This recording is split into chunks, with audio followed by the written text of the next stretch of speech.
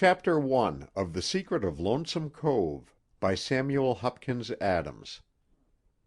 Recording by Roger Melin. Chapter 1 The Body on the Beach.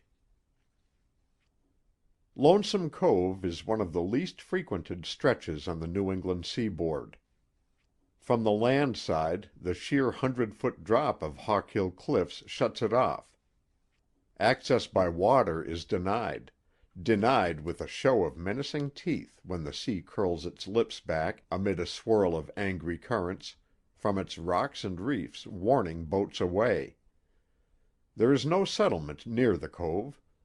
The somber repute suggested by its name has served to keep cottagers from building on the wildly beautiful uplands that overbrood the beach. Sheep browse through the thickets of ash and wild cherry extending almost to the brink of the height, and the straggling pathways along the edge, worn by the feet of their herders, afford the only suggestion of human traffic within half a mile of the spot. A sharp-cut ravine leads down to the sea by a rather treacherous descent. Near the mouth of this opening, a considerable gathering of folk speckled the usually deserted beach at noon of July 6th. They centered on a dark object, a few yards within the flood tide limit. Some scouted about, peering at the sand. Others pointed first to the sea, then to the cliffs with the open gestures of those who argue vehemently. But always their eyes returned, drawn back by an unfailing magnetism, to the central object. From some distance away a lone man of a markedly different type from the others observed them with an expression of displeasure. He had reached the cove by an arduous scramble, possibly only to a good climber, around the jutting elbow of the cliff to the northward. It was easily to be read in his face that he was both surprised and annoyed to find people there before him. One of the group presently detached himself and ambled over to the newcomer, with an accelerated speed as he drew nearer. "Swanee!" he ejaculated. "If it ain't Professor Kent! Didn't know you at first under them whiskers. You remember me, don't you? I used to drive you around when you was here before." "How are you, Jarvis?" returned the other. "Still in the livery business, I suppose?" "Yes. What brings you here, Professor?" "Holidays. I've just come out of the woods. And as you have some very interesting sea currents just here, I thought I'd have a look at them. Nobody really knows anything about coast currents, you know. Now my opportunity is spoiled." He indicated the crowd by a movement of his head. "Spoiled? I guess not. You couldn't have come at a better time," said the local man eagerly. "Ah, but you see I had planned to swim out to the eddy and make some personal observations." "You was going to swim into Dead Man's Eddy?" asked the other, aghast. "Why, Professor, you must have turned foolish. They ain't a man on this coast would take a chance like that." "Superstition," retorted the other curtly. "On a still day such as this, there would be no danger to an experienced swimmer. The conditions are ideal except for this crowd. What is it? Has the village gone picnicking?" "Not scarcely. Ain't you heard? Another one's come in through the eddy. Lies over yonder." Professor Kent's eyebrows went up as he glanced toward the indicated spot, then gathered in a frown. "Not washed up there, surely?" he said. "That's what," answered Jarvis. "When?" "Sometime early this morning." "Pshaw!" said the other, turning to look at the curving bulwark of rocks over which the soft slow swell was barely breaking. "If it were the other end of the cove now, I could understand it." "Yes," agreed Jarvis. "They mostly come in at the other end on this tide." "Mostly? Always." The professor's tone was positive. "Unless my charts are wrong. But this Well, it spoils at least one phase of my theory." "Theory?" exclaimed the liveryman, his pale eyes alight. "You got a theory? But I thought you didn't know anything about the body till I told you just now." "Oh, my ruined theory has reference to the currents," sighed the other. "It has nothing to do with the dead men, as such." "Neither has this," was the prompt response, delivered with a jerk of the thumb toward the dark object. "No? What is it, then, if not a dead man?" "A dead woman." "Oh! All the same, it shouldn't have come in on this section of the beach at all." "That ain't half the strangeness of it, the way it washed in. Lonesome Cove has had some queer folks drift home to it, but nothing as queer as this. Come and see for yourself." Still frowning, Professor Kent suffered himself to be led to the spot. 2 or 3 of the group, as it parted before him, greeted him. He found himself looking down on a corpse clad in a dark silk dress and stretched on a wooden grating, to which it was lashed with a small rope. Everything about the body indicated wealth. The dress was expensively made. The shoes were of the best type, and the stockings were silk. The head was marred by a frightful bruise, which had crushed in the right side and extended around behind the ear. Blood had clotted thickly in the short, close-curled hair. The left side was unmarked. The eyes were closed, and the mouth was slightly open, showing a glint of gold amid very white and regular teeth. An expression of deadly terror distorted the face. Professor Kent bent closely over it. "That's strange, very strange," he murmured. "It should be peaceful." "But look at the hand!" cried Jarvis. Here, indeed, was the astounding feature of the tragedy, the aspect that brought Kent to his knees, the more closely to observe. The body lay twisted slightly to the right, with the left arm extended. The left wrist was enclosed in a light rusted handcuff, to which a chain was fastened. At the end of the chain was the companion cuff, shattered, evidently by a powerful blow, and half buried in the sand. As Kent leaned over the corpse, a fat, powerful, grizzled man with a metal badge on his shirt front pushed forward. "Them's cast-iron cuffs," he announced. "That kind ain't been used these 40 years." "What kind of a ship'd be carryin' 'em nowadays?" asked someone in the crowd. "And what kind of a seaman'd be puttin' of 'em on a lady's wrists?" growled a formidable voice, which Kent, looking up, perceived to have come from amid a growth of heavy white whiskers sprouting from a weather-furrowed face. "Seafaring man, aren't you?" inquired Kent. "No more. 50 year of it, man and boy, has put me in harbor." "That's Sailor Smith," explained Jarvis, who had assumed the duties of a self-appointed cicerone. "Not much about the sea and its ways, good or bad, that he don't know." "True for you," confirmed several voices. "Then, Mr. Smith, will you take a look at those lashings and tell me whether, in your opinion, they are the work of a sailor?" asked Kent.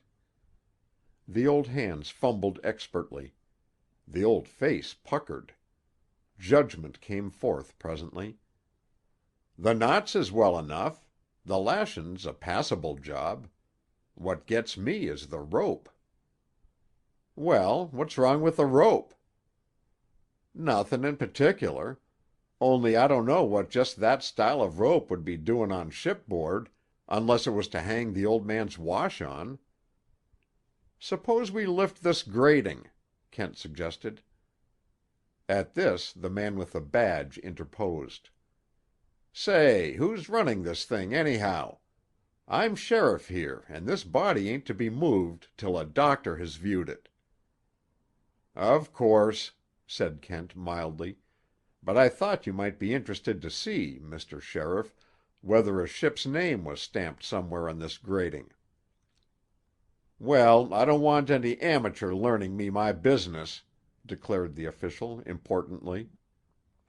Nevertheless, he heaved the woodwork up on edge and held it so, while eager eyes scanned the underpart. Murmurs of disappointment followed. In these Kent did not join.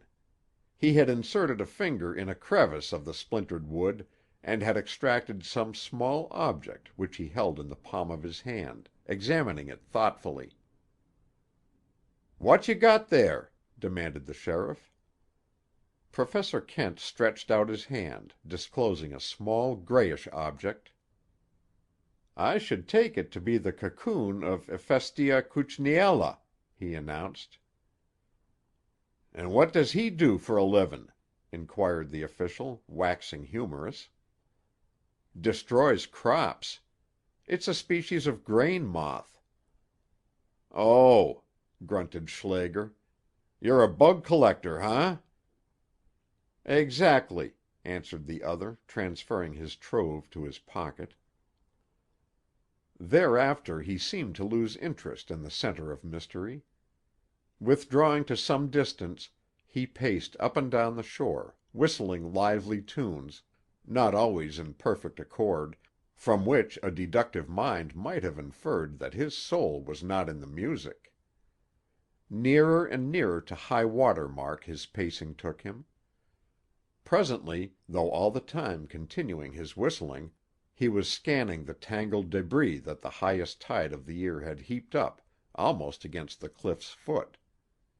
His whistling became slow, lugubrious, minor. It sagged. It died away. When it rose again, it was in march time, whereto the virtuoso stepped briskly toward the crowd. By this time the group had received several additions, but had suffered the loss of one of its component parts, the sheriff. Conjecture was buzzing from mouth to mouth as to the official's sudden defection. "Whatever it was he got from the pocket," Kent heard one of the men say, "it started him quick." "Looked to me like an envelope," hazarded someone. "No," contradicted Sailor Smith. "Paper would have been all pulped up by the water." "Marked handkerchief, maybe?" suggested another. "Like as not," said Jarvis. "You bet that Len Schlager figured it out there was somethin' in it for him, anyways. I could see the money gleam in his eye." "That's right, too," confirmed the old sailor. "He looked just like that when he brought in that half-wit peddler, thinkin' he was the $1,000 reward thief last year." "Trust Len Schlager to look out for number one first and be sheriff afterward," observed someone else. Amidst this interchange of opinion, none of which was lost upon him, Professor Kent advanced and bent over the manacled corpse. "Have to ask you to stand back, Professor," said Jarvis. "Len's appointed me special deputy till he comes back, and he says nobody is to lay finger on hide nor hair of the corpse, not even the doc, if he comes." "Quite right," assented the other. "Sheriff Schlager exhibits commendable zeal and discretion." "Wonder if he knowed the corpse," suggested somebody in the crowd. "Tell you who did if he didn't," said another man. "Who, then?" "Elder Iry Dennett. Didn't none of you hear about his meetin' up with a strange woman yesterday evenin'?" "Shucks! This couldn't be that woman," said Jarvis. "How'd she come to be washed ashore from a wreck between last night and this morning?" "How'd she come to be washed ashore from a wreck, anyway?" countered Sailor Smith. "They ain't been no storm for a week, and this body ain't been dead 24 hour." "It plumb beats me," admitted Jarvis. "Who is this Dennett?" asked Professor Kent. "Iry? He's the town gab of Martindale Center. Does a little plumbin' and tinkerin' on the side. Just now he's up to Cadystown. Took the 10 o'clock train last night." "Then it was early when he met this woman?" "Little after sundown. He was risin' the hill beyond the Nook, that's Sedgwick's place, the painter feller, when she comes out of the shrubbery, pop! He quizzed her. Trust the Elder for that. But he didn't get much out of her, until he mentioned the Nook. Then she allowed she'd guessed she'd go there.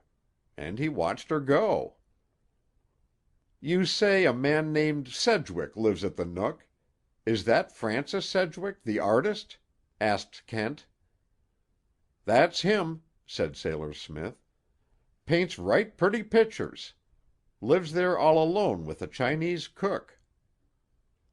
"Well, the lady went down the hill," continued Jarvis, "just as Sedgwick came out to smoke a pipe on his stone wall. Iry thought he seemed surprised when she bespoke him. They passed a few remarks, and then they had some words, and the lady laughed loud and kind of scornful. He seemed to be pointin' at a necklace of queer, fiery pink stones that she wore, and tryin' to get somethin' out of her. She turned away, and he started to follow, when all of a sudden she grabbed up a rock and let him have it, blip! Keeled him clean over. Then she ran away up the road toward Hawkill Cliffs. That's the way Iry Dennett tells it, but I ain't never heard of a story losin' anything in the tellin' when it comes through Iry's lips." "Well, this corpse ain't got no pink necklace," suggested somebody. "Bodies sometimes gets robbed," said Sailor Smith. Chester Kent stooped over the writhen face, again peering close.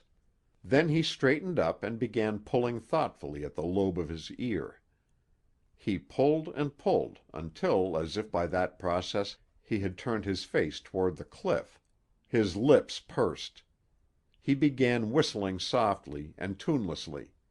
His gaze was abstracted. "Ain't seen nothin' to make you feel bad, have you, Professor?" inquired temporary Deputy Sheriff Jarvis with some acerbity. "Eh? What?" said Kent absently. "Seen anything? Nothing but what's there for anyone to see." Following his fixed gaze, the others studied the face of the cliff. All but Sailor Smith. He blinked nearsightedly at the corpse. "Say," said he presently, "what's them queer little marks on the neck, under the ear?" Back came Kent's eyes. "Those?" he said, smiling. "Why, those are, one might suppose, such indentations as would be made in flesh by forcing a jewel setting violently against it, by a blow or strong impact." "Then you think it was the began the old seaman, when several voices broke in, "There goes Len now!" The sheriff's heavy figure appeared on the brow of the cliff, moving toward the village. "Who is it with him?" inquired Kent. "Gansett Jim," answered Jarvis. "An Indian?" "Gosh, you got good eyes," said Jarvis. "He's more Indian than anything else. Comes from down Amagansett way, and gets his name from it." "Huh. When did he arrive?" "While you was traipsin' around up yonder." "Did he see the body?" "Yep. Just after the sheriff got whatever it was from the pocket, Gansett Jim hove in sight.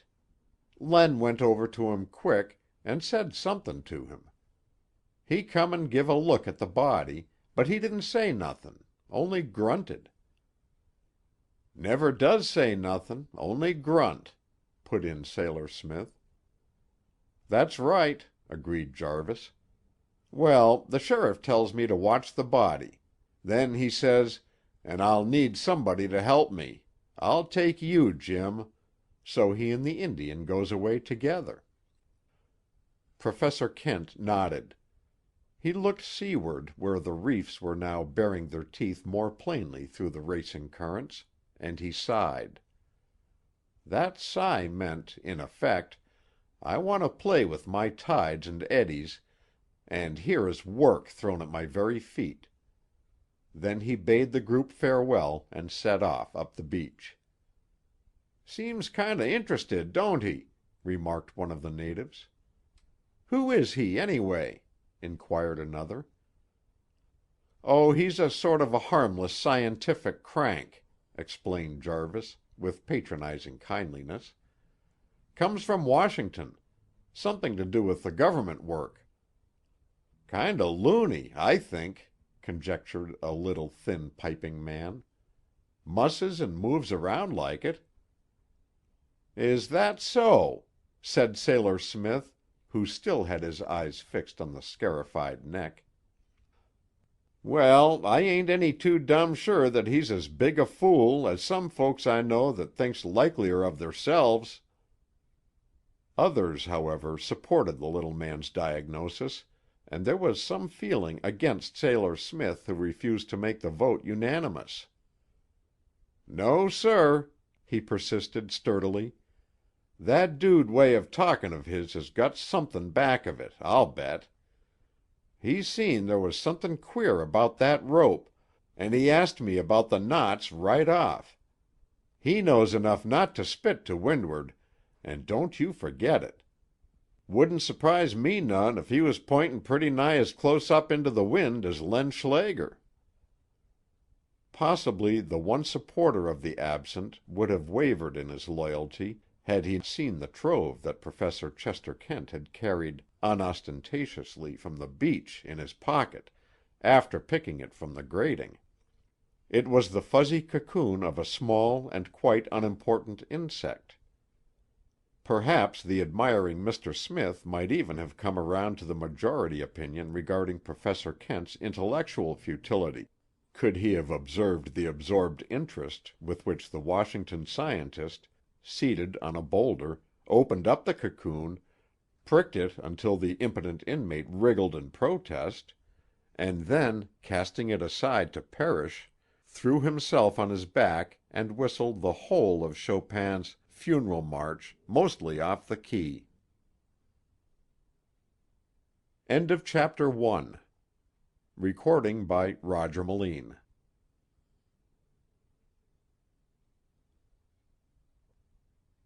Chapter 2. Professor Kent Makes a Call. Between the roadway and the broad front lawn of the Nook, a 4-foot, rough stone wall interposes. Looking up from his painting, Francis Sedgwick beheld, in the glare of the afternoon sun, a spare figure rise alertly upon the wall, descend to the road, and rise again. He stepped to the open window and watched a curious progress. A scrubby bearded man, clad in serviceable khaki, was performing a stunt, with the wall as a basis. He was walking from east to west quite fast, and every third pace stepping upon the wall. Stepping, Sedgwick duly noted, not jumping, the change of level being made without visible effort. Now, Sedgwick himself was distinctly long of leg and limber, but he realized that he would be wholly incapable of duplicating the stranger's gracefully accomplished feat without violent and clumsy exertion. Consequently, he was interested. Leaning out of the window, he called, "Hello there." "Good afternoon," said the stranger in a quiet, cultivated voice. "Would you mind telling me what you are doing on my wall?" "Not in the least," replied the bearded man, rising buoyantly into full view, and subsiding again with the rhythm of a wave. "Well, what are you doing?" "Taking a little exercise." By this time, having reached the end of the wall, he turned and came back, making the step with his right leg instead of his left. Sedgwick hurried downstairs and out into the roadway. The stranger continued his performance silently. At closer inspection it appealed to the artist as even more mysterious both in purport and execution than it had looked at a distance. "Do you do that often?" he asked presently. The gymnast paused, poised like a Mercury on the high coping. "Yes," said he. "Otherwise I shouldn't be able to do it at all." "I should think not, indeed.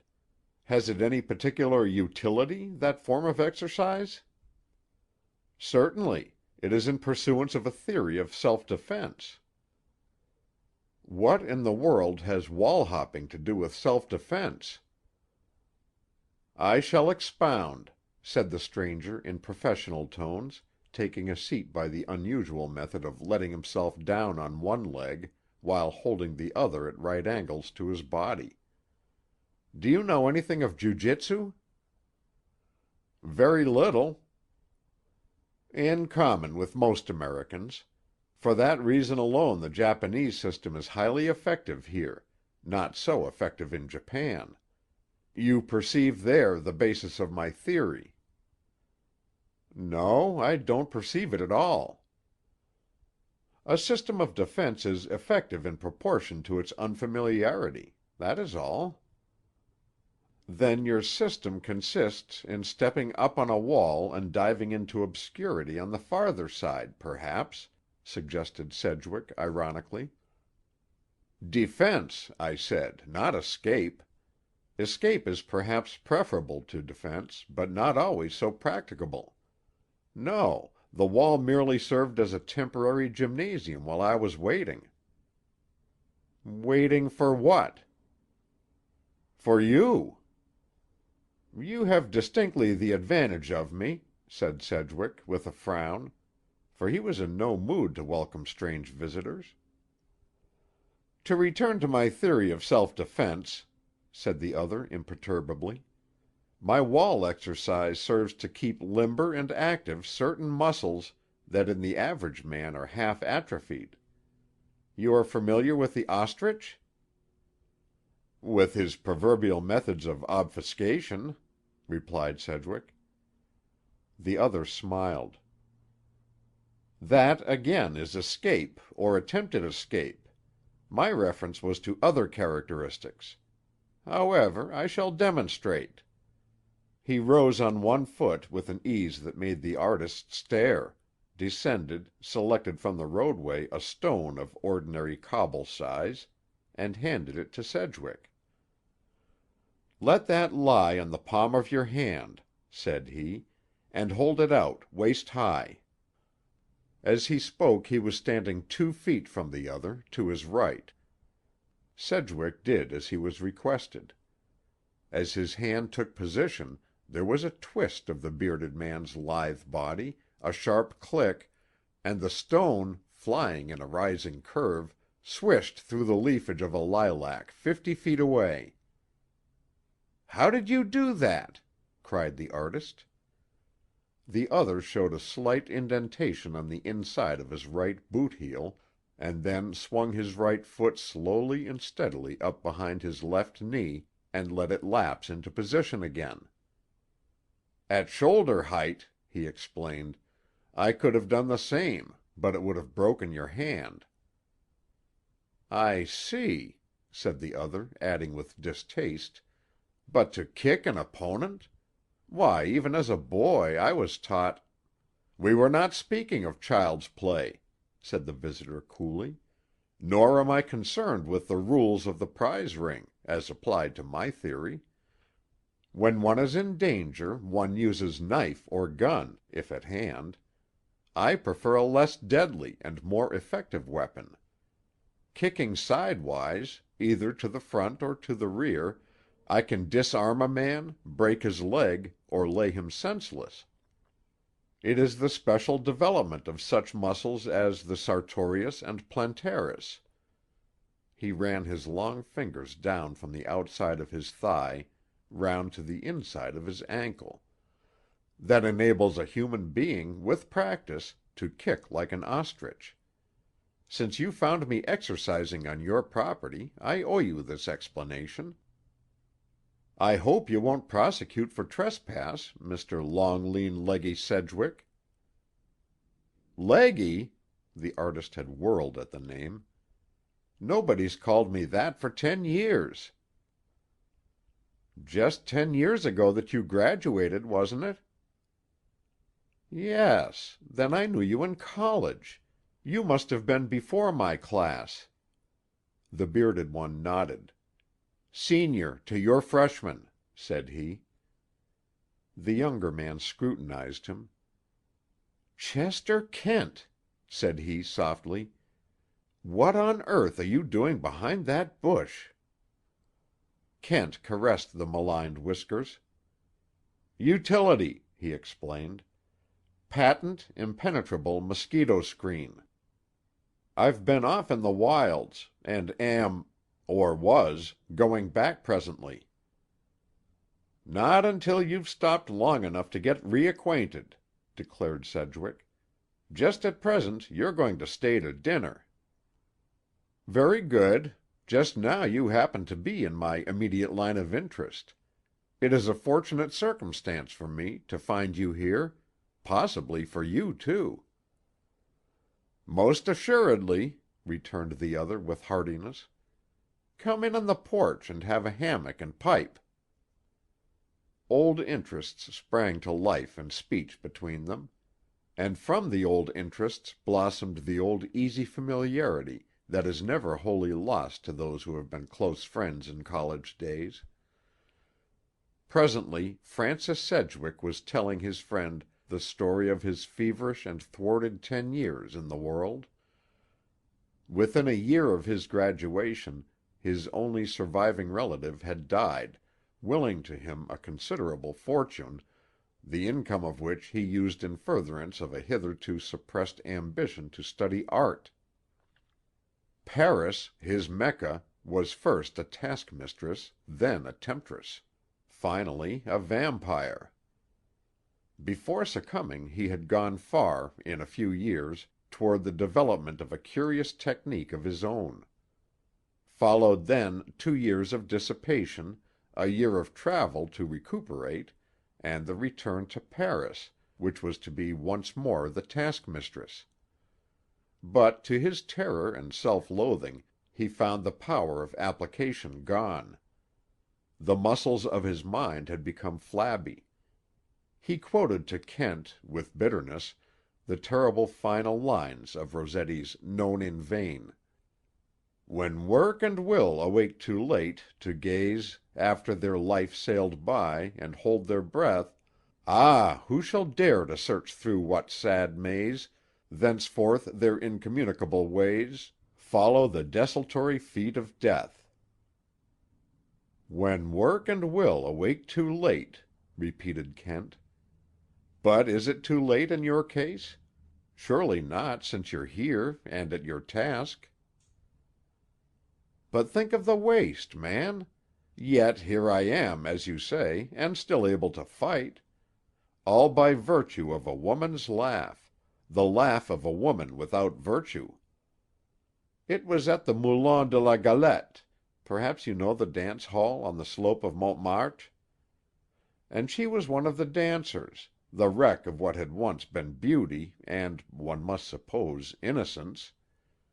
Probably she thought me too much absinthe-soaked to hear or understand, as I sat half asleep at my table. At all events she answered, full-voiced, her companion's question, 'Who is the drunken foreigner?' by saying, 'He was an artist, the studios talked of him 5 years ago. Look at him now. That is what life does to us, mon ami. I'm the woman of it. That's the man of it.' I staggered up, made her a bow and a promise, and left her laughing. Last month I redeemed the promise, sent her the first $1,000 I made by my own work, and declared my debt discharged." A heavy cloud of smoke issued from Kent's mouth, followed by this observation: "That formula about the inability to lift one's self by one's own bootstraps fails to apply in the spiritual world." "Right. You can pull yourself out of the ditch that way, but afterward comes the long hill-slide. Life has seemed all tilted on edge at times, and pretty slippery, with little enough to cling to." "Work," suggested Kent briefly. "Wisdom lurks behind your screen. Work is the answer. Good or bad, it's the only thing. Which kind is yours?" "Presently you shall sit in judgment. Meantime, suppose you account for yourself." Chester Kent stretched himself luxuriously. "A distinguished Secretary of State has remarked that all the news worth telling on any subject can be transmitted by wire for 25 cents. The short and simple annals of the poor, in my case, can be recorded within that limit. Postgraduate science, agricultural department job, lectures, invention, judiciary department expert. Signed, Chester Kent. 10 words, count 'em, 10. "Interesting, but unsatisfying," retorted his friend. "Can't you expand a bit? I suppose you haven't any dark secret in your life?" "No secret, dark or light," sighed the other. "The newspapers won't let me have." "Eh? Won't let you? Am I to infer that you've become a famous person? Pardon the ignorance of expatriation. Have you discovered a new disease, or formulated a new theory of life, or become a golf champion, or a senator, or a freak aviator, or invented perpetual motion? Do you possess titles, honors, and ribbon decorations? Ought I to bat my brow against the floor in addressing you? What are you, anyway?" "What I told you. An expert in the service of the Department of Justice." "On the scientific side?" "Why, yes, generally speaking. I like to flatter myself that my pursuit is scientific." "Pursuit? What do you pursue?" "Men and motives." Sedgwick's intelligent eyes widened. "Wait," he said. "Something occurs to me, an article in a French journal about a wonderful new American expert in criminology who knows all there is to know and takes only the most abstruse cases. I recall now that the article called him le professeur Châteauquenat. That would be about as near as they would come to your name." "It's a good deal nearer than that infernal French journalist whom Wiley brought to my table at the Idlers' Club got to the facts," stated Kent. "Then you are the Professor Kent. But look here, the Frenchman made you out a most superior species of highfalutin detective, working along lines peculiarly your own." "Rot!" interjected Kent. "The only lines a detective can work along successfully are the lines laid down for him by the man he is after." "Sounds more reasonable than romantic," admitted the artist. "Come now, Kent, open up and tell me something about yourself." "Only last month a magazine put that request in writing, and accompanied it with an offer of $2,500, which I didn't accept. However, as I may wish to ask you a number of leading questions later, I'll answer yours now. You remember I got into trouble my senior year with the college authorities by proving the typhoid epidemic direct against a forgotten defect in the sewer system? It nearly cost me my diploma, but it helped me, too, later, for a scientist in the Department of Agriculture at Washington learned of it and sent for me after graduation. He talked to me about the work that a man with a true investigation instinct, which he thought I had, could do, by employing his abilities along strictly scientific lines, and he mapped out for me a 3 years postgraduate course, which I had just about enough money to take. While I specialized in botany, entomology, and bacteriology, I picked up a working knowledge of other branches: chemistry, toxicology, geology, mineralogy, physiology, and most of the natural sciences, having been blessed with an eager and catholic curiosity about the world we live in. Once in the department, I found myself with a sort of roving commission. I worked under such men as Wiley, Howard, and Merriam, and learned from them something of the infinite and scrupulous patience that truly original scientific achievement demands. At first my duties were largely those of minor research. Then, by accident largely, I chanced upon the plot to bull the cotton market by introducing the boll weevil into the uninfested cotton area, and checked that. Soon afterward I was put on the deodorized meat enterprise, and succeeded in discovering the scheme whereby it was hoped to sell spoiled meat for good. You might have heard of those cases, but you would hardly have learned of the success in which I really take a pride, the cultivation of a running wild grape to destroy Rhus toxicodendron, the common poison ivy. What spare time I had I devoted to experimenting along mechanical lines, and patented an invention that has been profitable. Some time ago the Department of Justice borrowed me on a few cases with a scientific bearing, and more recently offered me incidental work with them on such favorable terms that I resigned my other position. The terms include liberal vacations, one of which I am now taking. And here I am. Is that sufficient? Hardly. All this suggests the arts of peace. What about your 40-horsepower kick? You don't practice that for drawing-room exhibitions, I take it. Sometimes, confessed the scientist. I have found myself at close quarters with persons of dubious character.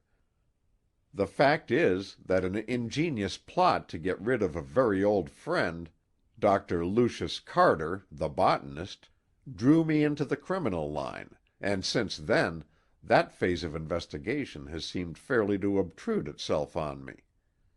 Officially and unofficially. Even up here, where I hope to enjoy a month's rest. Do you know," he said, breaking off, "that you have a most interesting inset of ocean currents hereabouts?" "Of course. Lonesome Cove. But kindly finish that 'even up here.' I recollect your saying that you were waiting for me. Haven't traced any scientific crime to my door, have you?" "Let me forget my work for a little while," pleaded his visitor, "and look at yours." Sedgwick rose. "Come upstairs," he said, and led the way to the big, bare, bright studio. From the threshold Chester Kent delivered an opinion, after one approving survey. "You really work, I see." "I really do. Where do you see it, though?" "All over the place. No draperies or fripperies or fopperies of art here. The barer the room, the more work done in it." He walked over to a curious contrivance resembling a small hand-press, examined it, surveyed the empty easel against which were leaning, face in, a number of pictures, all of a size, and turned half a dozen of them over, ranging them and stepping back for examination. Standing before them, he whistled a long passage from La Bohème, and had started to re-whistle it in another key when the artist broke in with some impatience. "Well?" "Good work," pronounced Kent quietly, and in some subtle way the commonplace words conveyed to their hearer the fact that the man who spoke them knew. "It's the best there is in me, at least," said Sedgwick. Kent went slowly around the walls, keenly examining, silently appraising. There were landscapes, genre bits, studies of the ocean in its various moods, flashes of pagan imaginings, nature studies, a wonderful picture of wild geese settling from a flight, a no less striking sketch of a mink, startled as he crept to drink among the sedges, A group of country children at hopscotch on the sands. All the varied subjects, handled with a deftness of truth and drawing, and colored with a clear softness quite individual. "Have you found or founded a new system of coloring?" asked Kent as he moved among the little masterpieces. "No, don't tell me." He touched one of the surfaces delicately. "It's not paint, and it's not pastel. Oh, I see. They're all of one size, of course." He glanced at the heavy mechanism near the easel. "They're color prints." Sedgwick nodded. "Monotypes," said he. "I paint on copper, make one impress, and then, phut! A sponge across the copper makes each one an original." "You certainly obtain your effects." "The printing seems to refine the color. For instance, moonlight on white water, a thing I've never been able to approach, either in straight oils or water. See here." From behind a cloth he drew a square, and set it on the easel. Kent whistled again, casual fragments of light and heavy opera, intermingled with considerative twitches of his ear. "It's the first one I've given a name to," said Sedgwick. "I call it the Rough Rider." A full moon, brilliant amid blown cloud-rack, lightened up the vast procession of billows charging in upon a near coast. In the foreground a corpse, the face bent far up and back from the spar to which it was lashed, rode with wild abandon headlong at the onlooker, on the crest of a roaring surge. The rest was infinite clarity of distance and desolation. "The Rough Rider," murmured Kent. Then, with a change of tone, "For sale?" "I don't know," hesitated the artist. "Fact is, I like that about well enough to keep." "I'll give you $500 for it." "500? Man alive! 100 is the most I've ever got for any of my prints." "The offer stands." "But see here, Kent, can you afford it? Government salaries don't make men rich, do they?" "Oh, I'm rich enough," said the other impatiently. "I told you I'd made inventions, and I can certainly afford to buy it better than you can afford to keep it here." "What's that?" asked the painter, surprised. Kent repeated his final sentence, with slow emphasis. "Do you understand what I mean?" he asked, looking flatly into Sedgwick's eyes. "No, not in the least. Another suggestion of mystery. Do you always deal in this sort of thing?" "Very seldom. However, if you don't understand, so much the better. When did you finish this picture?" "Yesterday." Has anyone else seen it?" "That old fraud of a plumber, Elder Dennett, saw me working on it yesterday, when he was doing some repairing here, and remarked that it gave him the creeps." "Dennett? Well, then, that's all up," said Kent, as if speaking to himself. "There's a streak of superstition in all these New Englanders. He'd be sure to interpret it as a confession before the fact. However, Elder Dennett left this morning for a trip to Cadystown. That's so much to the good." "He may have left for a trip to Hadestown, for all I care," stated Sedgwick with conviction. "What's it all about, anyway?" "I'll tell you, as soon as I've mulled it over a little. Just let me cool my mind down with some more of your pictures." He turned to the wall border again, and faced another picture out. "What's this? You seem to be something of a dab in black and white, too." "Oh, that's an imaginary face," said Sedgwick carelessly. "Imaginary face studied from several angles," commented Kent. "It's a very lovely face, and the most wistful I've ever seen. A fairy, prisoned on earth by cockcrow, might wear some such expression of startled wondering purity, I fancy." "Poetry as well as mystery.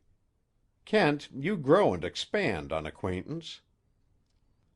There is poetry in your study of that imaginary fay. Imaginary, uh-huh," continued Kent dryly, as he stooped to the floor. "I suppose this is an imaginary hairpin, too?"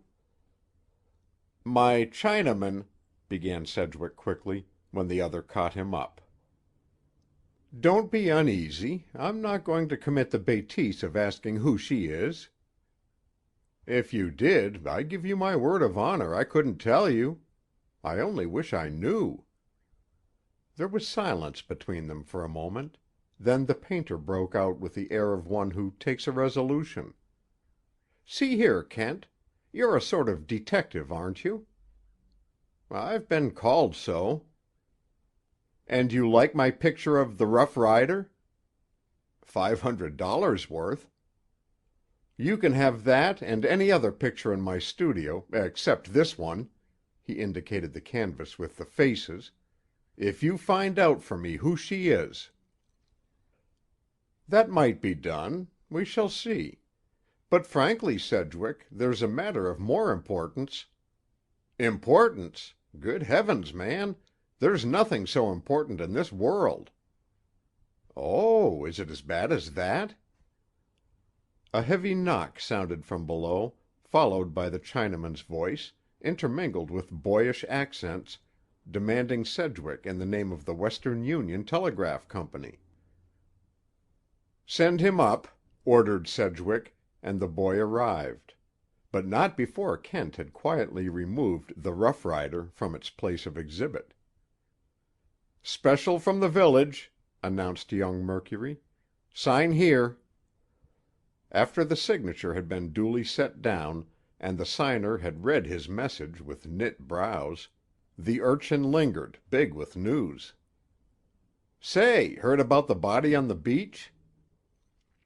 Kent turned quickly to see Sedgwick's face. It was interested, but unmoved as he replied, "No, where was it found?" "Lonesome Cove. Woman. Dressed swell. Washed up on a grating last night or this morning." "It's curious how they all come in here, isn't it?" said the artist to Kent.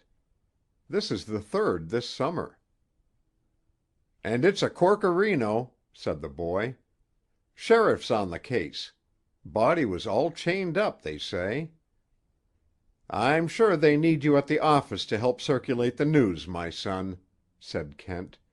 "And I'll bet you this quarter, payable in advance, that you can't get back in half an hour on your wheel." With a grin the boy took the coin. "I gotcher," he said, and was off.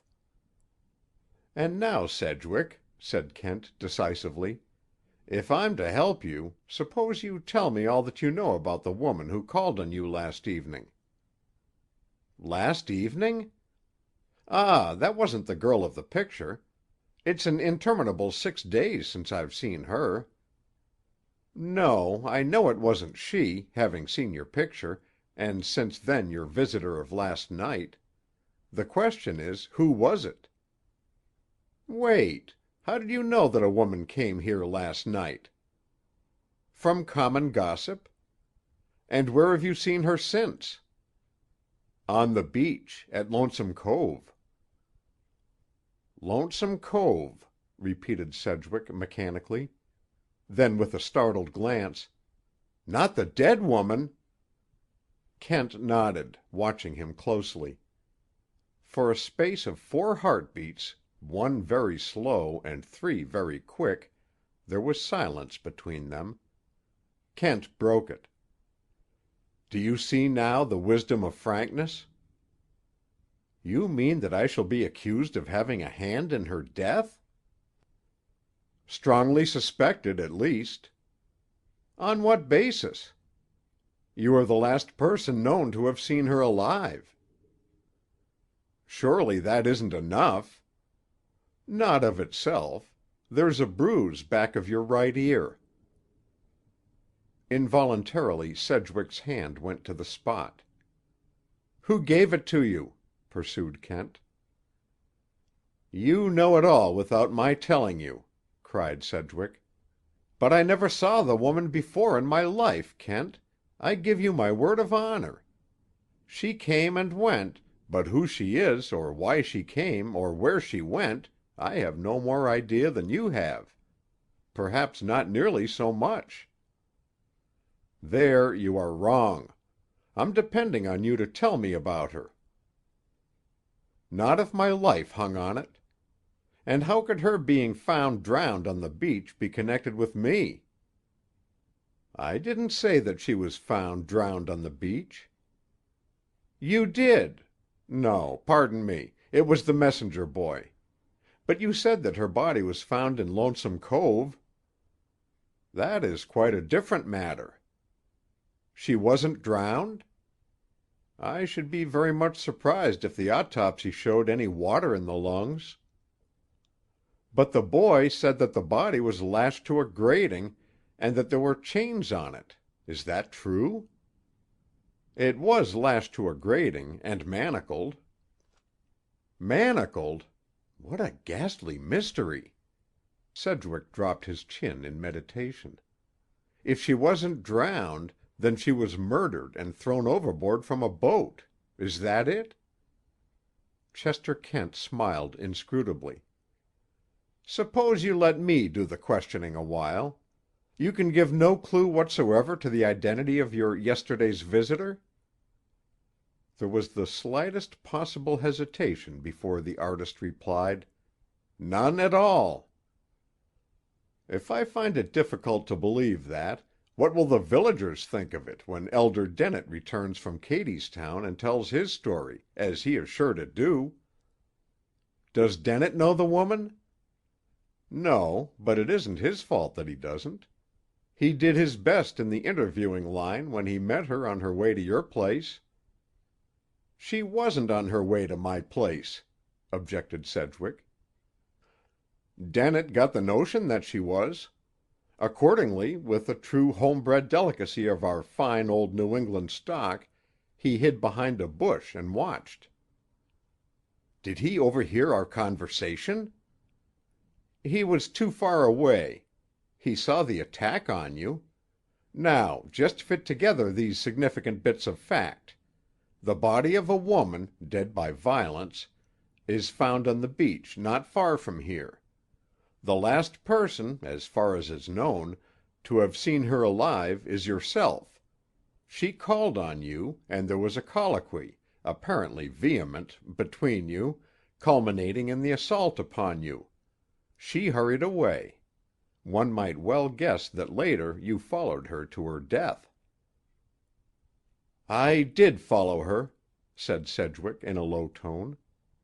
"For what purpose?" "To find out who she was." "Which you didn't succeed in doing?" "She was too quick for me. The blow of the rock had made me giddy, and she got away among the thickets." "That's a pity. One more point of suspicion. Dennett, you say, saw your picture, the Rough Rider. He will tell everyone about it, you may be sure." "What of it?" "The strange coincidence of the subject, and the apparent manner of the unknown's death." "People will hardly suspect that I killed her and set her adrift for a model, I suppose," said the artist bitterly. "Particularly as Dennett can tell them that the picture was finished before her death." "Not that, but there will be plenty of witch-hangers among the Yankee populace, ready to believe that a fiend inspired both picture and murder in your mind. Why, the very fact of your being an artist would be prima facie evidence of a compact with the devil, to some people. And you must admit a certain diabolical ghastliness in that painting."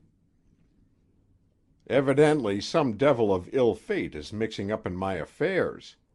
What's your advice in the matter?" "Tell me the truth, the whole truth, and nothing but the truth," suggested Chester Kent. "Easily done. The question is whether you'll believe it."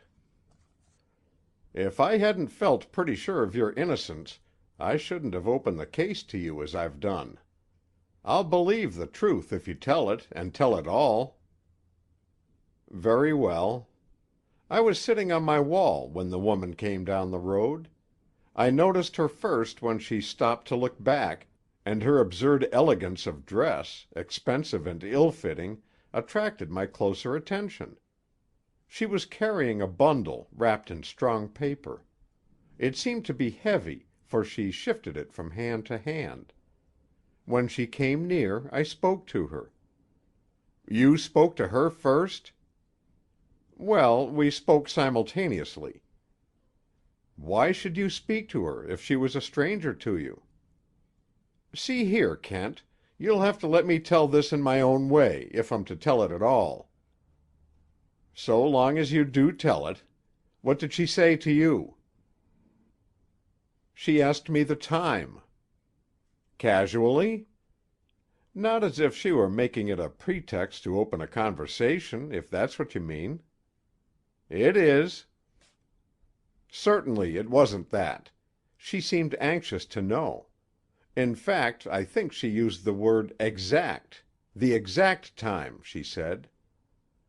Presumably she was on her way to an appointment then. Very likely. When I told her, she seemed relieved.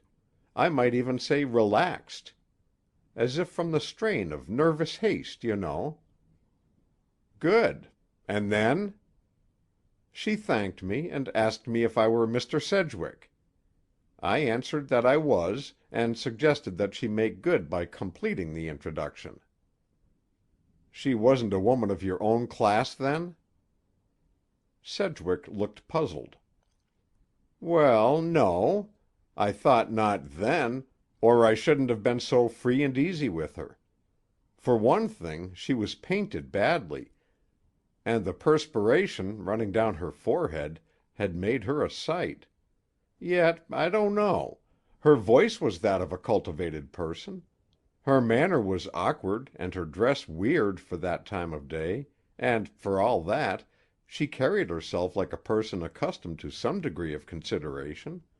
That I felt quite plainly. I felt, too, something uncanny about her. Her eyes alone would have produced that impression. They were peculiarly restless and brilliant. Insane? Questioned Kent. Not wholly sane, certainly, but it might have been drugs. That suggested itself to me. A possibility. Proceed. She asked what point of the headland gave the best view. Anywhere from the first rise on is good, I said. It depends on what you wish to see. My ship coming in, said she. It will be a far view then, I told her. This is a coast of guardian reefs. What difference, she said, and then gave me another surprise, for she quoted, "And though thy soul sail leagues and leagues beyond, still leagues beyond those leagues there is more sea." That's interesting, remarked Kent.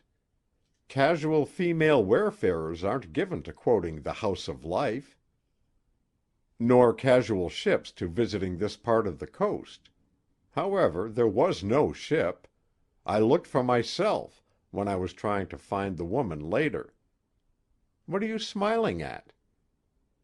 Nothing. I'm sorry I interrupted.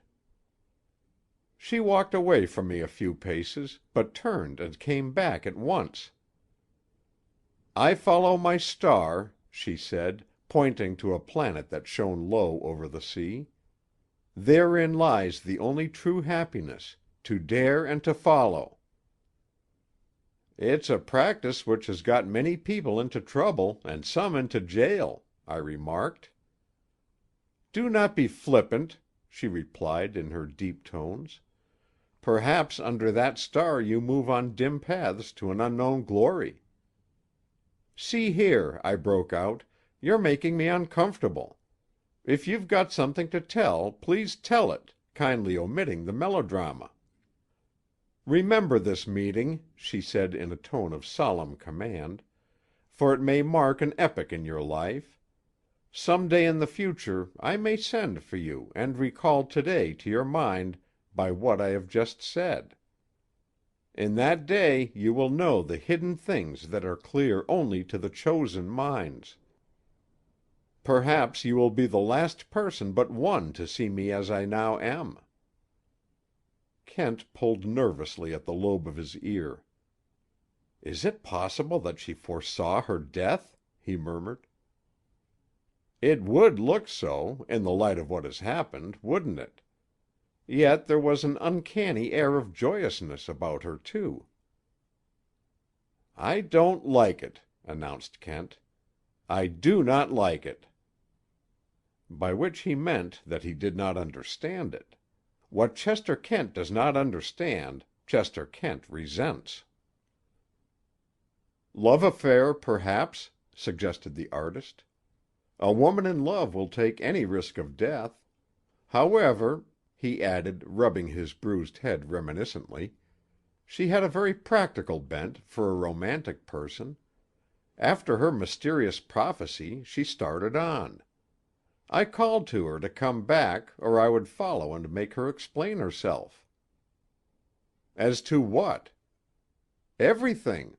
Her being there, her actions, her apparel, the jewelry, you know, and all that."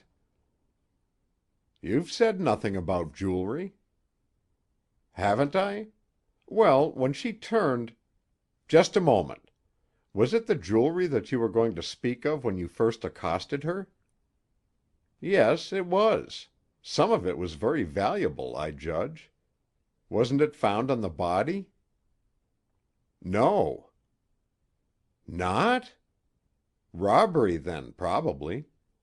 Well, she came back at a stride. Her eyes were alive with anger. There came a torrent of words from her, strong words, too. Nothing of the well-bred woman left there.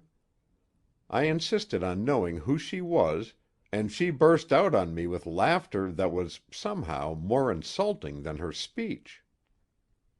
But when I told her that I'd find out about her if I had to follow her into the sea, she stopped laughing fast enough. Before I could guard myself, she had caught up a rock from the road and let me have it. I went over like a tenpin. When I got up, she was well along toward the cliffs, and I never did find her trail in that maze of copses and thickets." "Show me your relative positions when she attacked you." The artist placed Kent and moved off 5 paces. "About like that," he said. "Did she throw overhand or underhand?" "It was so quick I hardly know. But I should say a short overhand snap. It came hard enough."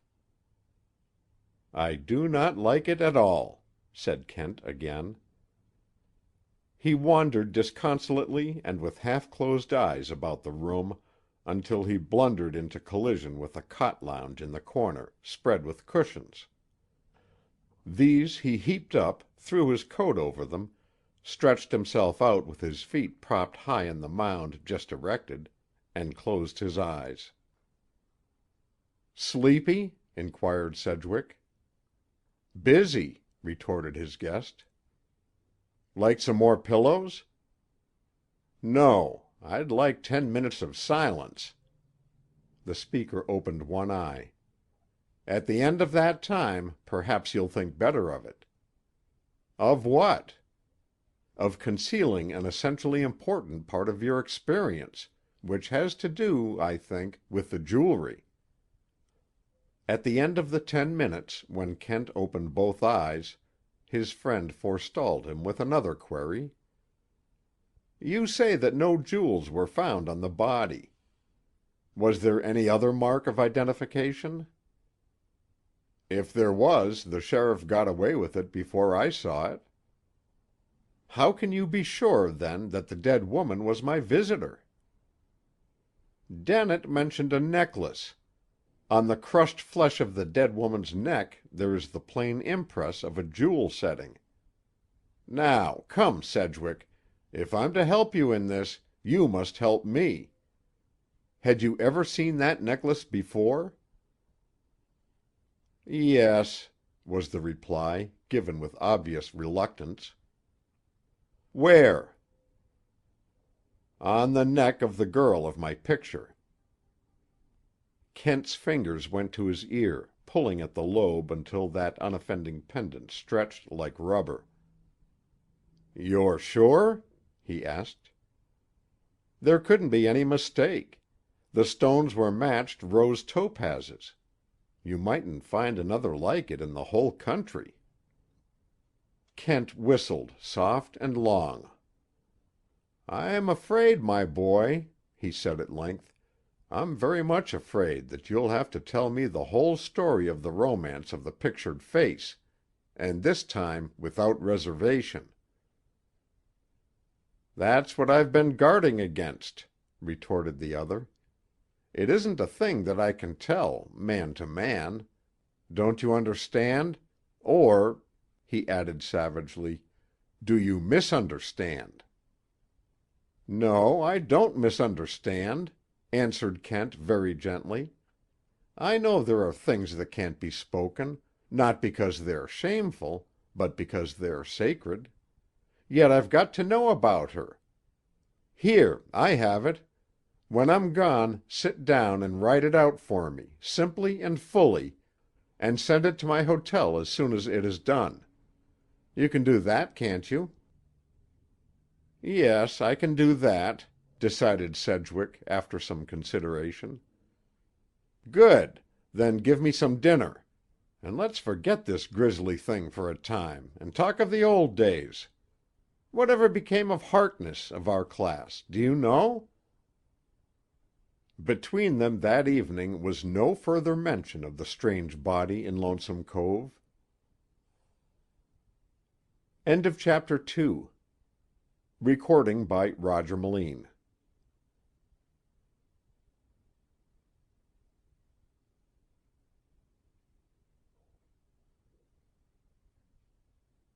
Chapter 3. My Lady of Mystery. Being a single autobiographical chapter from the life of Francis Sedgwick, with editorial comment by Professor Chester Kent. Dear Kent: Here goes. I met her first on June 22nd at 3 o'clock in the afternoon. Some wonderful cloud effects after a hard rain had brought me out into the open. I had pitched my easel in the hollow, on the Martindale road, so as to get that clump of pine against the sky.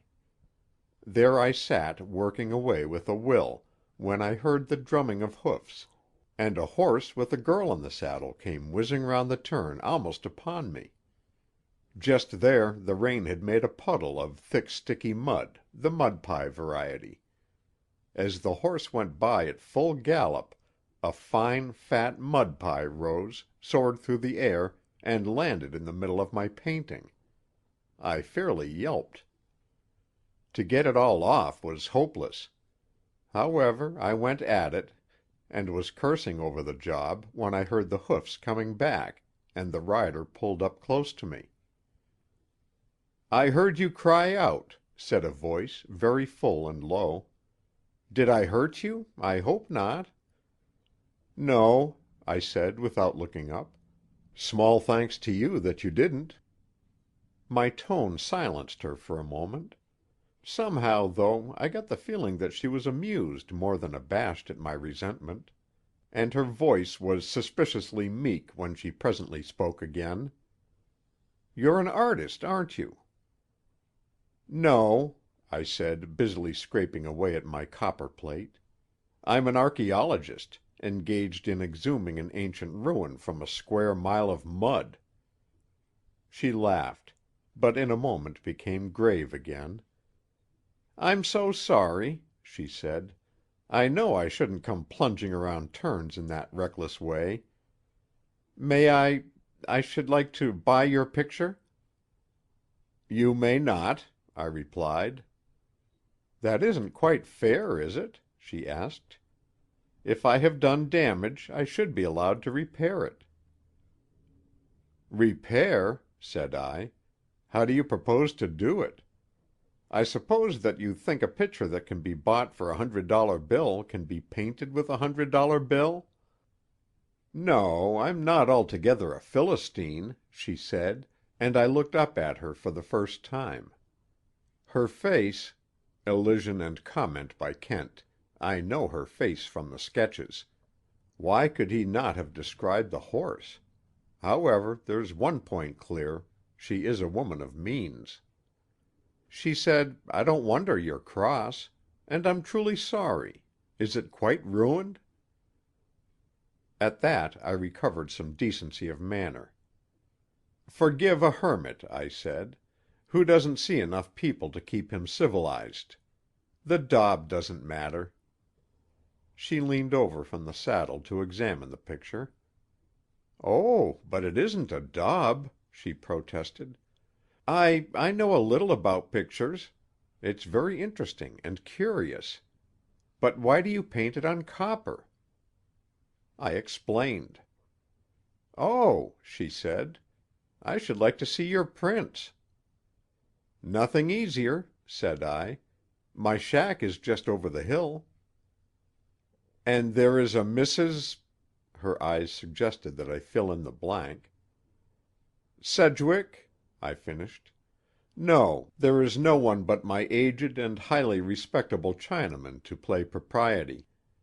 But in the case of a studio, les convenances are not so rigid but that one may look at pictures unchaperoned." "I'm afraid it wouldn't do," she answered, smiling. "No, I'll have to wait until—" A shadow passed over her face. "I'm afraid I'll have to give it up." Chance settled that point then and there. As she finished she was in my arms. The girth had loosened, and the saddle had turned with her.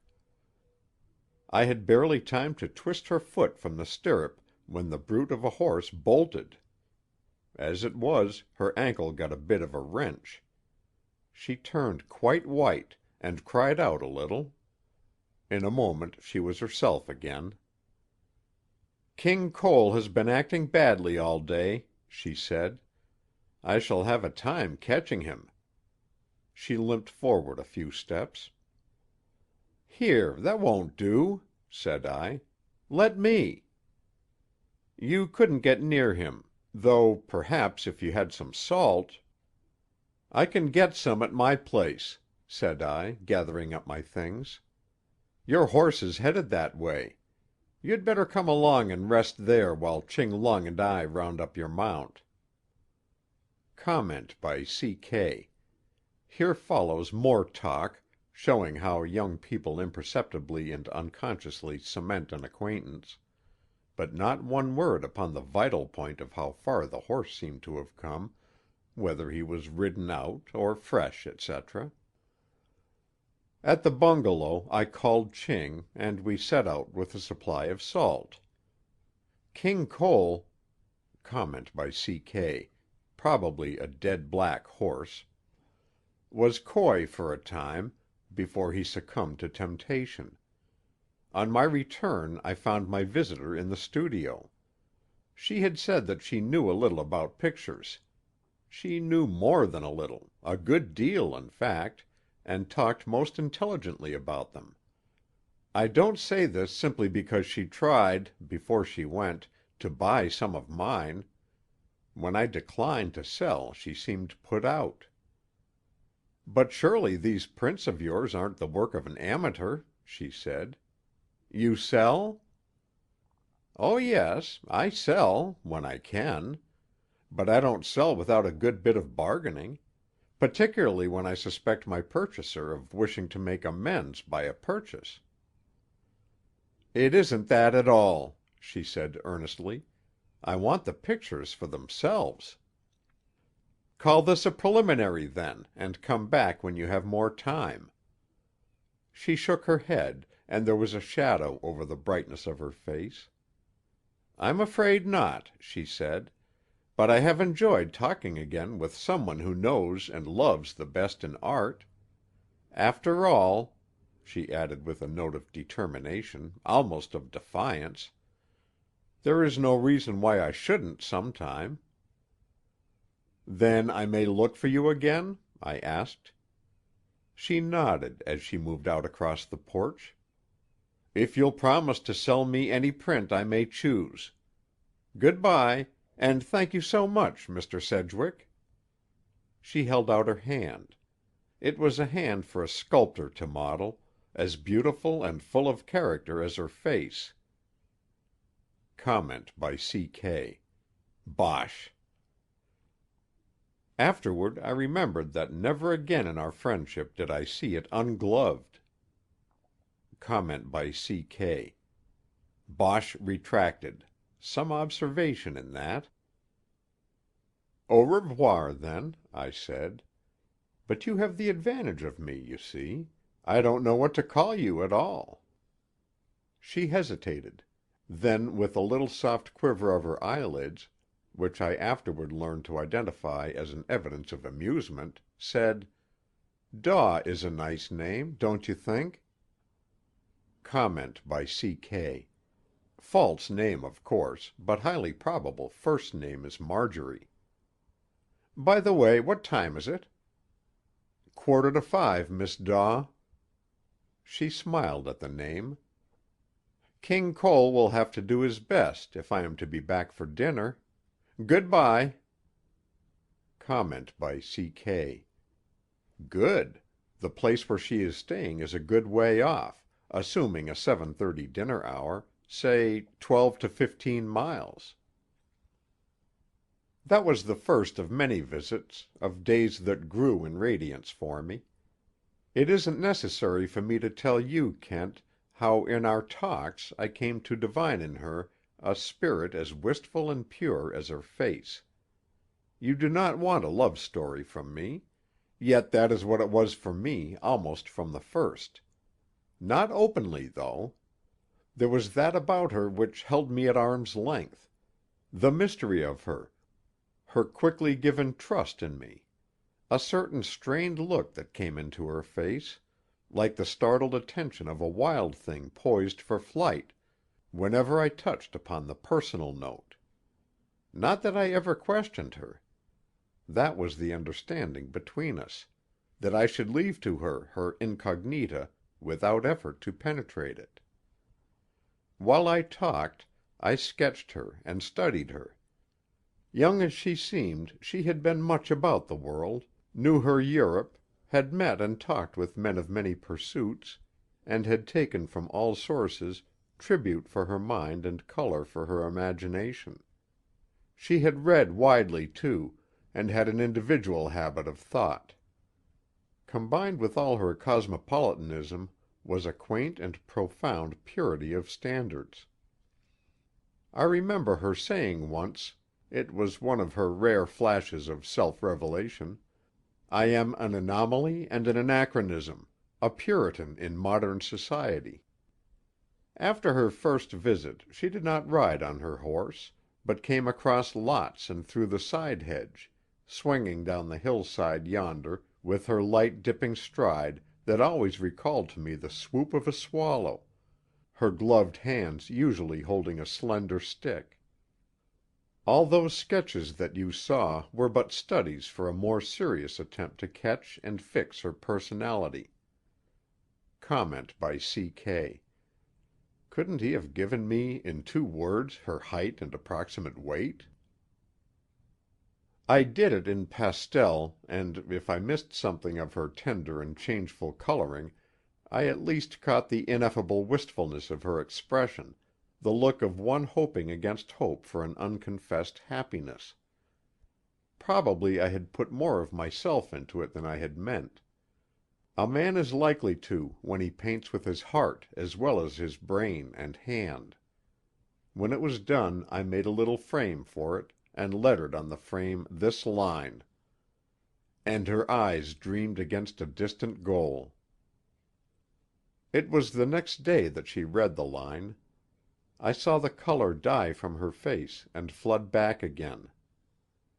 "Why did you set that line there?" she breathed, her eyes fixed on me with a strange expression. Comment by C.K. Rossetti again. The dead woman of the beach quoted The House of Life also. "Why not?" I asked. It seems to express something in you which I have tried to embody in the picture. Don't you like it?" She repeated the line softly, making pure music of it. "I love it," she said. At that, I spoke as it is given to a man to speak to one woman in the world when he has found her. She listened, with her eyes on the pictured face. But when I said to her, "You who will have all my heart and whose name even I have not, is there no word for me?" she rose, and threw out her hands in a gesture that sent a chill through me. "Oh, no, no!" she cried vehemently.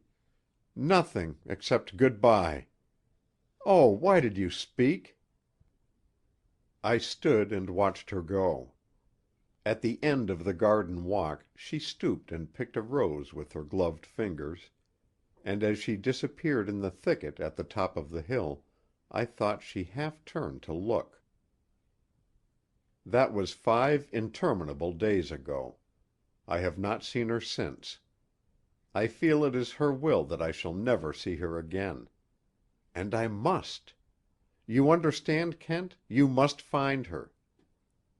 I forgot to tell you that when I was sketching her, I asked if she could bring something pink to wear, preferably coral.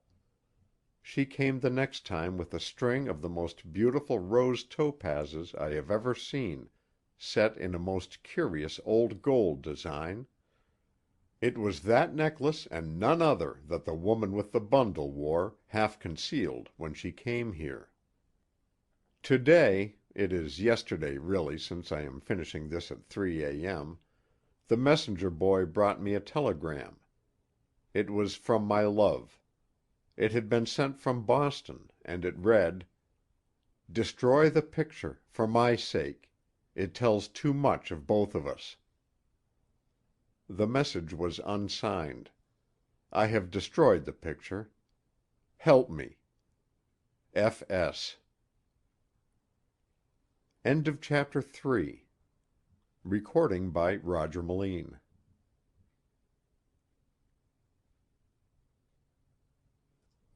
Chapter 4. An Inquiry. "Am I running a stranger's rest here?" Francis Sedgwick asked of himself when he emerged upon his porch the morning after Kent's visit. The occasion of this query was a man stretched flat on the lawn, with his feet propped up comfortably against the stone wall. In this recumbent posture he was achieving the somewhat delicate feat of smoking a long, thin, clay pipe. Except for this plebeian touch, he was of the most unimpeachable elegance. His white serge suit was freshly pressed. His lavender silk hose, descending without a wrinkle under his buckskin shoes, accorded with a lavender silk tie and lavender striped shirt. A soft white hat covered his eyes against the sun glare.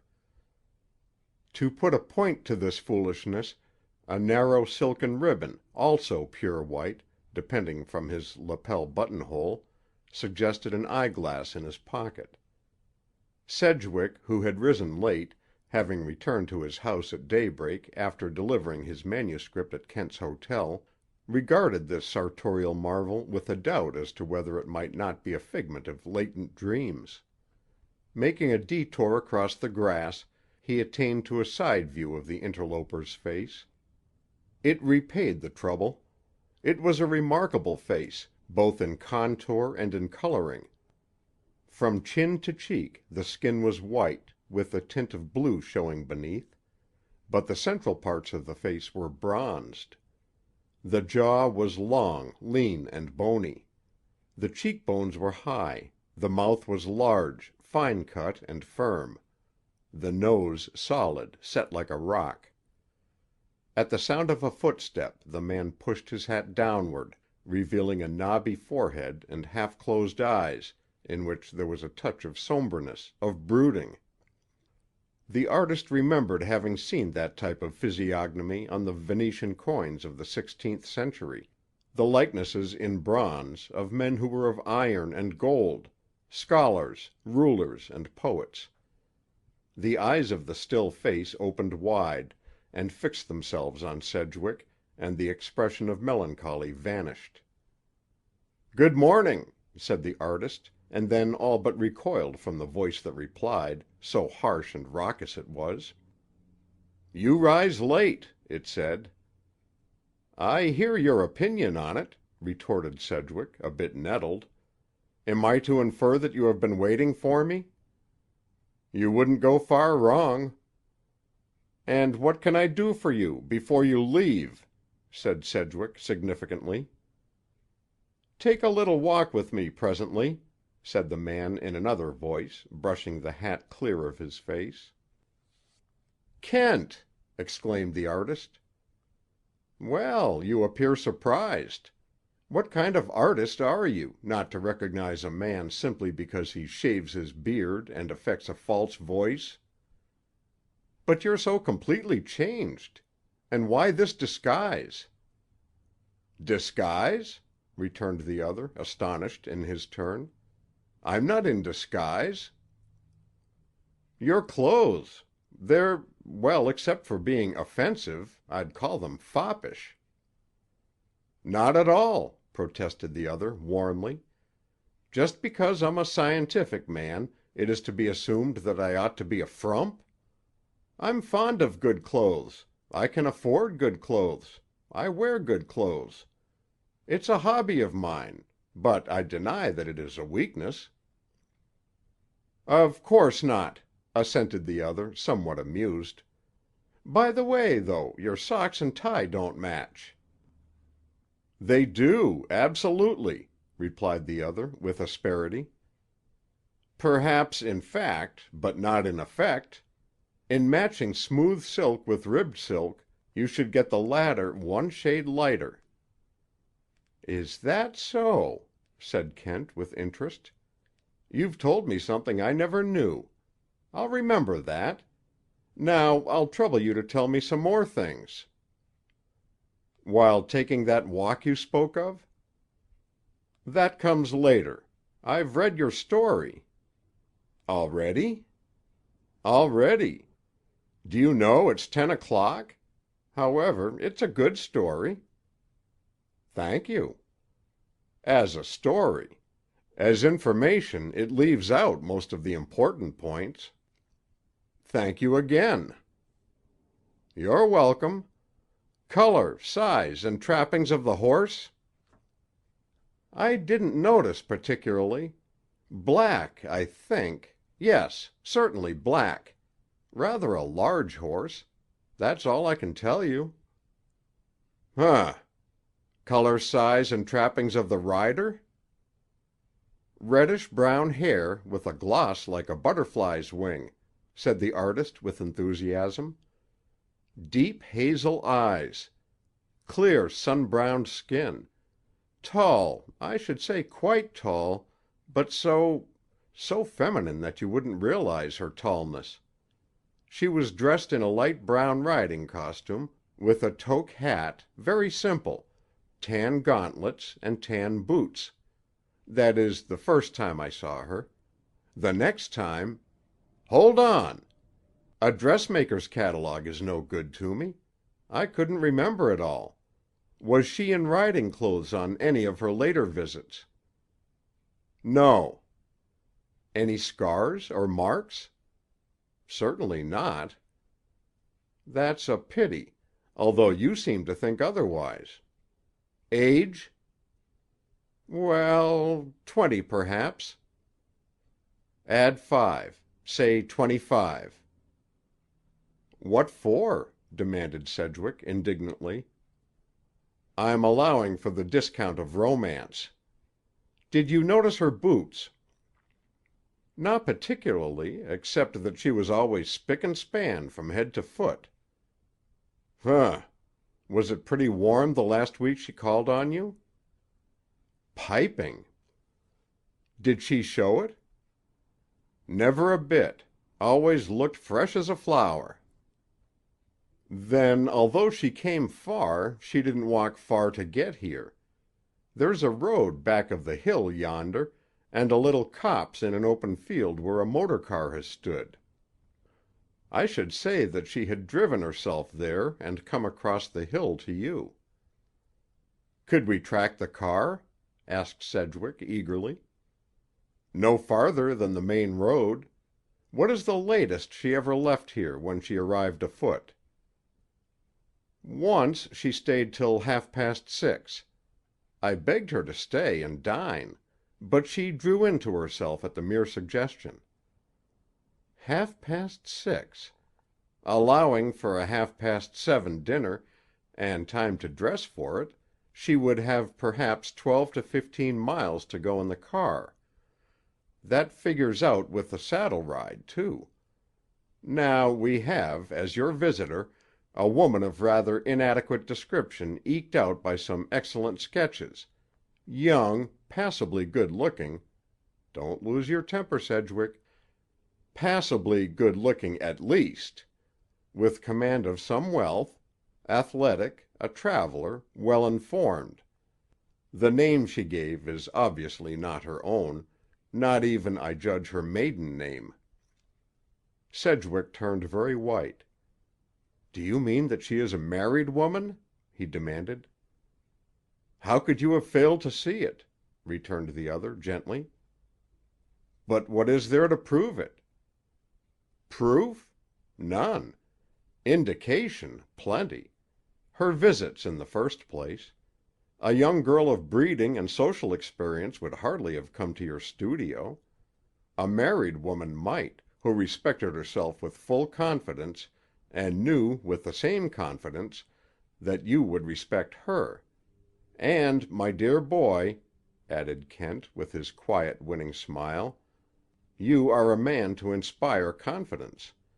Otherwise, I myself might have suspected you of having a hand in the death of the woman on the beach." "Never mind the woman on the beach.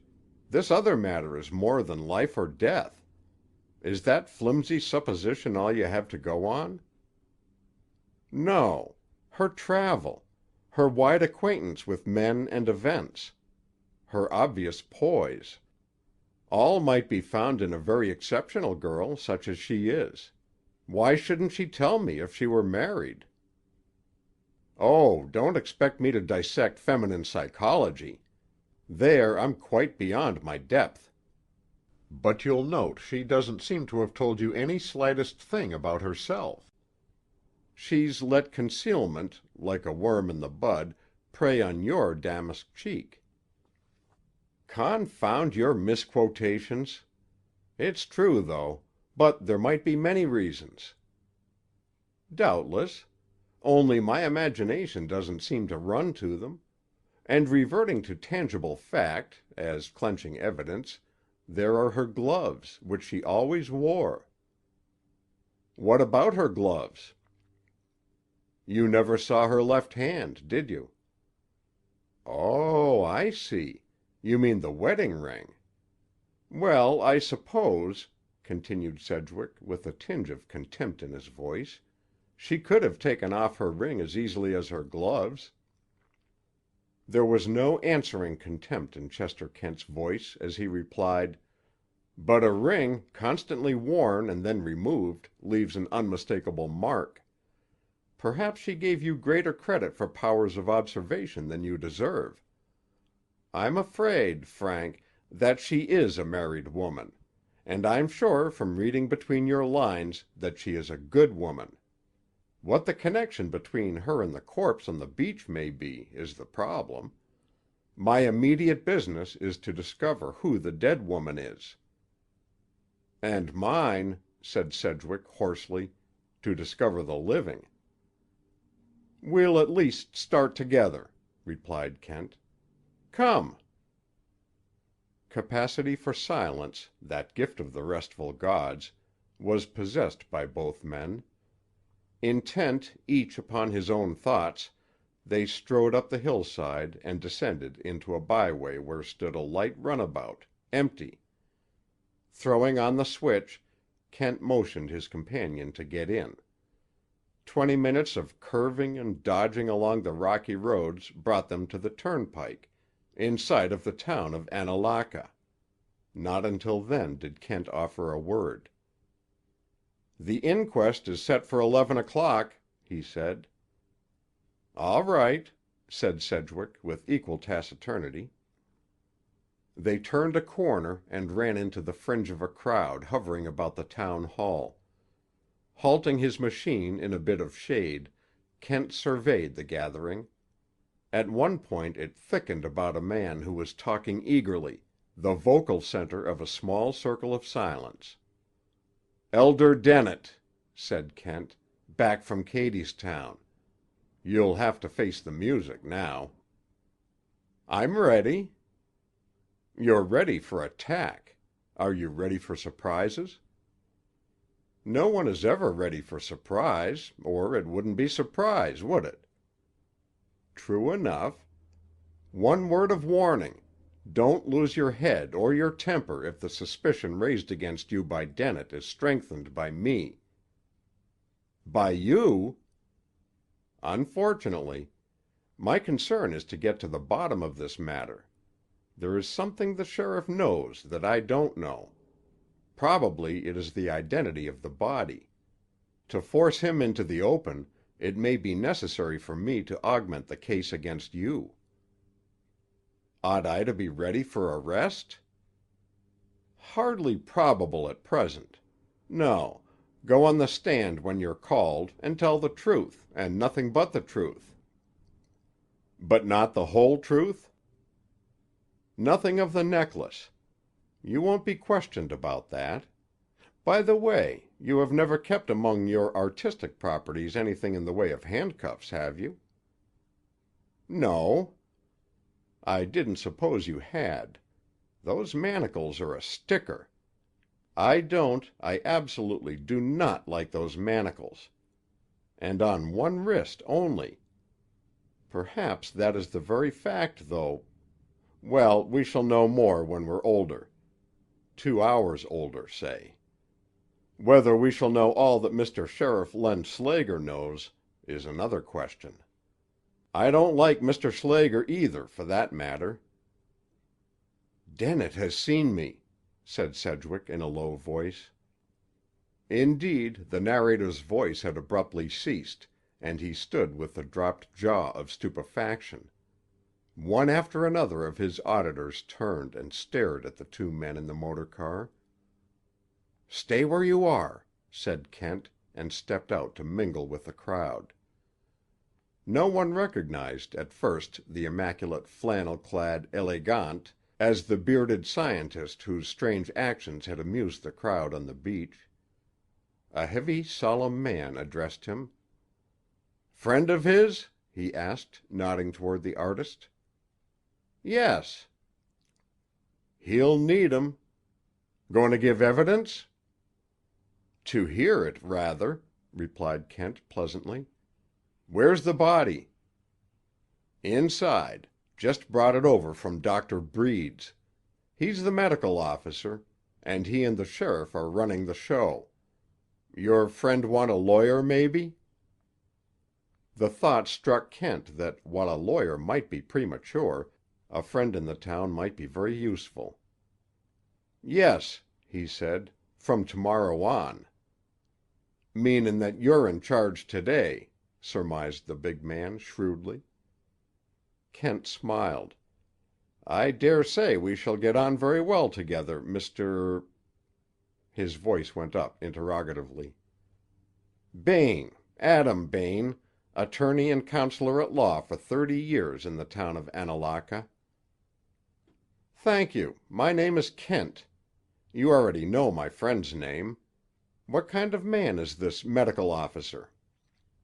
"Breed? Not much. More of a politician than a doctor, and more of a horse trader than either. Fidgety as a sandpiper under shirt." "Did he perform the autopsy at his own house?" "Him and the sheriff, last evening. Didn't even have an undertaker to help lay out." The lobe of Kent's ear began to suffer from repeated handling. "The body hasn't been identified, I suppose?"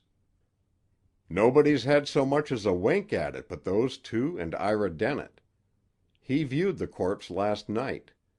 That's why I guess your friend needs his friends, and maybe a lawyer." "Exactly. Mr. Dennett doesn't seem to be precisely a deaf-mute." Lawyer Bain emitted a bubbling chuckle of the fat-throated. "It's quite some time since Iry won any prizes for silent thought," he stated. "You are known hereabouts?" he added after a pause. "Very little." "Gansett Jim, yonder, looks as if he kinder cherished the honor of your acquaintance." Over his shoulder Kent caught the half-breed's glance fixed upon him with stolid intensity. A touch on his arm made him turn to the other side, where Sailor Smith faced him. "Didn't hardly know you with your beard off," piped the old man. "Howdy, Professor. You're finickied up like your own weddin'." "Good morning," said the scientist. "Are you going inside?" "No hurry," said the other. "Hotter'n Tophet in there." "I want a good seat, so I think I'll go in at once," said Kent. "Sit with us, won't you? Mr. Sedgwick is with me." The ex-sailor started. "Him?" he exclaimed. "Here?" Kent nodded. "Why not?" "No reason at all," said the old seaman hastily. "It's a public proceeding." "But you're surprised to see him here?" "There's been quite a lot of talk—" "Suspicion, you mean?" "Well, yes." "People are inclined to connect Mr. Sedgwick with the death of the woman?" "What else can you expect?" returned the old man deprecatingly. "Iry Dennett's been tellin' his story. He's certain the woman he seen talkin' to Mr. Sedgwick is the dead woman. Willin' to swear to it anywheres." "What about Gansett Jim? Has he contributed anything to the discussion?" "No. Jim's as close-tongued as Iry is clatter-mouthed." "And probably with reason," muttered Kent. "Well, I'll look for you inside." He returned to join Sedgwick. Together they entered the building, while behind them a rising hum testified to the interest felt in them by the villagers.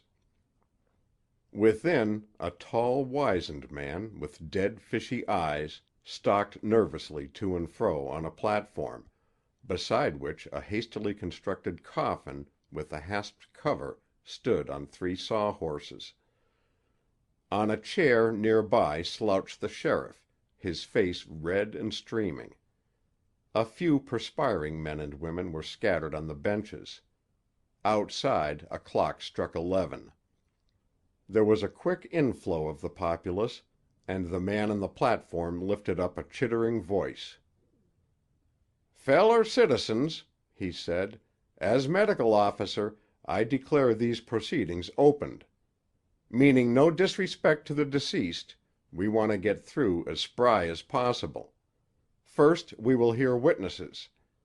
Anybody who thinks he can throw any light on this business can have a hearing. Then those as wants may view the remains. The burial will take place right afterwards, in the town buryin' ground, our feller citizen and sheriff, Mr. Len Schlager, having volunteered the expenses." "That man," said Sedgwick in Kent's ear, "is a great deal more nervous this minute than I am." "Perhaps he has more cause to be," whispered the scientist. "Here comes the first witness." A sheep herder had risen in his place, and without the formality of an oath, told of sighting the body at the edge of the surf at 7 o'clock in the morning. Others, following, testified to the position on the beach, the lashing of the body to the grating, the wounds, and the manacles. Dr. Breed announced briefly that the deceased had come to her death by drowning, and that the skull had been crushed in, presumably when the waves hammered the body upon the reefs. "Then the corpse must have come from a good ways out," said Sailor Smith, "for the reefs wouldn't catch it at that tide." "Nobody knows how the dead come to Lonesome Cove," said the sheriff in his deep voice. There was a murmur of assent. The people felt a certain pride in the ill-omened locality. Elder Ira Dennett was the next and last witness called. Somewhere beneath the elder's dry exterior lurked the instinct of the drama. Stalking to the platform, he told his story with skill and fervor. He made a telling point of the newly finished picture he had seen in Sedgwick's studio, depicting the moonlit charge of the wave-mounted corpse. He sketched out the encounter between the artist and the dead woman vividly. As he proceeded, the glances turned upon Sedgwick darkened from suspicion to enmity. Kent was almost ready to wish that he had come armed, when Dennett, with a final fling of his arm toward the artist, stepped from the platform and resumed his seat, amid a surcharged silence. Then Sedgwick rose. He was white, but his voice was under perfect control as he said, "I presume I have the right to be heard in my own defense?" "Nobody's accused you yet," growled Schlager.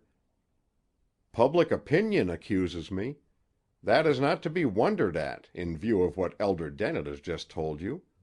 It is all true, but I do not know the woman who accosted me. I never saw her before that evening.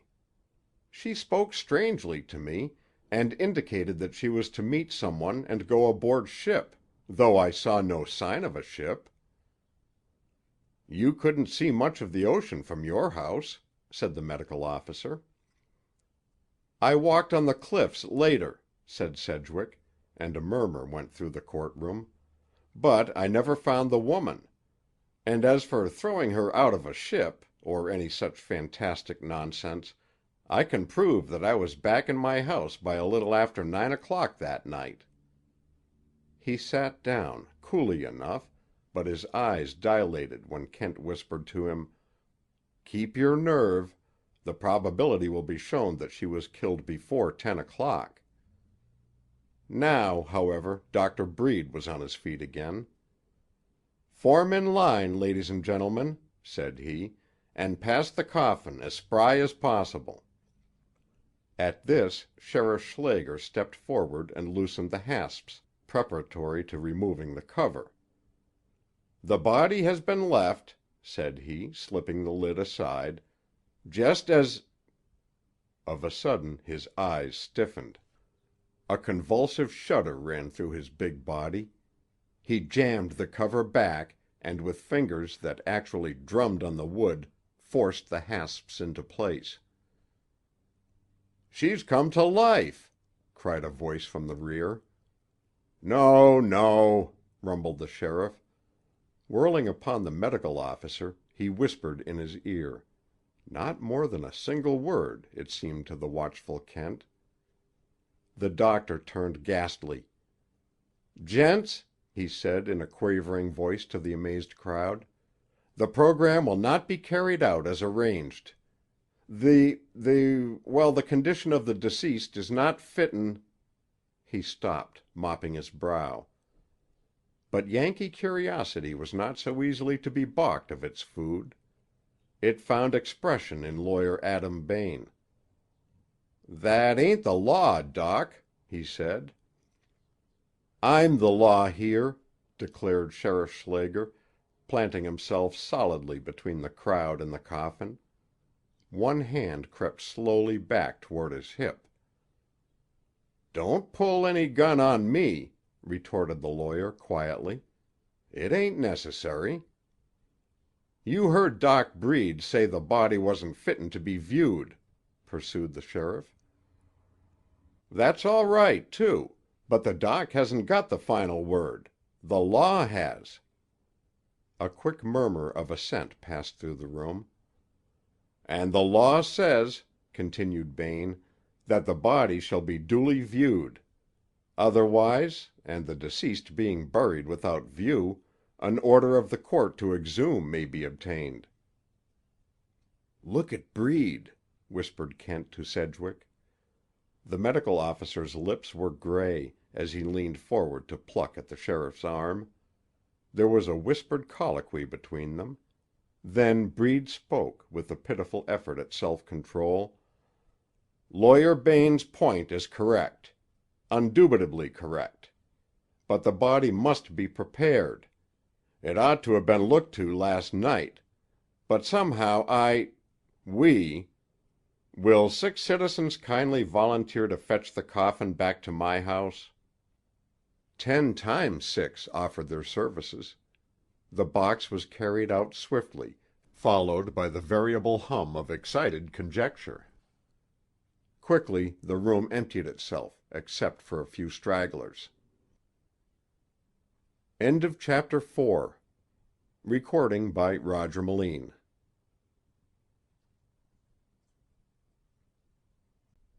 Chapter 5. One Use for a Monocle.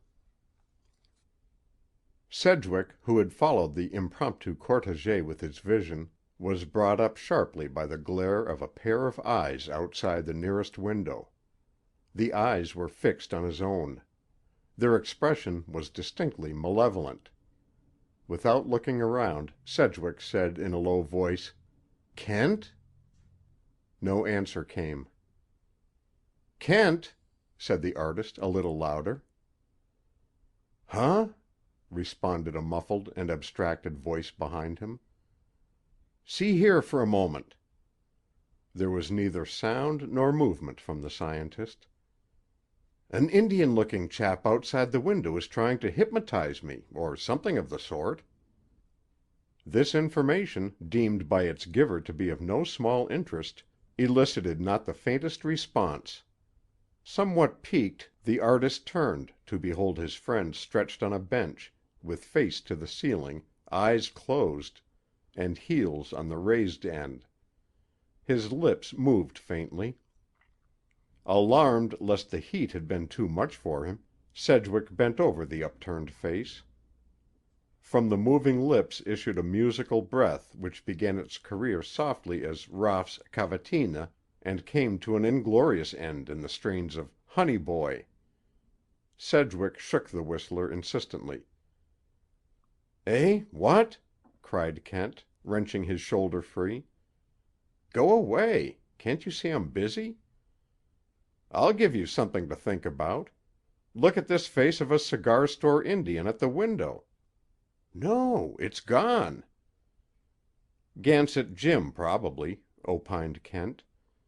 "Just where his interest in this case comes in, I haven't yet found out. He favored me with his regard outside, and he had some dealings with the sheriff on the beach. But I don't want to talk about him now, nor about anything else." Acting on this hint, Sedgwick let his companion severely alone until a bustle from without warned him that the crowd was returning. Being aroused, Kent accosted one of the villagers who had just entered. "Body coming back?" he asked.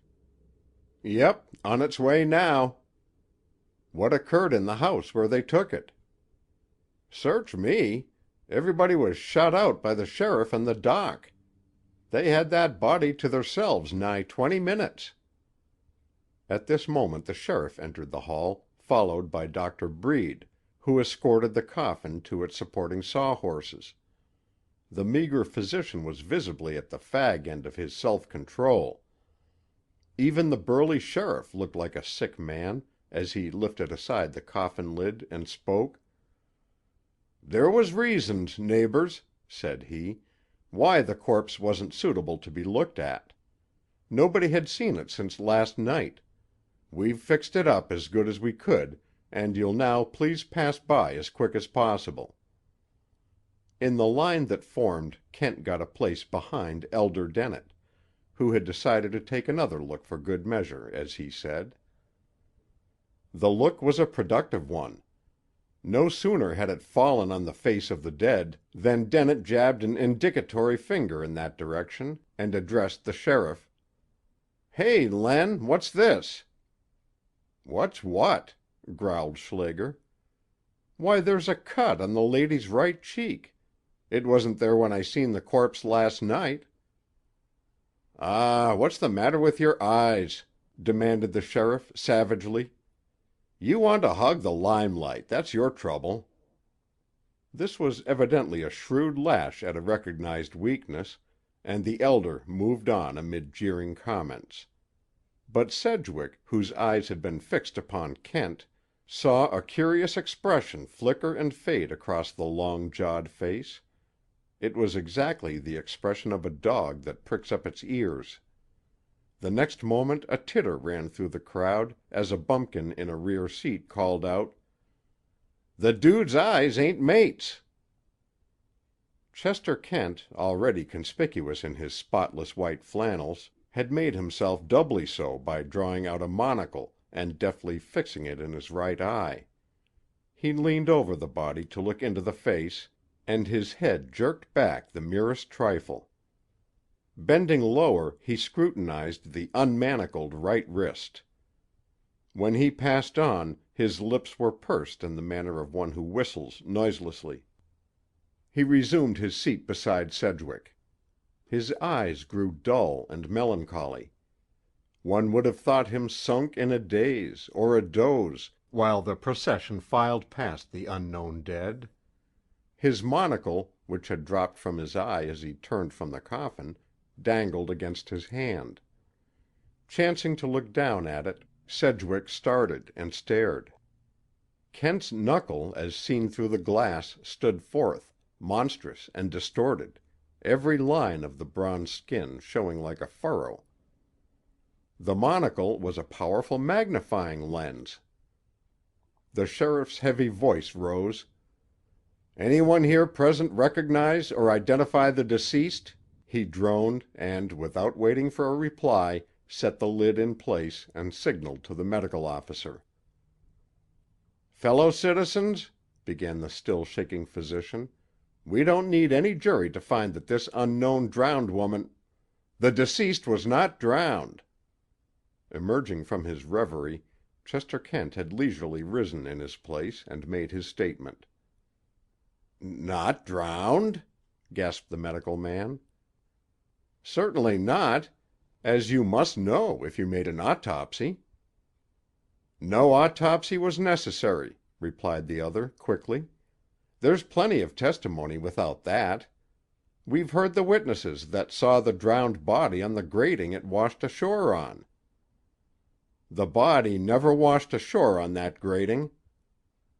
A murmur ran through the crowd. "How do you figure that?" called a voice. "On the underside of the grating I found a cocoon of a common moth.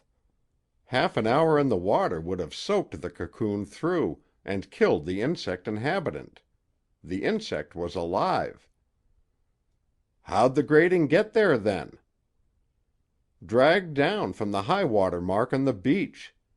It was an old, half-rotted affair such as no ship would carry. Ask Sailor Smith." "That's true," said the old seaman with conviction. "You're an expert, Mr. Smith. Now, was that grating large enough to float a full-grown human body?" "Why, as to that, a body ain't but a mite heavier than the water. I should say it'd just barely float it, maybe." "Exactly. But plus several pounds of clothing and some dead metal extra?" "No." "The clothes would have been soaked and handcuffs weigh something," said Kent calmly. "There might have been extra spars under the grating that got pounded loose on the beach and washed away," propounded the medical officer desperately. "Look at the face," said Kent with finality. "This is a bad coast. Most of you have seen drowned bodies. Did anyone ever see an expression of such terror and agony on the face of one who came to death by drowning?" "No, by thunder!" shouted somebody. "He's right." Others took up the cry. Clamor rose and spread in the room. The sheriff silenced it with a stentorian voice.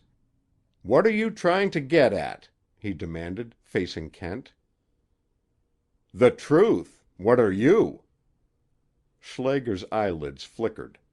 But he ignored the counterstroke. "Look out it don't lead you where you don't want to follow," he returned, with a significant look at Sedgwick. "This is as far as it has led me," said Kent in his clear, even voice. "The body, already dead, was dragged down and soaked in the sea, and then lashed to the grating by a man who probably is or has been a sailor." "Then the deceased met death on shore, and presumably by violence," said Lawyer Bain. "It's murder!" cried a woman shrilly. "Bloody murder, that's what it is." "Murder!" echoed a voice from the doorway. Gansett Jim, his half-Indian, half-Negro face alight with fury, stood there pointing with stiffened hand at Sedgwick. "They're the murderer!" End of Chapter 5. Recording by Roger Melin.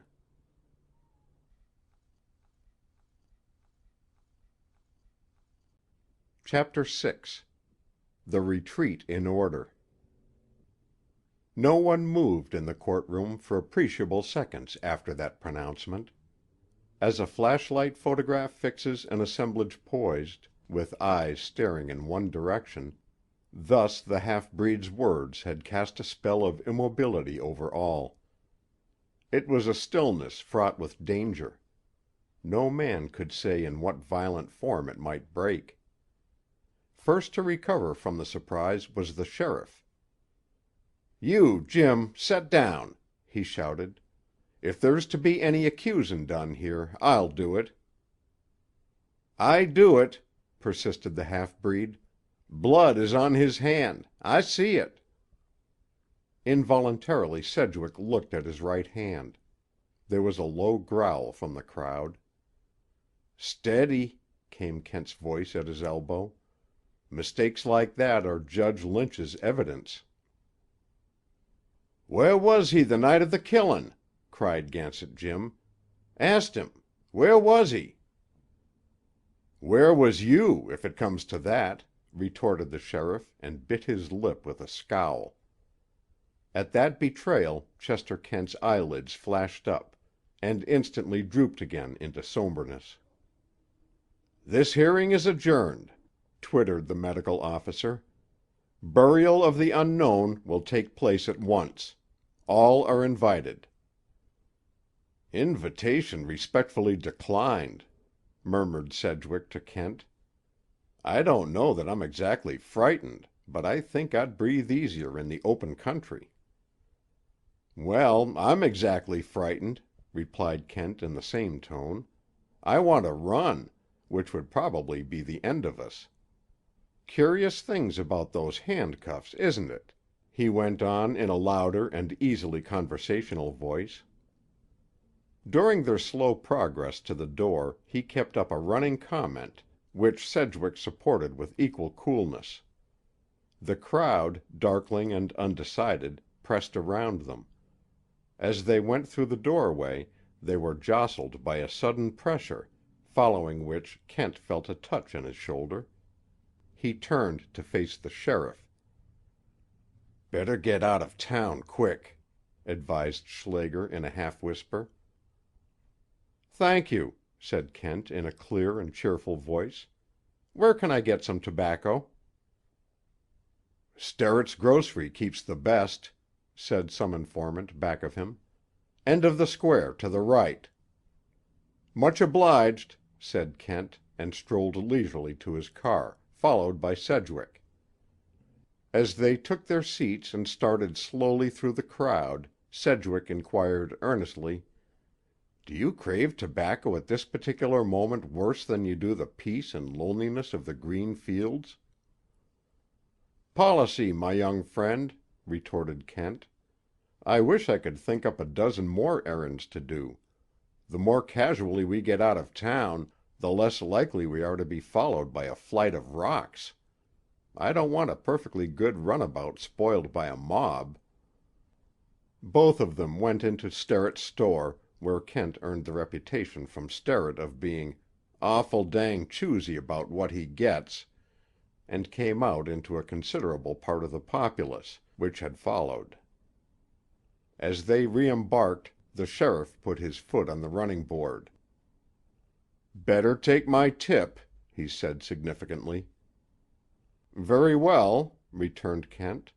"There will be no arrest, then?" "Not just now." A peculiar smile slid sidewise off a corner of the scientist's long jaw. "Nor at any other time," he concluded. He threw in the clutch, leaving Schlager with his hand in his hair, and the crowd, which might so easily have become a mob, to disperse, slowly and hesitantly, having lacked the incentive of suggested flight on the part of the suspects to be sparked to its powder. When the car had won the open road beyond the village, Sedgwick remarked, "Queer line the sheriff is taking." "Poor Schlager," said Kent, chuckling. "No other line is open to him. He's in a tight place. But it isn't the sheriff that's worrying me." "Who, then?" "Gansett Jim." What did the sheriff mean by asking Gansett Jim where he was on the night of the murder? "Murder?" said Kent quizzically. "What murder?" "The murder of the unknown woman, of course." "I don't know that there was any murder." "Oh, well, the death of the unknown woman, then." "I don't know that there was any unknown woman." "Quit it. From what you do know, what do you think the sheriff meant?" "What do you think?" "I think that Gansett Jim killed her and is trying to turn suspicion on me." "Huh!" "But if the sheriff knows where Gansett Jim was at the time of the killing, he can't suppose me guilty. I wonder if he really does believe me guilty." "If he does, he doesn't care." "His concern is quite apart from your guilt." "It's too much for me," confessed the artist. "And for me. That is why I am going back to the village." "But I thought you were frightened." "If I stayed away from everything that alarms me," said Kent, "I'd never have a tooth filled or speak to a woman under 70. I'm a timid soul, Sedgwick, but I don't think I shall be in any danger in Annalaka so long as I'm alone. Here we are. Out with you. I'll be back by evening." End of Chapter 6. Recording by Roger Melin.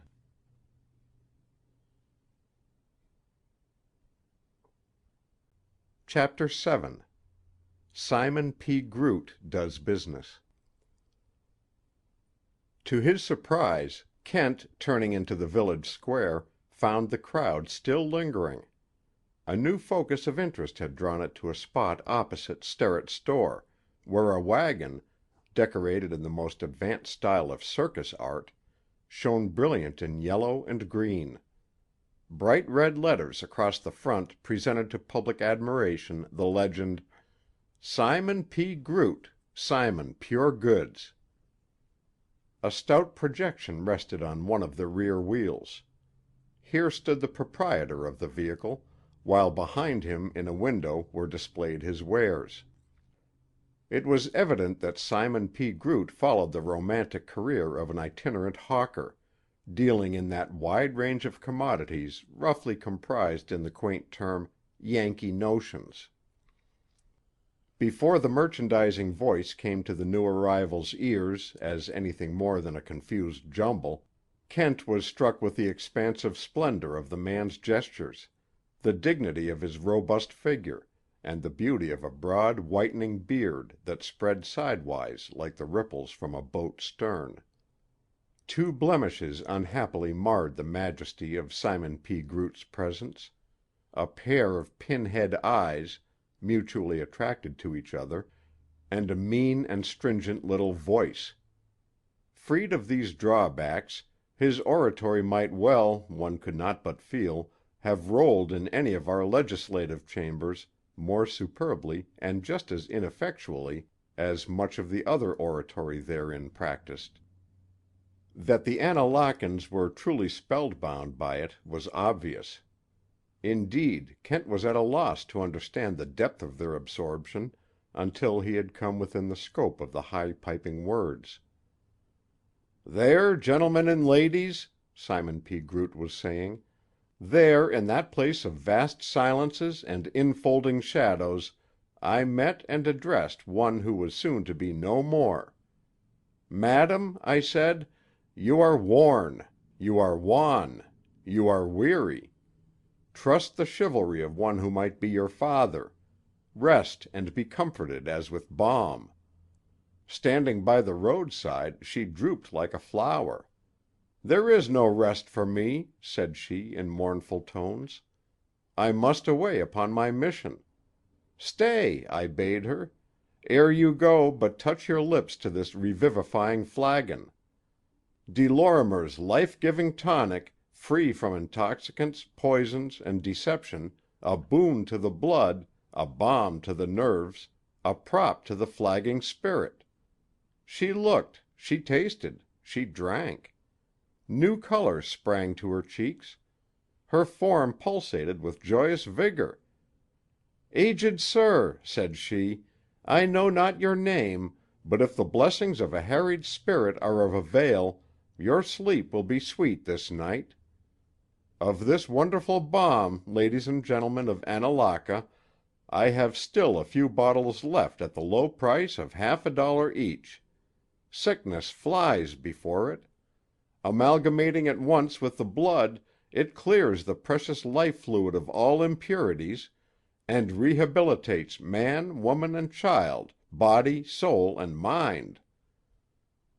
The shrill voice rose and fell, the wide beard quivered with the passion of salesmanship, the gaudy bottles on the shelf were replaced by $half, until the market flagged. Whereupon again the orator took up his tale.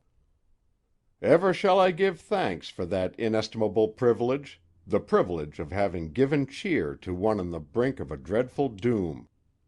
She vanished, that fair creature, into the forest. I looked at my watch. The unerring, warranted 16-jeweled chronometer which I shall presently have the honor of showing to you at the unexampled price of $3.70, and saw that the hour was exactly, for these timepieces vary not one fraction of a second in a day, 8:45. When next I looked at the face of Father Time's trustiest accountant, it was to mark the hour of the horrid shriek that shook my soul, precisely 9:31, and later, when I heard the dread news, I realized that my ears had thrilled to a death cry." He looked about him with a face of controlled emotion. His voice dropped to a throaty and mesmeric gurgle. "How frail," he continued, "how frail and uncertain is the life of mankind! Who of these happy faces before me may not tomorrow be bathed in tears for the loss of some loved one? Best be prepared against the time of sorrow. I show you here a unique collection of framed mottoes, suitable alike for the walls of the humblest home or the grandest palace. Within these tasty frames are enshrined comforting mortuary verses, delicately ornamented by the hands of our leading artists, such poetry as distills assuagement upon the wounded heart. And these priceless objects of art and agents of mercy I am distributing at the nominal charge of $1 each." Kent moved away, his chin pressed down upon his chest. He went to the office of Lawyer Adam Bain, and spent an hour waiting, with his feet propped up on the desk. When the lawyer entered, Kent remarked, "You rather put our two official friends in a hole this morning." "Just a mite, maybe. But they've crawled out. I guess I spoke too quick." "How so?" "Well, if they'd gone ahead and buried the body as it was, we could have had it exhumed. And then we'd have seen what we'd have seen." "True enough. And you didn't see it as it was?" "See what? Did you?" Kent's quiet smile sidled down from the corner of his mouth. "Suppose," he said, You give me the fullest possible character sketch of our impulsive friend, the sheriff." Half an hour was consumed in this process. At the end of the time Kent strolled back to the square where Simon P. Groot had been discoursing. There he found the ornate wagon closed, and its ornate proprietor whistling over some minor repairs that he had been making. An invitation to take a ride in Kent's car was promptly accepted. "Business first," said Kent. "You're a seller. I'm a buyer. You've got some information that I may want. If so, I'm ready to pay. Was any of your talk true?" "Yep," replied Simon P. Groot austerely. "It was all true but the frills." "Will you trim off the frills for $10? "Fair dealing for a fair price is my motto. You'll find it in gilt lettering on the back of the wagon." "I will." "What were you doing on Hawkill Cliffs?" "Sleeping in the wagon." "And you really met this mysterious wanderer?" "Sure as you're standing there." "What passed between you?" "I gave her good evening, and she spoke to me fair enough but queer, and said that my children's children might remember the day. Now, I ain't got any children to have children, so I wouldn't have thought of it again but for the man that came inquiring after her." "When was that?" "Not 15 minutes after." "Did you tell the crowd here that?" "Yep. I sold 24 wedding rings on the strength and romance of that point. From my description, they allowed it was a painter man named Sedgwick. I thought maybe I'd call in and have him touch up the wagon a bit where she's rusty." "And you heard the woman cry out less than an hour later?" "That's a curious thing. I'd have almost sworn it was a man's voice that yelled. It went through me like a sharpened icicle." "All this was night before last. What have you been doing meantime?" "Drove over to Marcus Corners to trade yesterday. There I heard about the murder and came back here to make a little business out of it. I've done fine."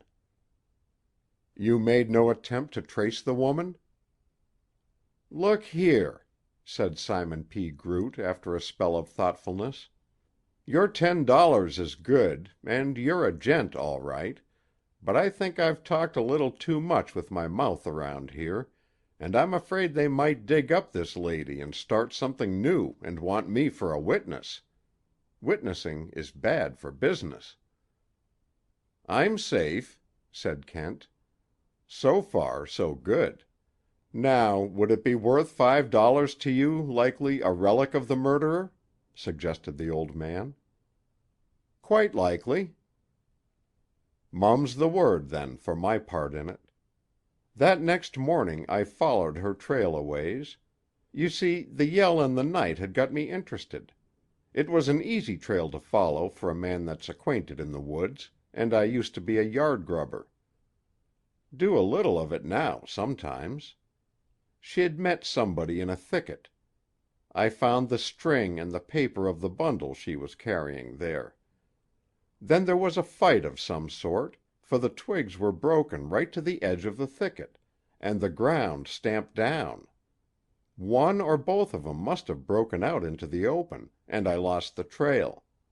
But this is what I found on a hazel bush. Do I win the 5 on it?" Kent's eyes drooped, fixing themselves on a small object which the other had laid on his knee. His lips pursed. Nothing that could be interpreted as an answer came from them. Simon P. Groot waited with patience. Finally he said, "That's an awful pretty tune you're whistlin', mister, but sad, and terrible long. What about the 5? Do we trade?" The car came to a stop. Digging into his pocket, Kent produced a bill which he handed over, and still whistling the long meter "China," took possession of Simon P. Groot's "relic." It was an embroidered silver star, with a few torn wisps of cloth clinging to it. End of Chapter 7. Recording by Roger Melin.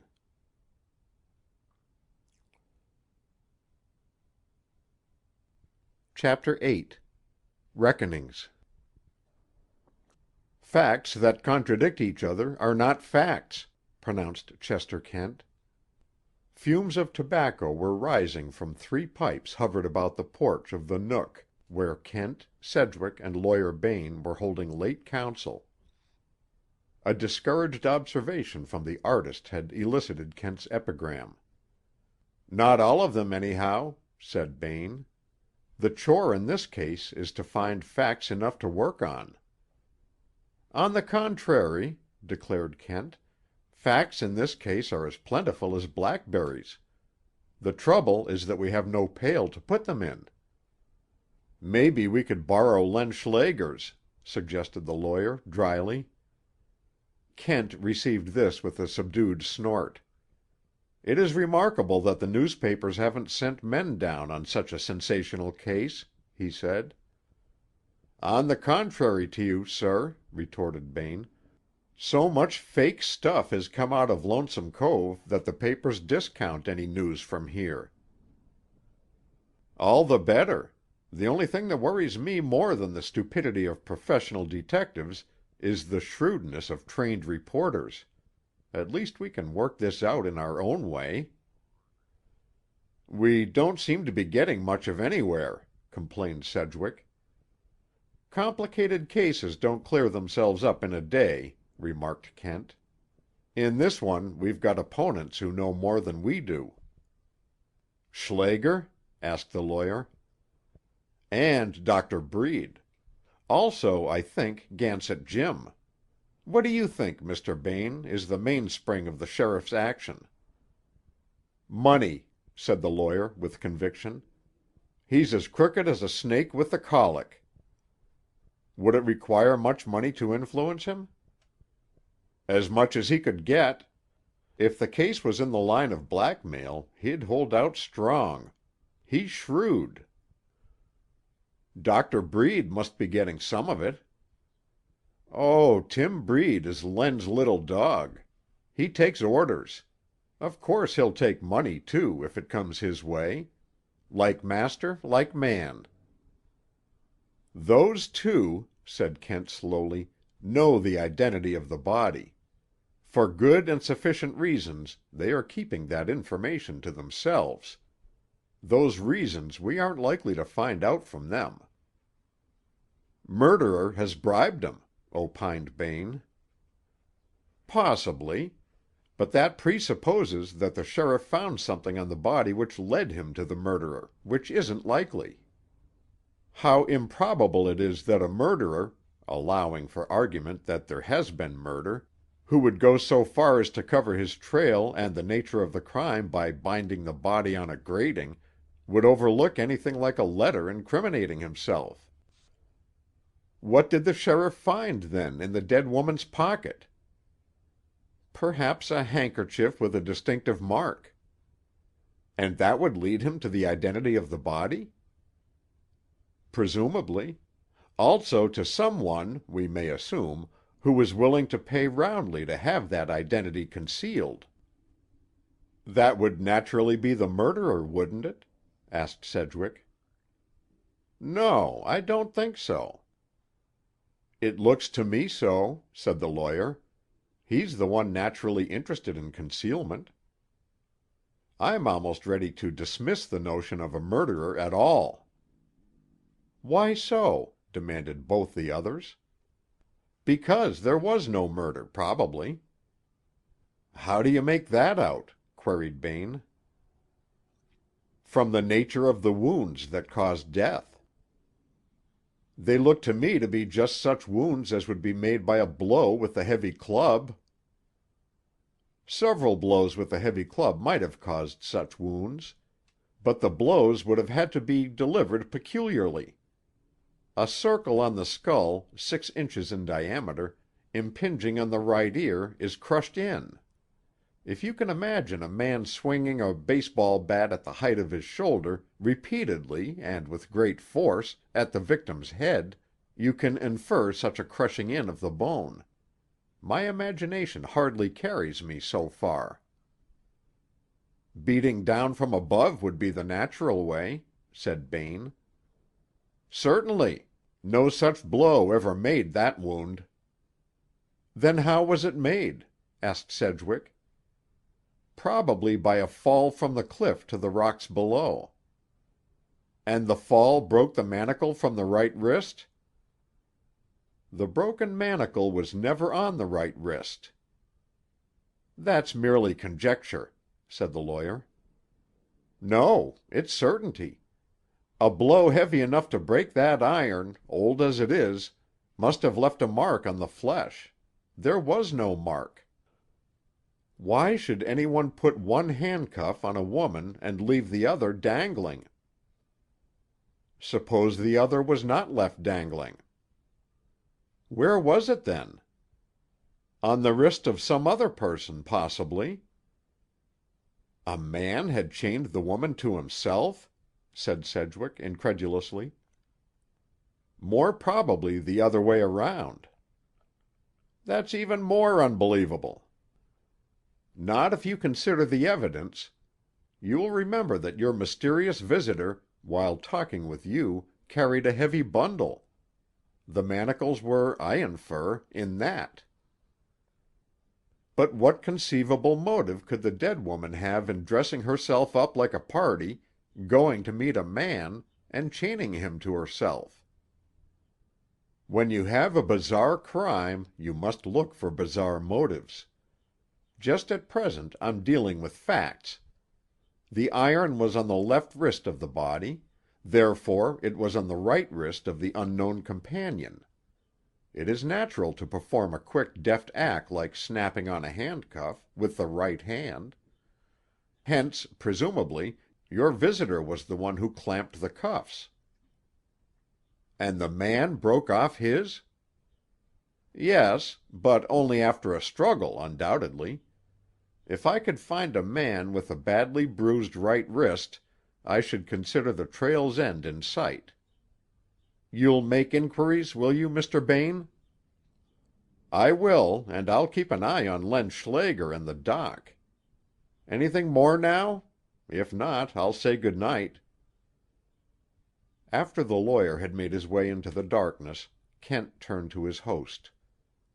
"This affair is really becoming a very pretty problem. Why didn't you tell me of your meeting with Simon P. Groot?" "Who?" "The patriarch in the circus wagon." "Oh, I'd forgotten. Why, when I was trying to trail the woman, I chanced upon him and asked if he had seen her. He hadn't." "He had. Also, he heard a terrified cry shortly after. The cry, he thought, was in a man's voice. Simon P. Groot isn't wholly lacking in sense of observation." "A man's voice in a cry? What could that mean?" "Oh, any one of several hundred unthinkable things," said Kent patiently. "Wait. She must have attacked some other man, as she did me. She was going to a rendezvous, wasn't she? Then she and the man she went to meet quarreled, and he killed her by throwing her over the cliff." "And the handcuffs?" Sedgwick's hands went to his head. "That, of course, is the inexplicable thing. But don't you think that was the way she met her death?" "No." "Then what do you think?" "Never mind that at present. The point is that Simon P. Groot naturally supposed you to have been mixed up in whatever tragedy there was going. You've an unfortunate knack of manufacturing evidence against yourself, Sedgwick. The redeeming feature is that the sheriff can't very well use it to arrest you." "I don't see why." Kent chuckled. "Don't you see that the last thing the sheriff wants to do is arrest anybody?" "No, I don't." "Why, he has the body safely buried now. You'll remember that he was in a great hurry to get it buried. Identification is what he dreaded. Danger of identification is now over. If anyone should be arrested, the body would be exhumed and the danger would return in aggravated form. No, he wants you suspected, not arrested." "He is certainly getting his wish." "For the present. Well, I'm off." "Why don't you move your things from the hotel and stay here with me?" suggested Sedgwick. "Getting nervous?" inquired Kent. "It isn't that, but I think I could make you more comfortable." Kent shook his head. "Thank you, but I don't believe I'd better. When I'm at work on a case I need privacy." "And so you stick to a public hotel? Queer notions you have of privacy." "Not at all. A hotel is absolutely mine to do with as I please, as long as I pay my bills. I'm among strangers. I'm not interfered with. No house, not even a man's own, can possibly be so private as a strange hotel." "Perhaps you're right," admitted the other, with a laugh. Then, lapsing into pronounced gloom for the first time, he said, "It seems pretty tough that I should be in all this coil and tangle because a crazy woman happened by merest chance to make a call on me." Kent's pipe glowed in the darkness and silence before he replied. Then he delivered himself as follows: "Sedgwick," puff, "try," puff, "to forget if you can," puff, puff, "that stuff about the crazy woman," puff, puff, puff. "Forget it? How should I? Why should I?" "Because," puff, "you're absolutely on the," puff, puff, "wrong track. Good night." Slowly Kent climbed the road to the crest of the hill, then stopped and looked back into the studio, which had sprung into light as soon as he left. Sedgwick's figure loomed, tall and spare, in the radiance. The artist was standing before his easel, looking down at it fixedly. Kent knew what it was that he gazed on, and as the lovely, wistful girl face rose in his memory, he sighed a little. "I mustn't forget that quest," he said. Poor old Sedgwick. But, once in his room, the picture faded, and there came before his groping mental vision instead the spectacle of the two dark figures, chained together and battling, the one for life, the other for some mysterious elusive motive that fluttered at the portals of his comprehension like a half-remembered melody. And the second struggling figure, whose face was hidden, flashed in the moonlight with the sheen of silver stars against black. End of Chapter 8. Recording by Roger Melin.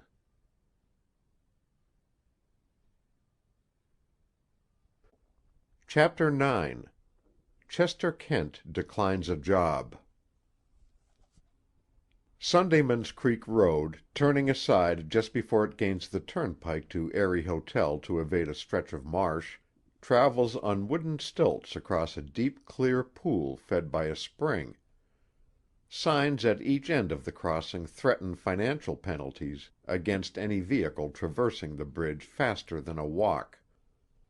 Now, the measure of a walk for an automobile is dubious, but the most rigorous constable would have found no basis for protest in the pace maintained by a light electric car, carrying a short, slender, elderly man, who peered out with weary eyes into the glory of the July sunshine. At the end of the bridge the car stopped to allow its occupant a better view of a figure prostrate on the brink of the pool. Presently the figure came to the posture of all fours. The face turned upward, and the motorist caught the glint of a monocle. Then the face turned again to its quest. "Are you looking for something lost?" asked the man in the car. "Yes," was the reply. "Very much lost." When did you lose it, if it's not an impertinent question?" "Not in the least," answered the other cordially. "I didn't lose it at all." "Ah!" The motorist smiled. "When was it lost, then?" Across the monocled face passed a shadow of thoughtful consideration. "About 4,000,000 years ago, I should judge." "And you are still looking? I perceive that you are an optimist," said the elderly man. "Just at present I'm a limnologist." "Pardon me?" "A limnologist. Limnology is the science of the life found on the banks of small bodies of water. It is a fascinating study, I assure you. There is only one chair of limnology in the world." "And you, I presume, are the incumbent?" asked the other politely. "No, indeed. The merest amateur, on the contrary. I'm humbly hoping to discover the eggs of certain neuropterous insects. We know the insects, and we know they lay eggs, but how they conceal them has been a secret since the first dragonfly rose from the first pool." "Ah! You are an entomologist, then?" "To some extent." "So was I, once, when I had more time. Business has drawn my attention, though never my interest, away from it. I've entirely dropped my reading in the last year. By the way, were you here in time to witness the swarm of antiopas last month? Rather unusual, I think." "No, I missed that. What was the feature, specially?" "The suddenness of the appearance. You know, Helmond says that—" "Pardon me, who?" "Helmond, the Belgian." "Oh, yes, certainly. Go on." The stranger went on at some length. He appeared to be an interested rather than a learned student of the subject. As he talked, sitting on the step of his car, from which he had descended, the other studied him, his quiet but forceful voice, his severely handsome face, with its high brows, harsh nose, and chiseled outlines, from which the eyes looked forth, thoughtful, alert, yet with the gaze of a man in pain. Presently he said courteously, "If you are going back to the hotel, may I take you along? I am Alexander Blair." "Thank you. I'll be glad of a lift. My name is Chester Kent." "Not the Professor Kent of the Ramsay case?" "The same. You know, Mr. Blair, I've always believed that you had more of a hand in Ramsay's death than I. Now, if you wish to withdraw your offer of a lift—" "Not at all. A man who has been so abused by the newspapers as I can stand a little plain speaking.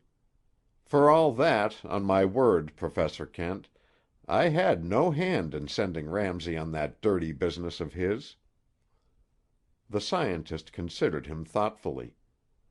"Well, I believe you," said he shortly, and got into the machine. "This meeting is a fortunate chance for me," said Blair presently. "Chance?" murmured Kent interrogatively. The car swerved sharply, but immediately resumed the middle of the road. "Certainly, chance," said the motorist. "What else should it be?" "Of course," agreed Kent. "As you say." "I said fortunate," continued the other, "because you are, I believe, the very man I want. There is an affair that has been troubling me a good deal. I haven't been able to look into it personally, because of the serious illness of my son, who is at my place on Sundayman's Creek. But it is in your line, being entomological, and perhaps criminal." "What is it?" asked Kent. "An inexplicable destruction of our stored woolens by the clothes moth. You may perhaps know that I am president of the Kinsella Mills. We've been having a great deal of trouble this spring, and our superintendent believes that some enemy is introducing the pest into our warehouses. Will you take the case?" When? Start tonight for Connecticut. Chester Kent's long fingers went to the lobe on his ear. Give me until 3 o'clock this afternoon to consider. Can I reach you by telephone? Yes, at Hedgerow House, my place. That is how far from here? 14 miles, but you need not come there. I could return to the hotel to conclude arrangements. And I think," he added significantly, "that you would find the project a profitable one." "Doubtless. Are you well acquainted with this part of the country, Mr. Blair?" "Yes, I've been coming here for years." "Is there an army post nearby?" "Not within 100 miles." "Nor any officers on special detail about?" "None, so far as I know." Kent produced from his pocket the silver star with the shred of cloth hanging to it. "This may or may not be an important clue to a curious death that occurred here 3 days ago." "Yes, I've heard something of it," said the other indifferently. "I took it to be mostly gossip." "Before the death there was a struggle. The star was found at the scene of the struggle." "It looks like the star from the collar of an officer. I should say positively that it was from an Army or Navy uniform." "Positiveness is the greatest temptation and snare that I have to fight against," remarked Chester Kent. "Otherwise I should say positively that no officer, going to a dubious rendezvous, would wear a uniform which would be certain to make him conspicuous. Are you yourself an expert in woolen fabrics, Mr. Blair?" "I have been." "Could you tell from that tiny fragment whether or not the whole cloth is all wool?" Without replying, Blair gave the steering handle a quick sweep, and the car drew up before a drug store. He took the star and was gone a few minutes. "Not all wool," he announced on his return. "Exit the Army or Navy officer," remarked Kent. "Why so?" "Because regulations require all wool garments, and get them. What is the fabric?" "A fairly good mixture, from the very elemental chemical test I made. Something in the nature of a worsted batiste, I should judge, from what I could make out under the inferior magnifying glass that they loaned me." "Thank you, Mr. Blair. You've eliminated one troublesome hypothesis for me. I'll telephone you before 3 o'clock. Good day." From the woolen manufacturer, Chester Kent went direct to the Martindale Center Library, where he interviewed the librarian. "Do you get the Agriculture Department publications?" "Yes."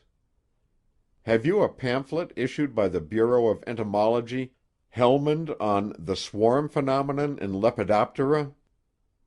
"Yes, sir. It was inquired for only yesterday by Mr. Blair." "Ah, yes. He's quite interested in the subject, I believe." "It must be quite recent, then," said the librarian. "We haven't seen him here for a long time until 2 days ago, when he came and put in a morning reading on insects." "So, Mr. Alexander Blair," said Kent, addressing the last fence post on the outskirts of the town, after a thoughtful walk. "That was a fatal break on your part, that mention of Helmond. Amateurs who have wholly dropped a subject since years back don't usually know publications issued only within 3 months.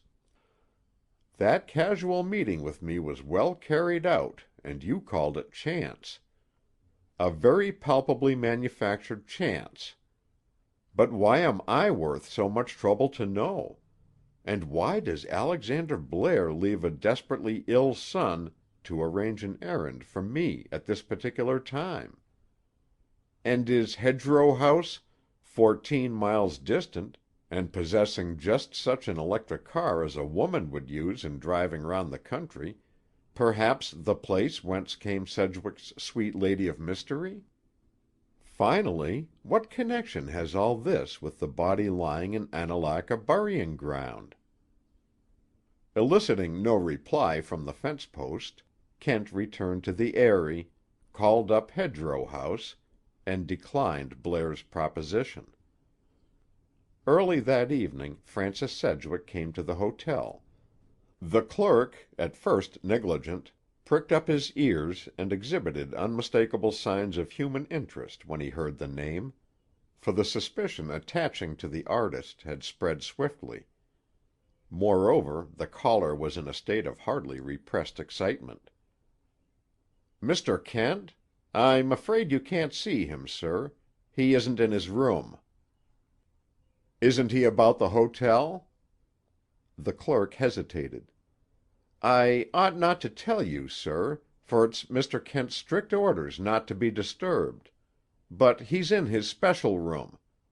Is it anything very important? Any new evidence, or something of that sort?" "That is what I want Mr. Kent to decide." "In that case, I might take the responsibility. But I think I had better take you to him myself." After the elevator had carried them to the top of its run, they mounted a flight of stairs and walked to a far corner of the building. "Nobody's been in here since he took it," explained the clerk as they walked. "Turned all the furniture out. Special lock on the door. Some kind of scientific experiments, I suppose. He's very quiet about it." Having reached the door, he discreetly tapped. No answer came. Somewhat less timidity characterized his next effort. A growl of surpassing savagery from within was his reward. "You see, Mr. Sedgwick," said the clerk. Raising his voice, he called, "Mr. Kent, I've brought—" "Get away and go to the devil!" cried a voice from inside in fury. "What do you mean by—" "It's I, Kent, Sedgwick. I've got to see you." There was a silence of some seconds. "What do you want?" asked Kent at length. "You told me to come at once if anything turned up." "So I did," sighed Kent. "Well, chase that infernal bell-boy to the stairs, and I'll let you in." With a wry face the clerk retired. Kent opened the door, and his friend squeezed through into a bare room. The walls were hung and the floor was carpeted with white sheets. There was no furniture of any kind, unless a narrow mattress in one corner could be so reckoned. Beside the mattress lay a small pad and a pencil. Only on the visitor's subconscious self did these peculiarities impress themselves, such was his absorption in his own interests. "It's happened," he announced. "Has it?" said Kent. "Lean up against the wall and make yourself at home. Man, you're shaking." "You'd shake, too," retorted the artist, his voice trembling. "No, anger doesn't affect me that way. Wait, now, don't tell me yet. If I'm to have a report, it must be from a sane man, not from one in a blind fury. Take time and cool down. What do you think of my room?" "It looks like the abode of white silence. Have you turned Trappist monk?" "Not such a bad guess. This is the retreat of my mind. I think against the blank walls." "What's the game?" asked Sedgwick, interested in spite of himself. "It dates back to our college days. Do you remember that queer freshman, Berwind?" "The mind reader? Yes. The poor chap went insane afterwards." "Yes, it was a weak mind, but a singularly receptive one. You know, we used to force numbers or playing cards upon his consciousness by merely thinking of them." "I recollect. His method was to stand gazing at a blank wall. He said the object we were thinking of would rise before him visually against the blankness. Did you ever figure out how he managed to do it? Not exactly, but his notion of keeping the mind blank for impressions has its points. If you throw off the clutch of the brain, as it were, and let it work along its own lines, it sometimes arranges and formulates ideas that you wouldn't get from it under control. Sort of self-hypnosis? In a sense. For years I've kept a bare white room in my Washington house to do my hard thinking in. When your affair promised to become difficult for me, I rigged up this spot, and I'm trying to see things against the walls. Any particular kind of things? Kent produced the silver star from his pocket and told of its discovery. The stars in their courses may have fought against Sisera, he remarked, but they aren't going out of their way to Kent's jaw was sagging down. His lean fingers pulled savagely at the lobe of his long-suffering ear. The stars in their courses. In their courses. That's it, he half whispered. Sedgwick, what was it your visitor said to you about Jupiter? She didn't mention Jupiter. No, of course not. Not by name. But what was it she said about the planet that she pointed out over the sea? Oh, was that Jupiter? How did you know?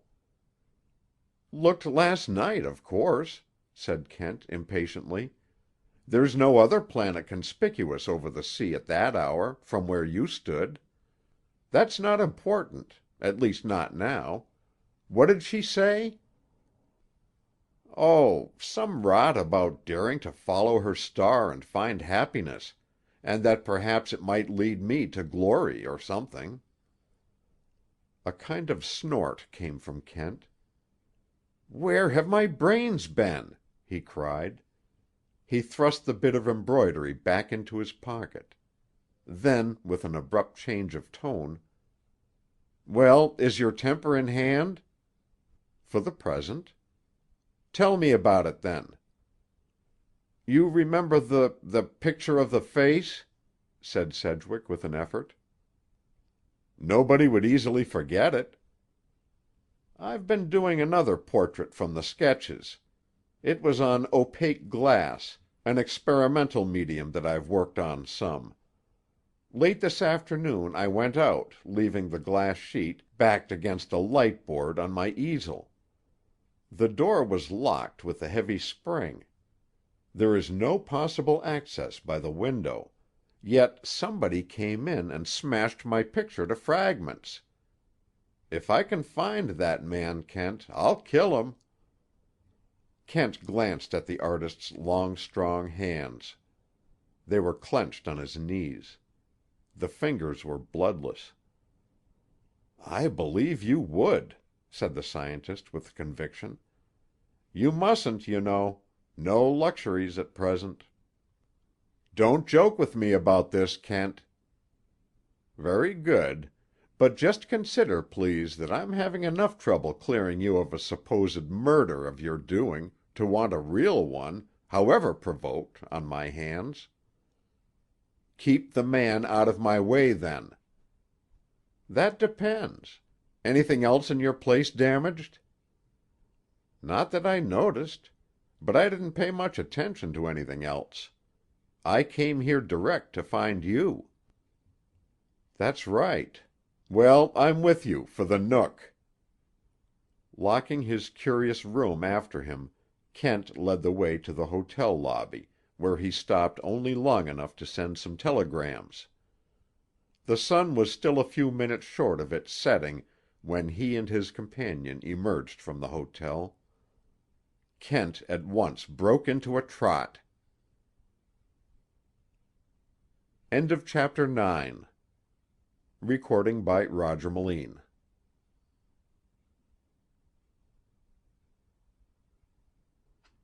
Chapter 10. The Invasion. Such ruin as had been wrought in Sedgwick's studio was strictly localized. The easel lay on the floor, with its rear leg crumpled. Around it were scattered the fragments of the glass upon which the painter had set his labor of love. A high, old-fashioned chair faced the wreckage. On its peak was hung a traveling cap. Lopping across the back sprawled a Norfolk jacket belonging to Sedgwick. Chester Kent lifted the coat and after a swift survey let it drop. "Did you leave that there?" he asked. "I hung it across the back of the chair," answered Sedgwick. "North window closed?" "Yes, as you see it now." "And west one open?" "Nothing has been changed, I tell you, except this." Sedgwick's hand, outstretched toward the destroyed portrait, condensed itself involuntarily into a knotty fist. "The lock on the door hasn't been tampered with," said Kent. "As for this open window," he leaned out, looking around, "any man gaining access here must have used a ladder, which is unlikely in broad daylight." "How about a pass key for the door?" "There's a simpler solution nearer at hand, I fancy. You didn't chance to notice that things have happened to the coat as well as the easel." "Then the invader went through the coat and, not finding what he was looking for, smashed my picture," cried Sedgwick. "Through the coat, certainly," agreed Kent, with his quiet smile. "Now hang it across the chair back just as it was, please." Sedgwick took the Norfolk jacket from him. "Why, there's a hole through it!" he exclaimed. "Exactly. The path of the invader." "A bullet!" "Right again. Instead of murdering, as you pine to do, you've been murdered.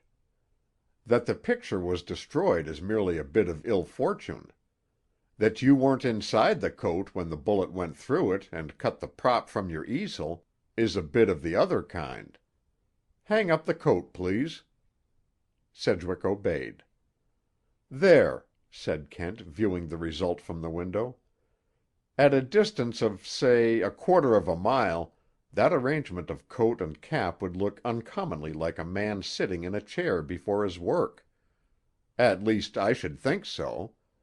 And yonder thicket on the hillside," he added, looking out of the window again, "is just about that distance, and seems to be the only spot in sight giving a straight range.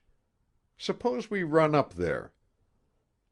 Sound as was his condition, Sedgwick was panting when he brought up at the spot, some yards behind his long-limbed leader.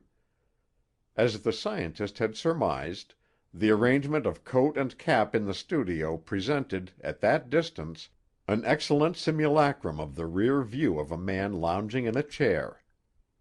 Bidding the artist stay outside the copse, Kent entered on hands and knees and made extended exploration. After a few moments the sound of low, lugubrious whistling was heard from the trees, and presently the musician emerged leading himself by the lobe of his ear. "Evidently you've found something," commented Sedgwick, who had begun to comprehend his friend's peculiar methods of expression. "Nothing." "Then why are you so pleased with yourself?" "That is why." "Because you've found nothing?" "Exactly." "It seems an easy system," observed the artist, sarcastically. "So it is, to a reasoning being. I'm satisfied that someone fired a shot from here. The marksman, a good one, saw you, as he supposed, jerk to the shot as if with a bullet through you, and went away satisfied." "Leaving no trace behind him," added Sedgwick. "No trace that is tangible. Therein lies the evidence." "Of course you don't expect me to follow that." "Why not? Look at the ground in the thicket." "What is there to be seen there, since you've said there are no marks?" "The soil is very soft." "Yes, there's a spring just back of us." Yet there's not a footprint discernible on it. I've got that part of the lesson by heart, I think. Use your brain on it, then. Someone designing to make you his target has been in this thicket, been and gone and left the place trackless. That someone was a keen, soft-footed woodsman. Putting it in words of one syllable, I should say he probably had the racial instinct of the hunt. Does that flush any idea from the deep and devious coverts of your brain? Racial instinct? Gansett Jim, said Sedgwick. Exactly. If I had found tracks all over the place, I should have known it wasn't he. Finding nothing, I was naturally pleased.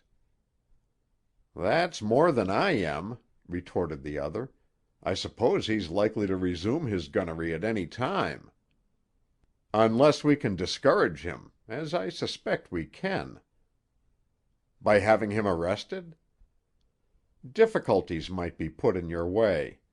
Sheriff Len Schlager and the half-breed are in some sort of loose partnership in this affair, as you know. Gansett Jim honestly thinks that you had a hand in the Lonesome Cove murder, as he believes it to be. It isn't impossible that the sheriff has subtly egged him on to kill you in revenge. Why does the sheriff want me killed? Nothing personal, I assure you, answered Kent with mock courtesy. I've already explained that he will not arrest you, but you're the suspect, and if you were put out of the way, everyone would believe you the murderer. There would be a perfunctory investigation, the whole thing would be hushed up, and the body in Annalaka churchyard would rest in peace, presumably a profitable peace for the sheriff. Flat out, Kent, do you know who the dead woman is? Flat out, I don't, but I've a shrewd guess that I'll find out before long. From Gansett Jim? No hope there. He's an Indian. What I'm going to see him about now is your safety. Now? Where do you expect to find him? In the village, I hope. It wouldn't do for you to come there, but I want you to go to the spot where you met the circus wagon man and wait until I bring Jim. It was a long wait for the worried artist, in the deep forest that bounded the lonely road along Hawkill Heights. 10 o'clock had chimed across the hill from the distant village when he heard footsteps, and at a call from Kent stepped out into the clear, holding the lantern above him. The light showed a strange spectacle. Kent, watchful, keen, ready as a cat to spring, stood with his eyes fixed upon the distorted face of the half-breed. Terror, rage, overmastering amazement, and the soul panic of the supernatural glared from the blue-white eyeballs of the Negro. But the jaw and chin were set firm in the stoicism of the Indian.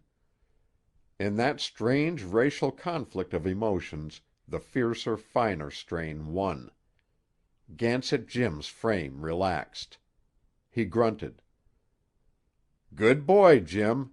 Chester Kent's voice at the half-breed's ear was the voice of one who soothes an affrighted horse. "I didn't know whether you could stand it or not. You see, you didn't shoot Mr. Sedgwick after all." "Dunno what you mean," grunted Gansett Jim. "And you mustn't shoot at him any more," continued the scientist. The tone was soft as a woman's, but Sedgwick felt in it the tensity of a man ready for any extreme. Perhaps the half-breed, too, felt the peril of that determination, for he hung his head. "I've brought you here to show you why. Pay good heed, now.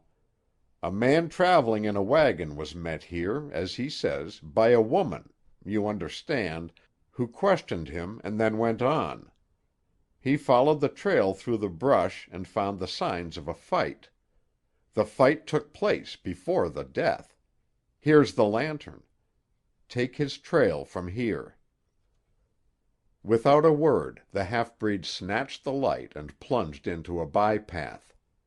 After a few minutes of swift going he pulled up short in an open copse of ash and set the lantern on the ground. Hound-like he nosed about the trodden earth.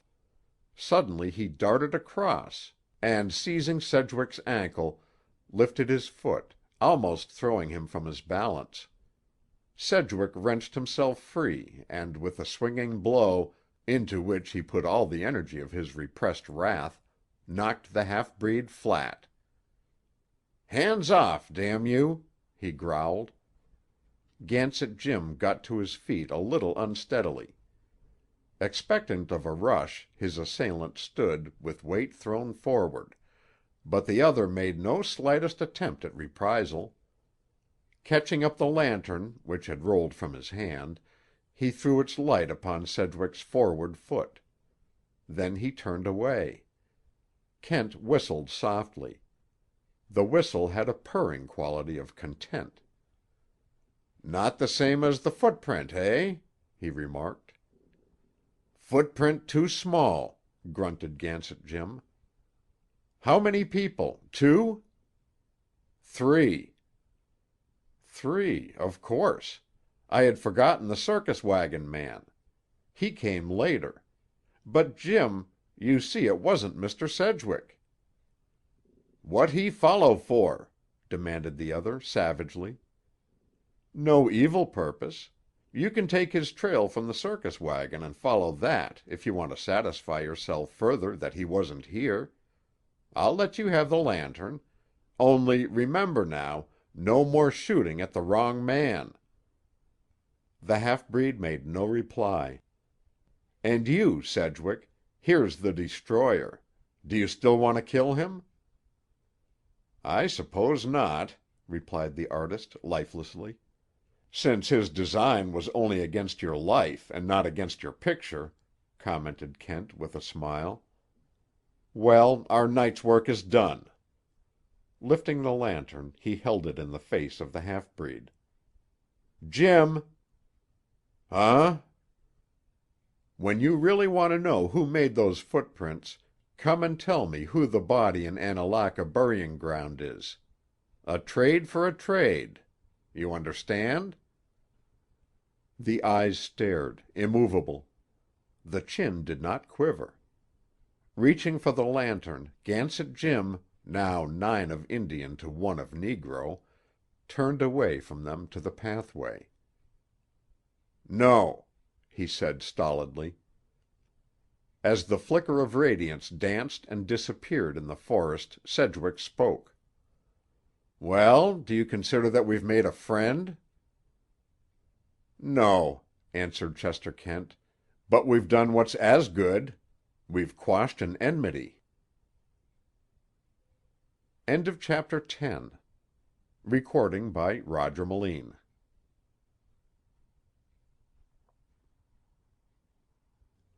Chapter 11. Hedgerow House. Answers to the telegrams Chester Kent had dispatched arrived in the form of night letters, bringing information regarding the Blairs of Hedgerow House. Not sufficient information to satisfy the seeker, however. Therefore, having digested their contents at breakfast, the scientist cast about him to supply the deficiency. The feet of hope led him to the shop of Elder Ira Dennett. Besides being an able plumber and tinker, Elder Dennett performed, by vocation, the pleasurable duties of unprinted journalism. That is to say, he was the semi-official town gossip. As Professor Kent was a conspicuous figure in the choicest tidbit the Elder had acquired in stock for many years, and as the Elder had been unable to come to speech with him since the inquest (Kent had achieved some skillful dodging), there was joy in the plumber-tinker's heart over the visit. Unhappily, it appeared that Kent was there strictly on business. He did not wish to talk of the mystery of Lonesome Cove. He wished his acetylene lamp fixed. At once, if Elder Dennett pleased. Glum was the face of the Elder as he examined the lamp, which needed very little attention. It lightened when his visitor observed, I've been thinking a little of getting an electric car to run about here in. There was a neat little one in town yesterday." "Old Blair's," replied Dennett. "I seen you in it. Known Mr. Blair long?" "He offered me a lift into town, very kindly. He was a stranger to me," said Kent truthfully, and with intent to deceive. "Who did you say he was?" "Gosh sakes, don't you know who Aleck Blair is?" "Blair?" said Kent innocently. "Is he the author of Blair's Studies of Neuropterae?" Elder Dennett snorted. "He's a millionaire, that's what he is. Ain't you read about him in the Fabric Trust investigations?" "Oh, that Blair! Yes, I believe I have." Kent yawned. It was a well-conceived bit of strategy, and met with deserved success.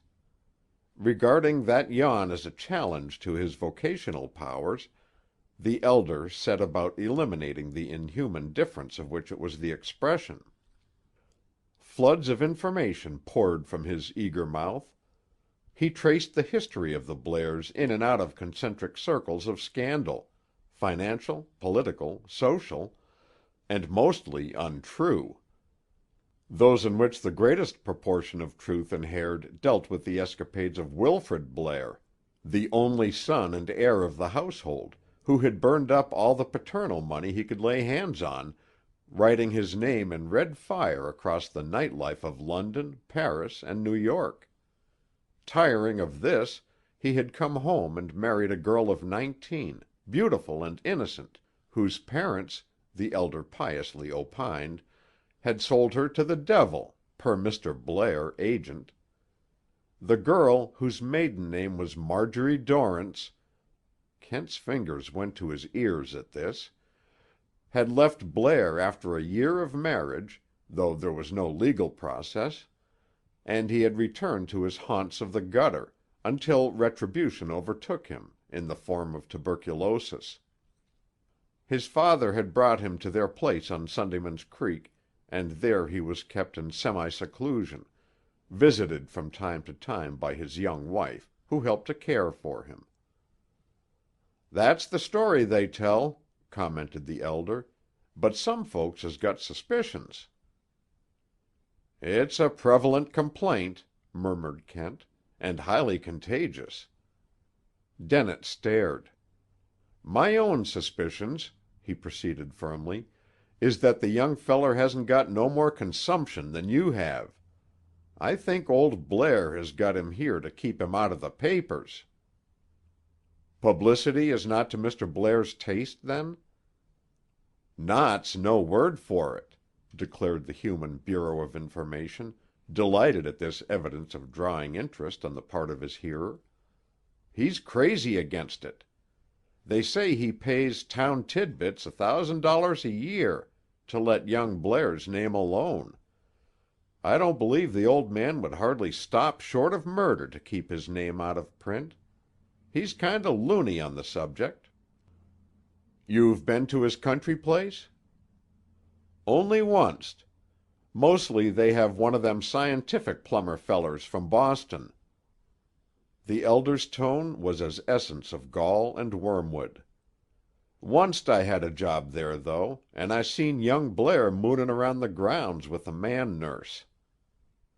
"Quite a place, I hear," suggested Kent. "Sailor Milt Smith is the feller that can tell you about the place as it used to be. Here he comes, up the street." He thrust his head out of the door and called. Sailor Smith, sturdy and white, entered and greeted Kent courteously.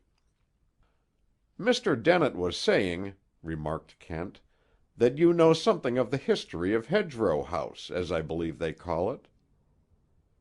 "They call it?" repeated the old sailor. "Who calls it? If you mean the Blair place, that's Hogg's Haven, that is.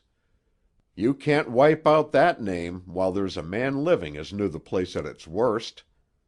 Old Captain Hogg built it and lived in it and died in it.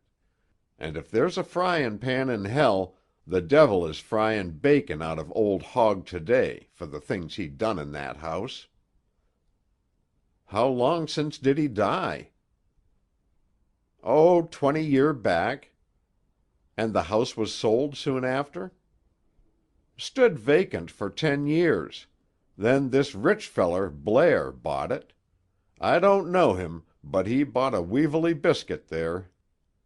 A bad house it is, rotten bad." "What's wrong with it?" "Men's bones in the brick and women's blood in the mortar." "Was the old boy a cannibal?" asked Kent, amused by the sea veteran's heroics. "Just as bad. Slave trader." "Have you ever been in the house?"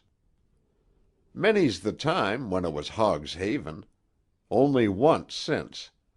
They do tell that the curse has come down with the house and is heavy on the new owner's son." "So I've heard." The old white head wagged bodingly.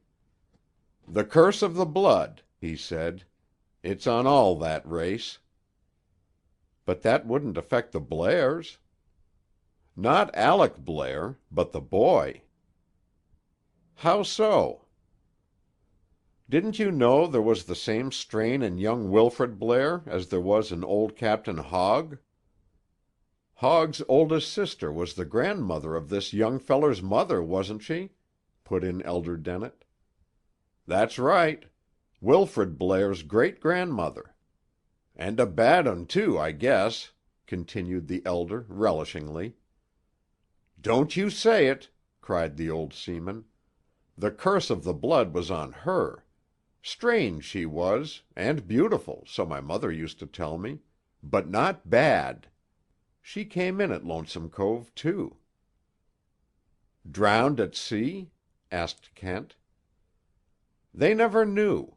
One day she was gone, the next night her body came in. They said in the countryside that she had the gift of second sight, and foretold her own death." "Huh," mused Kent. "And now the Blairs have changed the name of the place.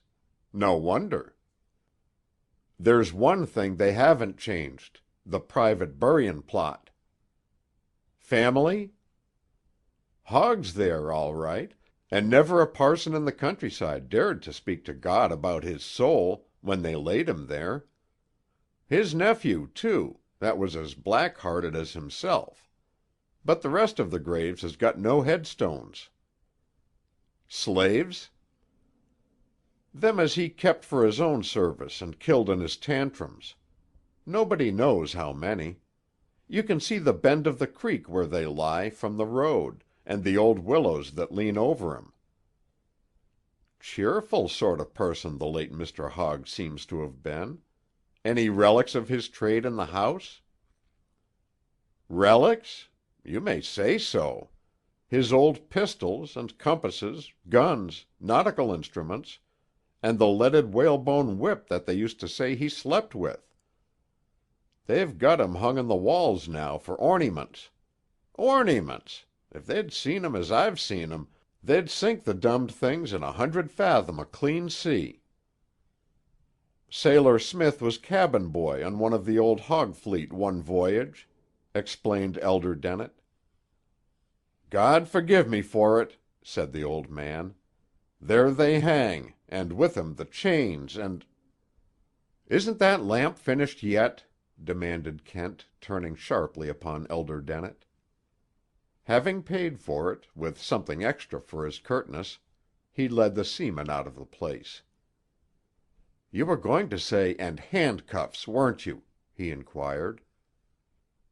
"Why, yes. What of that?" asked the veteran, puzzled. Suddenly he brought his hand down with a slap on his thigh. "Where was my wits?" he cried. "Them irons on the dead woman's wrist!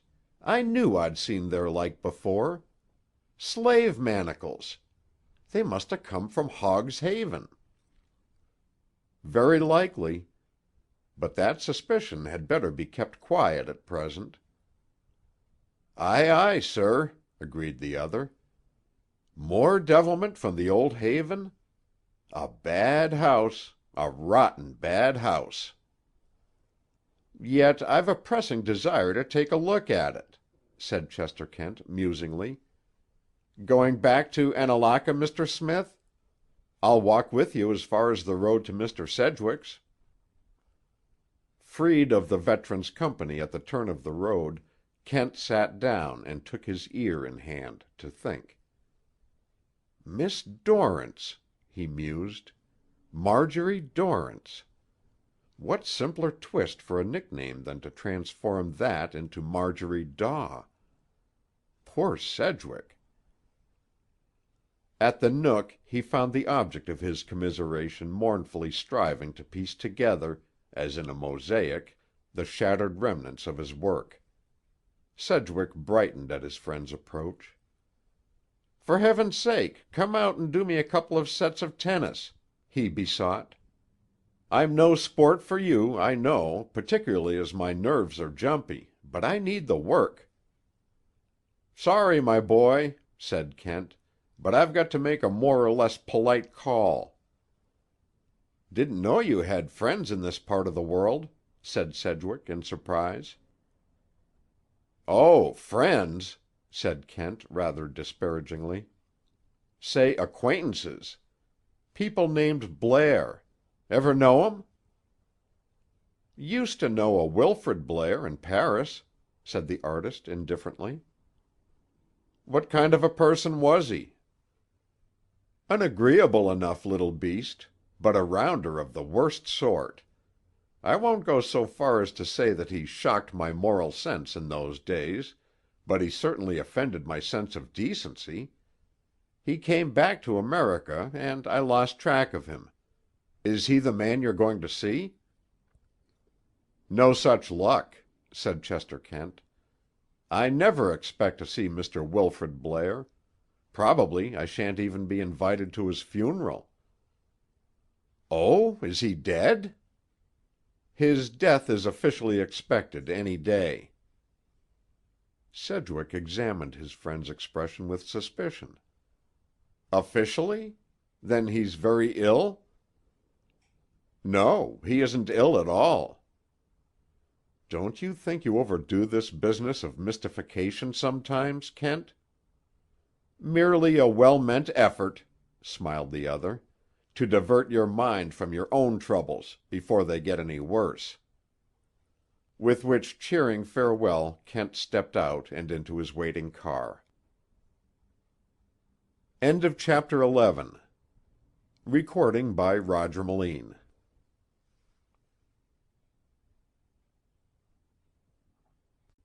Chapter 12. The Unbidden Visitor. One of Kent's Washington friends once criticized the scientist's mode of motoring as follows: "Kent's a good driver, and a fast one, and careful, but he can never rid himself of the theory that there's a strain of hunter in every well-bred motor car." Cross-country travel was, in fact, rather a fad of Kent's, and he had trained his light car to do everything but take a 5-barred gait. After departing from the Nook, it rolled along beside Sundayman's Creek sedately enough until it approached the wide bend, where it indulged in a bit of pathfinding across the country, and eventually crept into the shade of a clump of bushes and hid. Its occupant emerged, and went forward afoot until he came in view of Hedgerow House. At the turn of the stream he leaped a fence and made his way to a group of willows beneath which the earth was ridged with little mounds. Professor Chester Kent was trespassing. He was invading the territory of the dead. From the seclusion of the graveyard amid the willows a fair view was afforded of Hedgerow House. Grim as was the repute given it, it presented to the intruder an aspect of homely, hospitable sweetness and quaintness. Tall hollyhocks lifted their flowers to smile in at the old-fashioned windows. Here and there, on the well-kept lawn, peonies glowed, crimson and white. A great clambering rose tree had thrown its arms around the square porch, softening the uncompromising angles into curves of leafage and bloom. Along the paths pansies laughed at the sun, and mignonette scattered its scented summons to bee and butterfly. The place was a loved place. So much Kent felt with sureness of instinct. No home blooms except by love. But the house was dead. Its eyes were closed. Silence held it. The garden buzzed and flickered with vivid multicolored life. But there was no stir from the habitation of man. Had its occupants deserted it?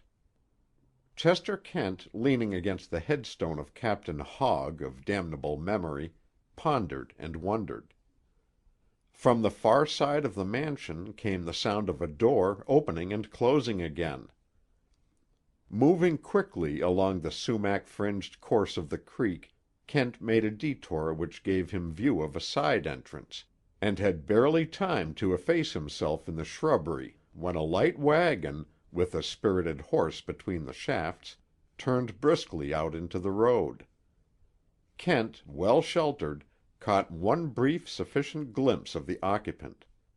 It was Dr. Breed. The medical officer looked, as always, nerve-beset, but there was a greedy smile on his lips. Kent's mouth puckered. He took a deep breath of musical inspiration, and exhaled it in painful noiselessness, flattening himself amid the greenery, as he saw a man emerge from the rear of Hedgerow House. The man was Gansett Jim. He carried a pick and a spade, and walked slowly. Presently he disappeared in the willow-shaded place of mounds. The sound of his toil came, muffled, to the ears of the hidden man. Cautiously Kent worked his way, now in the stream, now through the heavy growth on the banks, until he gained the roadway. Once there he went forward to the front gate of Hedgerow House. The bricked sidewalk runs thence straight and true to the rose-bowered square porch which is the mansion's main entry. Kent paused for the merest moment. His gaze rested on the heavy black door. Heavier and blacker against the woodwork, a pendant waved languidly in the faint breeze. To the normal human being, the grisly insignium of death over a portal is provocative of anything rather than mirth. But Chester Kent, viewing the crape on Hedgerow House, laughed as he turned to the open road. End of Chapter 12. Recording by Roger Melin.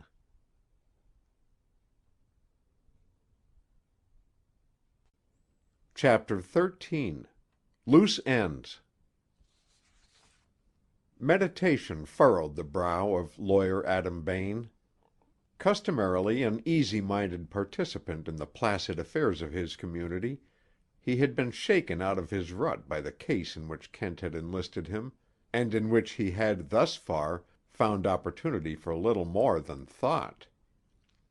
"Nobody versus Sedgwick," grumbled he. "Public opinion versus Sedgwick," he amended. "How's a self-respecting lawyer going to earn a fee out of that? And Len Schlager standing over the grave of the corpus delicti, with a warrant against searching, so to speak, in his hand. For that matter, this Professor Kent worries me more than the sheriff." A sharp humming rose in the air and brought the idle counselor to his window, whence he beheld the prime author of his bewilderment descending from a car. A minute later the two men were sitting with their feet on one desk, a fairly good sign of mutual respect and confidence. "Blair?" said Lawyer Bain. "No, I don't know him, not even to see. Took Hogg's Haven, didn't he?" "Then he doesn't use this post office?" "No. Might use any one of half a dozen. See here." He drew a county map from a shelf. "Here's the place. 7 railroad stations on 3 different roads within 10 miles of it. Annalaka would be way out of his reach." "Yet Gansett Jim seems to be known here." Oh, is it Blair that the Indian works for? I never knew. Closer and a deaf-mute with lockjaw, he is. Well, I expect the reason he comes here occasionally is that it's the nearest licensed town. Lo, the poor Injun when he wants a drink will walk 10 miles as easy as you'd wink. Do you know most of the post offices around here? There isn't but one postmaster within 20 miles that I don't call by his first name, and she's a postmistress. Then you could probably find out by telephone where the Blair family get their mail? Easy. And perhaps what newspapers they take? Yes, I guess so. Try it as soon as you get back. Back from where? Back from the medical officer's place. I think he must have returned by this time. You want to see Tim Breed? No, just his records. Burial permits, I suppose, are a matter of public record. Yes. All you have to do is go and ask for him. You won't need me. Regrettable as his bad taste is, said Kent with a solemn face, I fear that Dr. Breed doesn't regard me with that confidence and esteem which one reads of in illuminated resolutions. And you want me as an accelerator, eh? Smiled the lawyer. All right. It's the Jane Doe permit you're after, I suppose. Which? Jane Doe. They buried the corpse from Lonesome Cove under that name. Unidentified dead, you know. Of course, assented Kent. If you're looking for anything queer in the official paper, you won't find it. You've examined it yourself? Yes. Good. Nevertheless, I'd like to see the record. Together they went to the medical officer's quarters. Dr. Breed had come in 15 minutes before. Without preliminary, Lawyer Bain said, I want to see that Jane Doe certificate again. Aren't you afraid of wearing out the ink on it, Adam? Retorted the other with a furtive grin. And I, said Chester Kent in his suavest manner, venture to trouble you to show me the certificate in the case of Wilfrid Blair. Something like a spasm shook the lineaments of Dr. Breed's meager face. Blair? He repeated. How did you know? He stopped short. How did I know that Wilfrid Blair is dead? Kent finished for him. Why, there has been time enough, hasn't there? The physician's hands clawed nervously at his straggling hair. Time enough? He murmured. Time enough? I'm only just back from the Blair place myself. News travels faster than a horse, observed Kent. It don't travel as fast as all that, retorted the medical officer, and shut his teeth on the sentence as if he could have bitten the tongue that spoke it. Ah, commented Kent negligently, then he died within 2 hours or so? This morning, retorted the other. It's all in the certificate. All? Inquired Kent, so significantly that Lawyer Bain gave him a quick look. All that's your business or anybody else's, said Breed, recovering himself a bit. Doubtless. And I'm to be permitted to see this document? Breed pushed a paper across the table. There it is. I just finished making it out. I see, said Kent, giving the paper a scant survey, that the cause of death is set down as cardiac failure. Well, what's the matter with that? Just a trifle non-committal, isn't it? You see, we all die of cardiac failure, except those of us who fall from airships. That record's good enough for the law, declared the medical officer, doggedly. Who was the attending physician? I was. Indeed. And to what undertaker was the permit issued? It was issued to the family. They can turn it over to what undertaker they please. "Where is the interment to be?" "Say, looky here, Mr. Man," cried the physician, breaking into the sudden whining fury of hard-pressed timidity. "Are you trying to learn me my business? You can go to hell. That's what you can do." "With your signature on my certificate?" inquired the scientist, unmoved. "I won't trouble you so far, Dr. Breed. I thank you." Outside on the street, Lawyer Bain turned to his client. "You didn't look at the Jane Doe paper at all." "No. I'm not so interested in that as in the other." "Something queer about this Blair death?"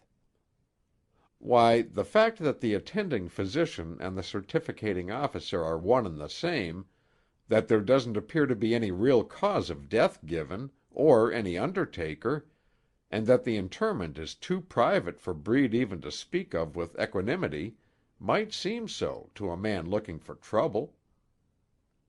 "Not another murder?" said the lawyer. One side of Chester Kent's face smiled. "No," he said positively. "Certainly not that. There has been a lot of scandal about young Blair, I'm told. Perhaps they're burying him as quietly as possible, just to keep out of the papers." "I shouldn't consider his method of burial likely to prove particularly quiet," returned Kent. "Of course, I may be wrong, but I think not. The most private way to get buried is in public." "Well, if a death was crooked, I'd want no better man than Breed to help cover it up. By the way, the sheriff has been away since yesterday afternoon on some business that he kept to himself." "That also may mean something," remarked Kent thoughtfully. "Now, if you'll find out about that newspaper matter, I'll go on over to Sedgwick's. You can get me there by telephone." In the studio Kent found Sedgwick walking up and down with his hands behind his back and his head forward. "Why the caged lion effect?" inquired the scientist. "Someone has been having a little fun with me," growled Sedgwick.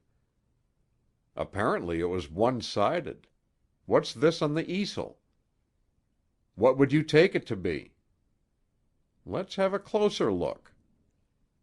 Walking across the room, Kent planted himself in front of the drawing board, upon which had been fixed, by means of thumbtacks, a square of rather soft white paper, exhibiting evidence of having been crumpled up and subsequently smoothed out.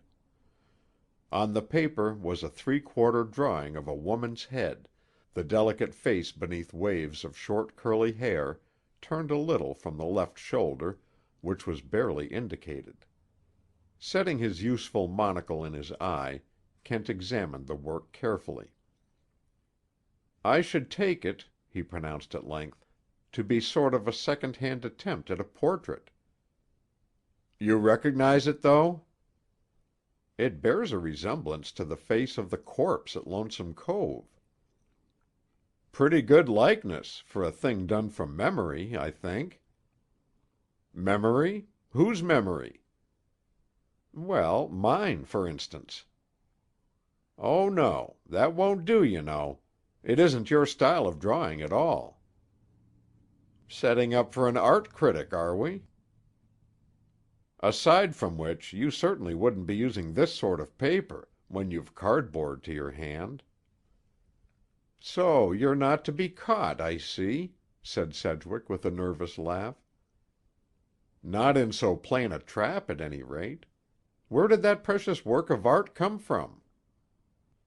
"Heaven knows. Ching Lung found it lying on the doorstep, with a cobblestone holding it down. I'd like to lay my hands on the artist." "You'd crumple him up as you did this little message, eh?" smiled Kent. "At least I'd have an explanation out of him. It's a fact, though, that I lost my temper and threw that thing into a corner when Ching first handed it to me. Then it occurred to me that it might be well worth saving. Interesting little sketch, don't you think?" "No."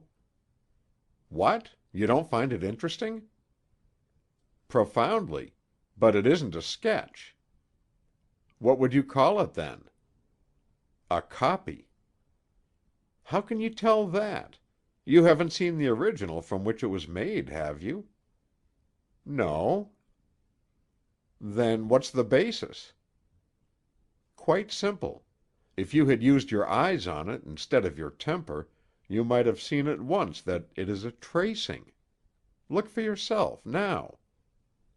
Taking the magnifying monocle that Kent held out, the artist scrutinized the lines of the picture. "By Jove, you're right," said he. "It's been transferred through tracing paper and touched up afterward. Rather roughly, too. You can see where the copyist has borne down too hard on the lead." "What's your opinion of the likeness, if it is the likeness which you suppose?" inquired Kent. "Why, as I remember the woman, this picture is a good deal idealized. The hair and the eyes are much the same, but the lines of the face in the picture are finer. The chin and mouth are more delicate, and the whole effect softer and of a higher type." "Do you see anything strange about the neck, on the left side?" "Badly drawn, that's all." "Just below the ear there is a sort of blankness, isn't there?" "Why, yes. It seems curiously unfinished, just there." "If you were touching it up, how would you correct that?" "With a slight shading, just there, where the neck muscle should be thrown up a bit by the turn of the head." "Or by introducing a large pendant earring which the copier has left out?" "Kent, you're a wonder! That would do it, exactly. But why in the name of all that's marvelous should the tracer of this drawing leave out the earring?" "Obviously to keep the picture as near like as possible to the body on the beach." "Then you don't think it is the woman on the beach?" "No, I don't." "Who else could it possibly be?" "Perhaps we can best find that out by discovering who left the drawing here." "That looks like something of a job." "Not very formidable, I think. Suppose we run up to the village and ask the local stationer who has bought any tracing paper there within a day or two." As the demand for tracing paper in Martindale Center was small, the stationer, upon being called on, had no difficulty in recalling that Elder Dennett had been in that afternoon and made such a purchase. "Then he must have discovered something after I left him," said Kent to Sedgwick.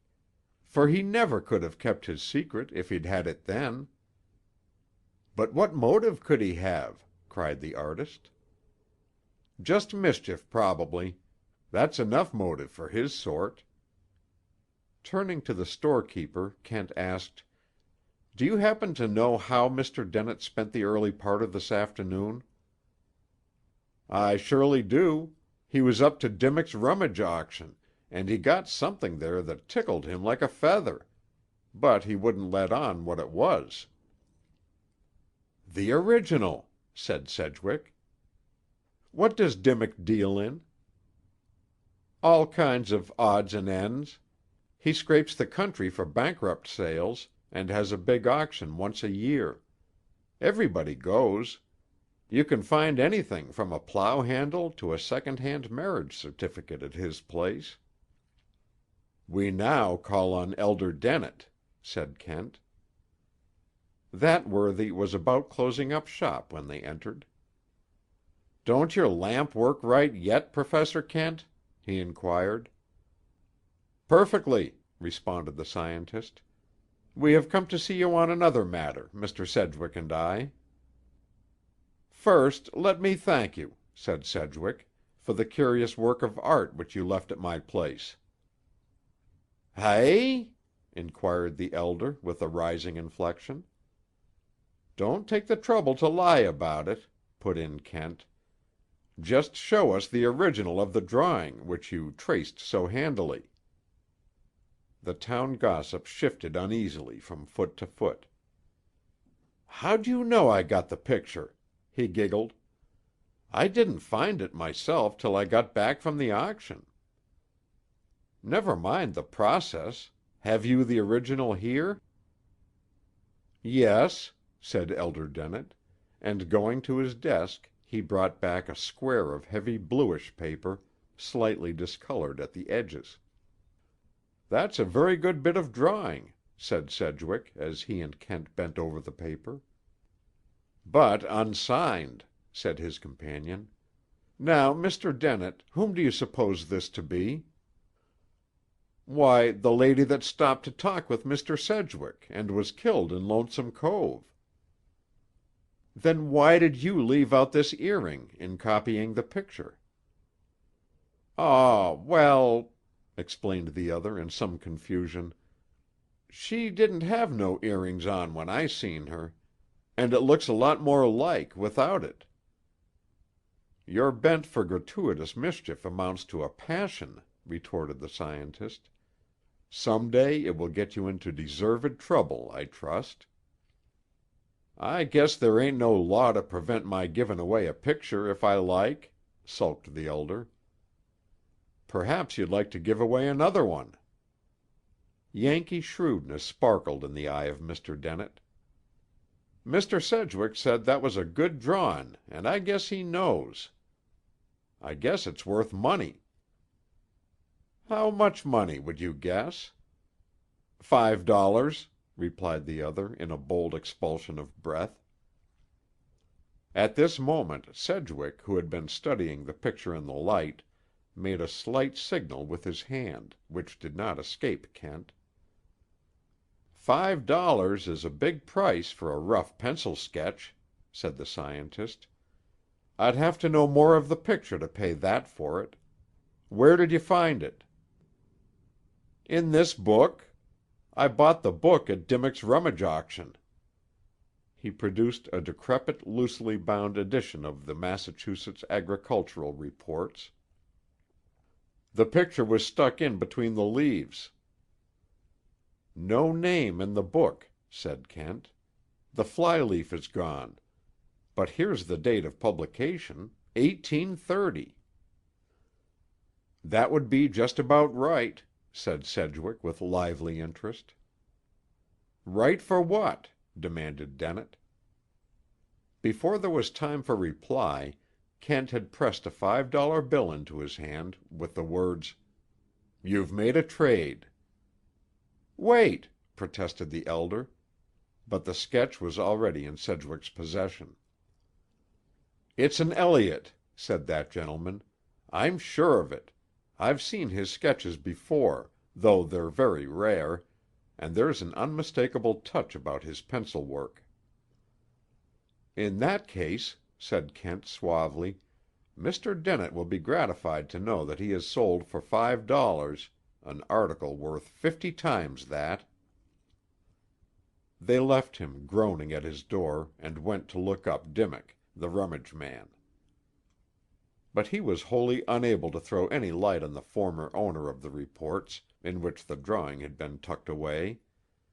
There the investigation seemed to be up against a blank wall. "Isn't it astounding?" said Sedgwick. "Here's a portrait antedating 1830 of a woman who has just died, young. What was the woman I saw? A revenant in the flesh?" "If you ask me," said Kent slowly, "I should say, rather, an imitation." Further he would not say, but insisted on returning to the Nook. As they arrived, the telephone bell was ringing with the weary persistence of the long unanswered. To Kent's query, Lawyer Bain's voice announced, "I've been trying to get you for an hour." "Sorry," said Kent. "Is it about the newspapers?" "Yes," said the lawyer. "I've got the information."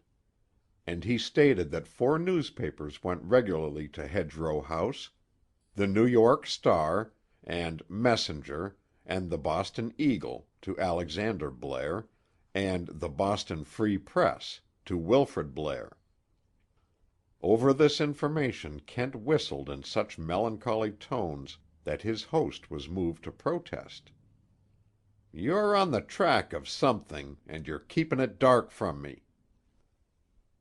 "I'm not traveling the most brilliantly illuminated paths myself, my young friend," replied Kent, and lapsed into silence.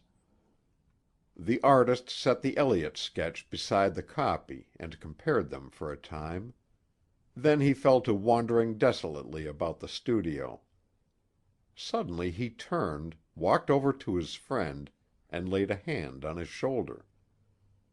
"Kent, for the love of heaven, can't you do something for me?" "You mean about the girl?" Sedgwick nodded. "I can't get my mind to stay on anything else. Even this infernal puzzle of the pictures doesn't interest me for more than the minute. The longing for her is eating the heart out of me." "My dear Frank," said the other quietly, "if there were anything I could do, don't you think I'd be doing it? It's a very dark tangle. And first of all, I have to clear you—" "Never mind me. What do I care what people think?" "Or what she may think?" Sedgwick's head drooped. "I didn't consider that." "It may be the very center point for consideration." "If there were only something to do!" fretted the artist. "It's this cursed inaction that is getting my nerve." "If that's all," returned Kent slowly, "I'll give you something to do. And I fancy," he added grimly, "it will be sufficiently absorbing to take your mind from your troubles for a time at least." "Bring it on. I'm ready." "All in good time. Meantime, here's a little test for your intelligence. Problem," continued Kent, with a smile. "When the bewildered medieval mind encountered a puzzle too abstruse for ordinary human solution, what was its refuge?" "Magic, I suppose," said Sedgwick after some consideration. "Good. You get a high mark. The medieval mind, I may observe, was at times worthy of emulation." "Explain." "I am seriously thinking, my dear young friend," said Kent solemnly, "of consulting an astrologer." "You're crazy," retorted Sedgwick. "I wish I were for a few hours," said Kent with entire seriousness. "It might help." "Well, that's where I'll be if you don't find something for me to do soon. So come on and materialize this promised activity." "If you regard a trip to the Martindale Public Library as activity, I can furnish that much excitement." "What are you going to do there?" "Consult the files of the newspapers, and pick out a likely high-class astrologer from the advertisements." "That has a mild, nutty flavor, but it doesn't excite any profound emotion in me except concern for your sanity." "You've said that before," retorted Kent. "However, I'm not sure I shall take you with me anyway." "Then that isn't the coming adventure?" "No. Nothing so mild and innocuous." "Are you asking me to run some danger? Is it to see her?" said Sedgwick eagerly. "Leave her out of it for the present. There is no question of seeing her now." The artist sighed and turned away. "But the danger is real enough, and pretty ugly. Life isn't so wholly delightful to me just at present that I wouldn't risk it in a good cause." "But this is a bigger risk than life. There's an enterprise forward which, if it fails, means the utter damning of reputation. What do you say?" "Kent," said Sedgwick after a moment's thought, "I'm 32 years old. 10 years ago I'd have said yes at the drop of the question. Perhaps I value my life less and my good name more than I did then. What's the inducement?" The probable clearing up of the case we're on." "Is that all the information I get?" "I'd rather not tell you any more at present. It would only get on your nerves and unfit you for the job." Again Sedgwick fell into thought. "When I come to tackle it," continued Kent, "I may find that one man could do it alone. But—" "Wait! You're going into it, are you?" "Oh, certainly." "With or without me?" "Yes." "Why couldn't you have said so at first and saved this discussion?" cried his host. "Of course, if you're in for it, so am I. But what about your reputation?" "It's worth a good deal to me," confessed the scientist. "And I can't deny I'm staking it all on my theory of this case. If I'm wrong—well, it's about the finis of my career." "See here, Chet," broke out his friend, "do you think I'm going to let you take that kind of a chance for me?" "It isn't for you," declared the other with irritation. "It's for myself. Can't you understand that this is my case? You're only an incident in it. I'm betting my career against—well, against the devil of mischance that I'm right. As I told you, I'm naturally timid. I don't plunge, except on a practically sure thing. So don't get any foolish notions of obligation to me. Think it over. Meantime, do you care to run over to the library? No? Well, for the rest of the evening I can be found—no, I cannot be found, though I'll be there, in room 571. "All right," said Sedgwick. "You needn't fear any further intrusion. But when is our venture?" "Tomorrow night," replied Kent. "Wilfrid Blair having officially died, as per specifications, today." End of chapter 13. Recording by Roger Melin.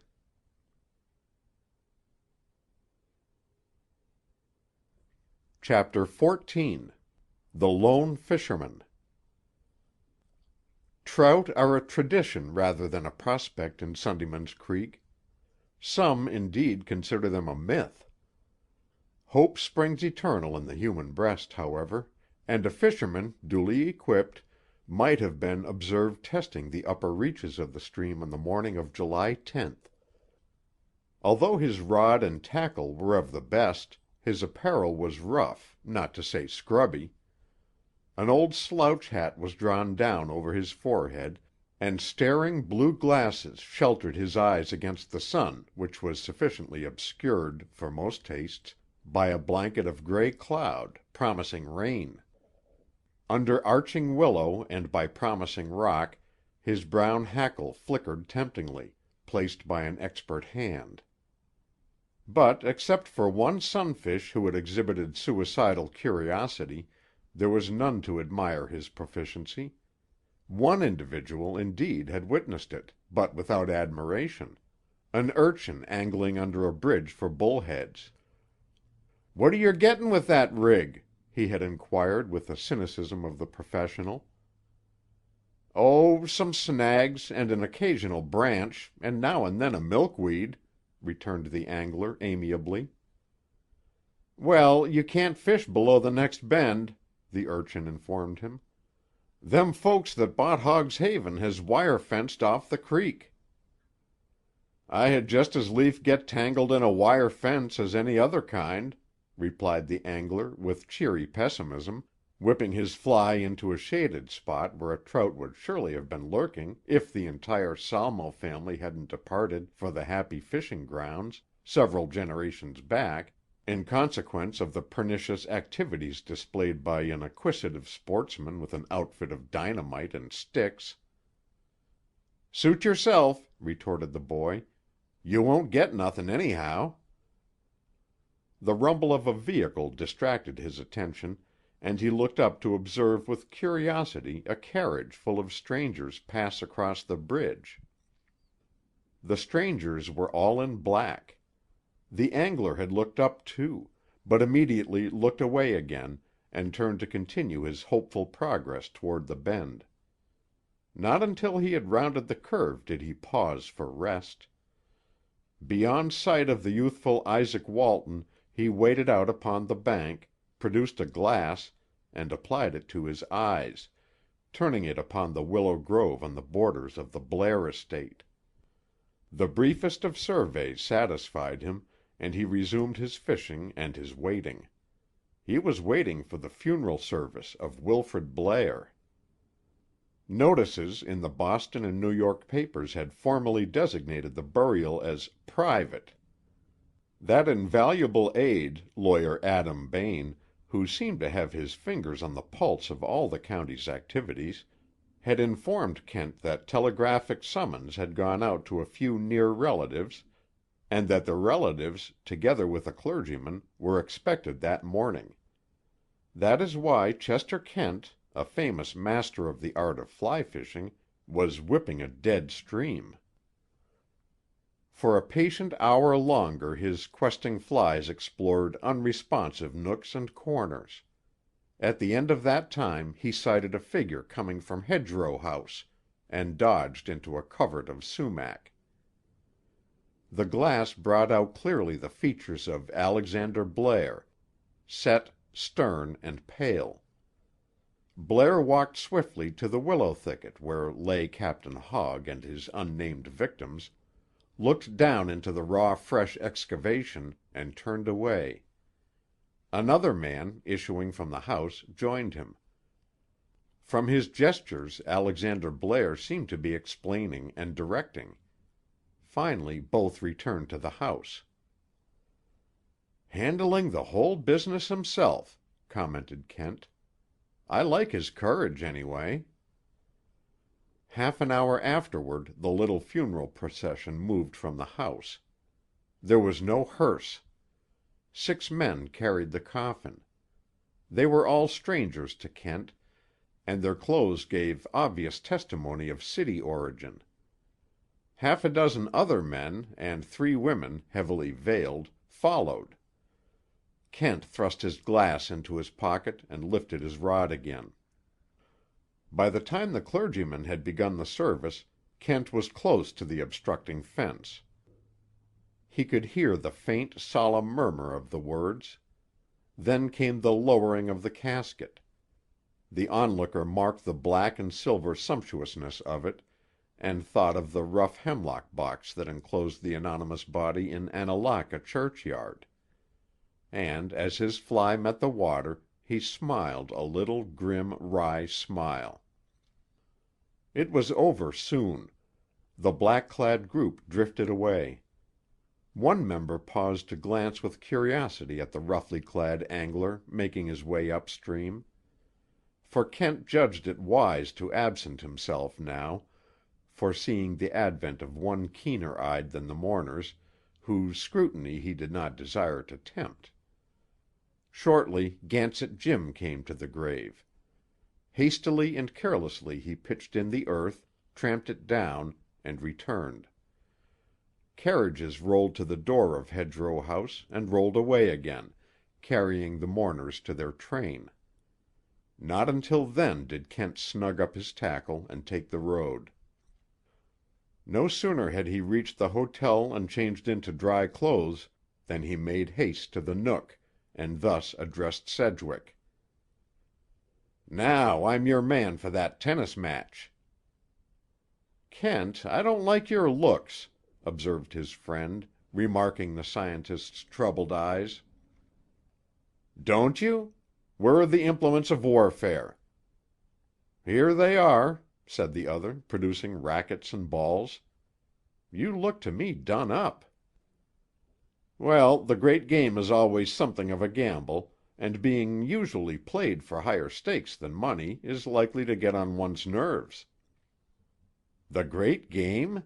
repeated Sedgwick inquiringly, giving the words Kent's own emphasis. "Yes, the greatest of all games. You know the Kipling verse, don't you? Go stalk the red deer o'er the heather. Ride! Follow the fox if you can, but for pleasure and profit together afford me the hunting of man." "So we're man-hunting then tonight?" said the artist quickly. "Far from it," replied Kent with fervency. "Let's drop the subject for the time being, won't you? I've had a morning none too pleasant to look back on, and I've got an evening coming none too pleasant to look forward to. Therefore I shall probably give you the licking of your life on the tennis court." "As to the evening," began Sedgwick, "while I'm—" "Frank," cried Kent, "there's a query trying to dislodge itself from your mind and get put into words. Don't let it." "Why?" "Because at one single question from you I'll either bat you over the head with this racket or burst into sobs. It's a toss-up which." He threw the implement in the air. "Rough or smooth?" he called. Kent played as he worked, with concentration and tenacity, backing up technical skill. Against his dogged attack, Sedgwick's characteristically more brilliant game was unavailing, though the contest was not so uneven but that both were sweating hard as, at the conclusion of the third set, they sought a breathing space on the terraced bank back of the court. "That's certainly a good nerve sedative," said the artist, breathing hard, "and not such rotten tennis for two aged relics of better days like ourselves." "Not so bad by any means," agreed his opponent cheerfully. "If you had stuck to lobbing, I think you'd have had me in the second set. Wonder how our spectator enjoyed it," he added, lowering his voice. "What spectator? There's no one here but ourselves." "Oh, I think there is. Don't be abrupt about it, but just take a look at that lilac copse on the crest of the hill." "Can't see anyone there," said Sedgwick. "No more can I." "Then what makes you think there's anyone?" "The traditional little bird told me." "Meaning specifically?"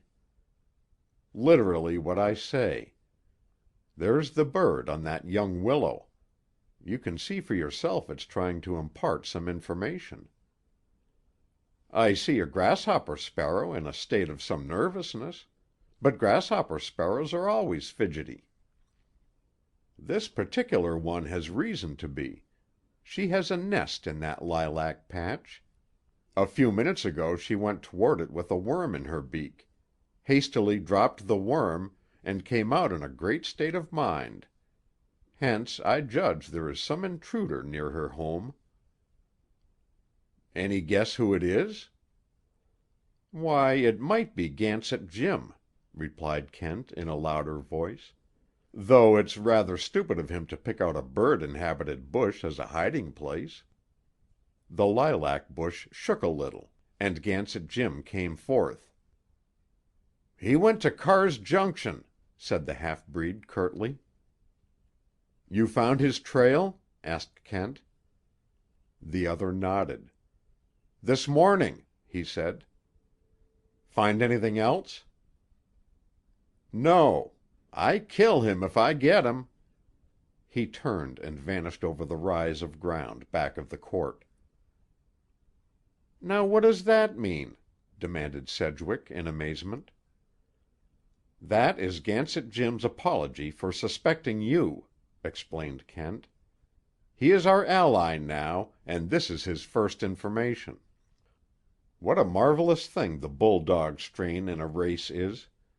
Nobody but an Indian would have kept to an almost hopeless trail as he has done." "The trail of the real murderer?" cried Sedgwick. Kent shook his head. "You're still obsessed with dubious evidence," he remarked. "Let me see your timetable." Having studied the schedules that the artist produced for him, he nodded consideringly. "Boston it is, then," he said. "As I thought. Sedgwick, I'm off for 2 or 3 days of travel, if we get through this night without disaster." End of chapter 14. Recording by Roger Melin.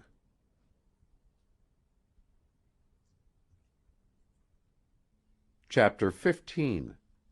The Turn of the Game. Night came on in murk and mist. As the clouds gathered thicker, Chester Kent's face took on a more and more satisfied expression. Sedgwick, on the contrary, gloomed sorely at the suspense. Nothing could be elicited from the director of operations, who was, for him, in rather wild spirits. The tennis match seemed to have sweated the megrims out of him. He regaled his chafing friend with anecdotes from his varied career, the comedy of the dynamiter's hair, the tragedy of the thrice fatal telephone message at the Standard Club, the drama of the orchid hunt on Weehawken Heights.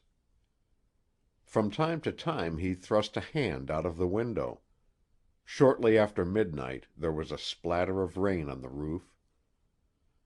"Good," said Kent, stretching elaborately. "Couldn't be better.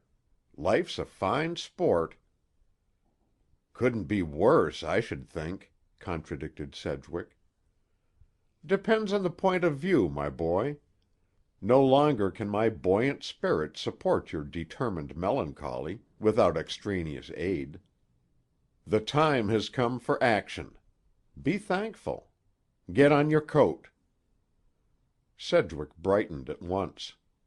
"Right-o," he said. "Get your lamps lighted and I'll be with you." "No lights. Ours is a deep, dark, desperate, devilish dime novel design. Ending, most likely, in the clutch of some nighthawk constable for violation of the highway laws." "Possibly. We've got to chance it. Come into the garden, Maud," chanted the scientist.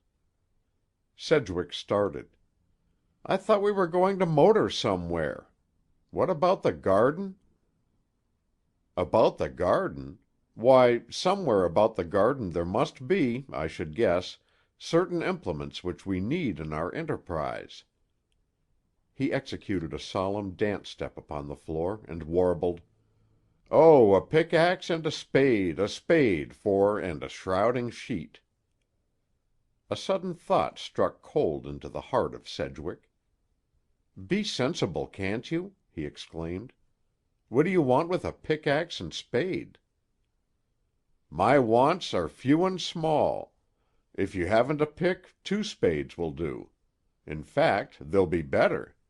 I was merely sticking to the text of my Hamlet." His shoulders slumped, his jaw slackened, and, as his figure warped into the pose of the gravedigger, he wheezed out the couplet again. The cold thought froze around Sedgwick's heart. He visioned the wet soil of Annalaka burying ground, heaped above a loose hasp pine box, within which went forward the unthinkable process of earth reclaiming its own. "Good God, is it that?" he muttered. The mummer straightened up.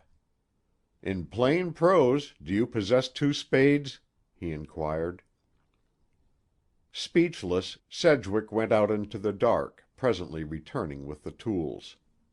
Kent took them out and disposed them in the car. "Get in," he directed. "If we had to do this, Kent," said Sedgwick, shuddering in his seat, "why haven't we done it before?" The other turned on the power. "You're on the wrong track, as usual," he remarked.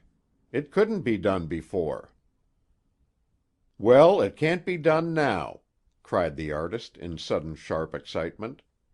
"It won't do. Stop the car, Kent." Kent's voice took an ominously deliberate measure. "Listen," said he.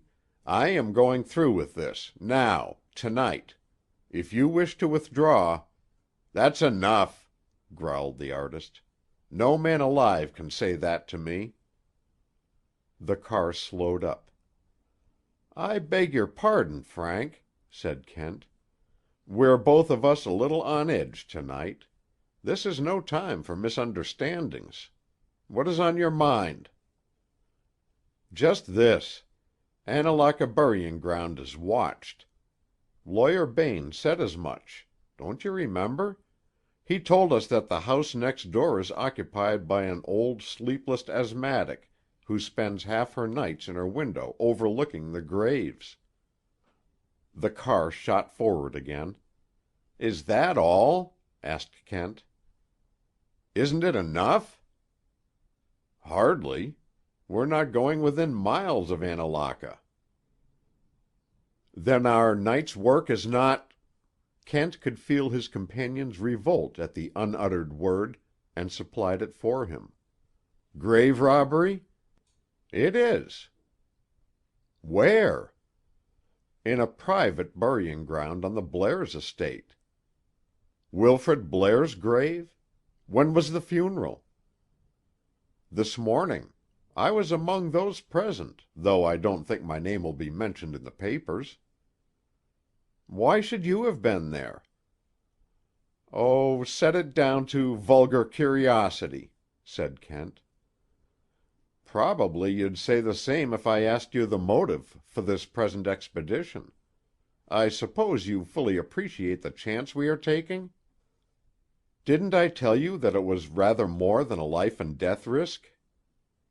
Something cold touched Sedgwick's hand in the darkness. His fingers closed around a flask. "No Dutch courage for me. Where is this place?"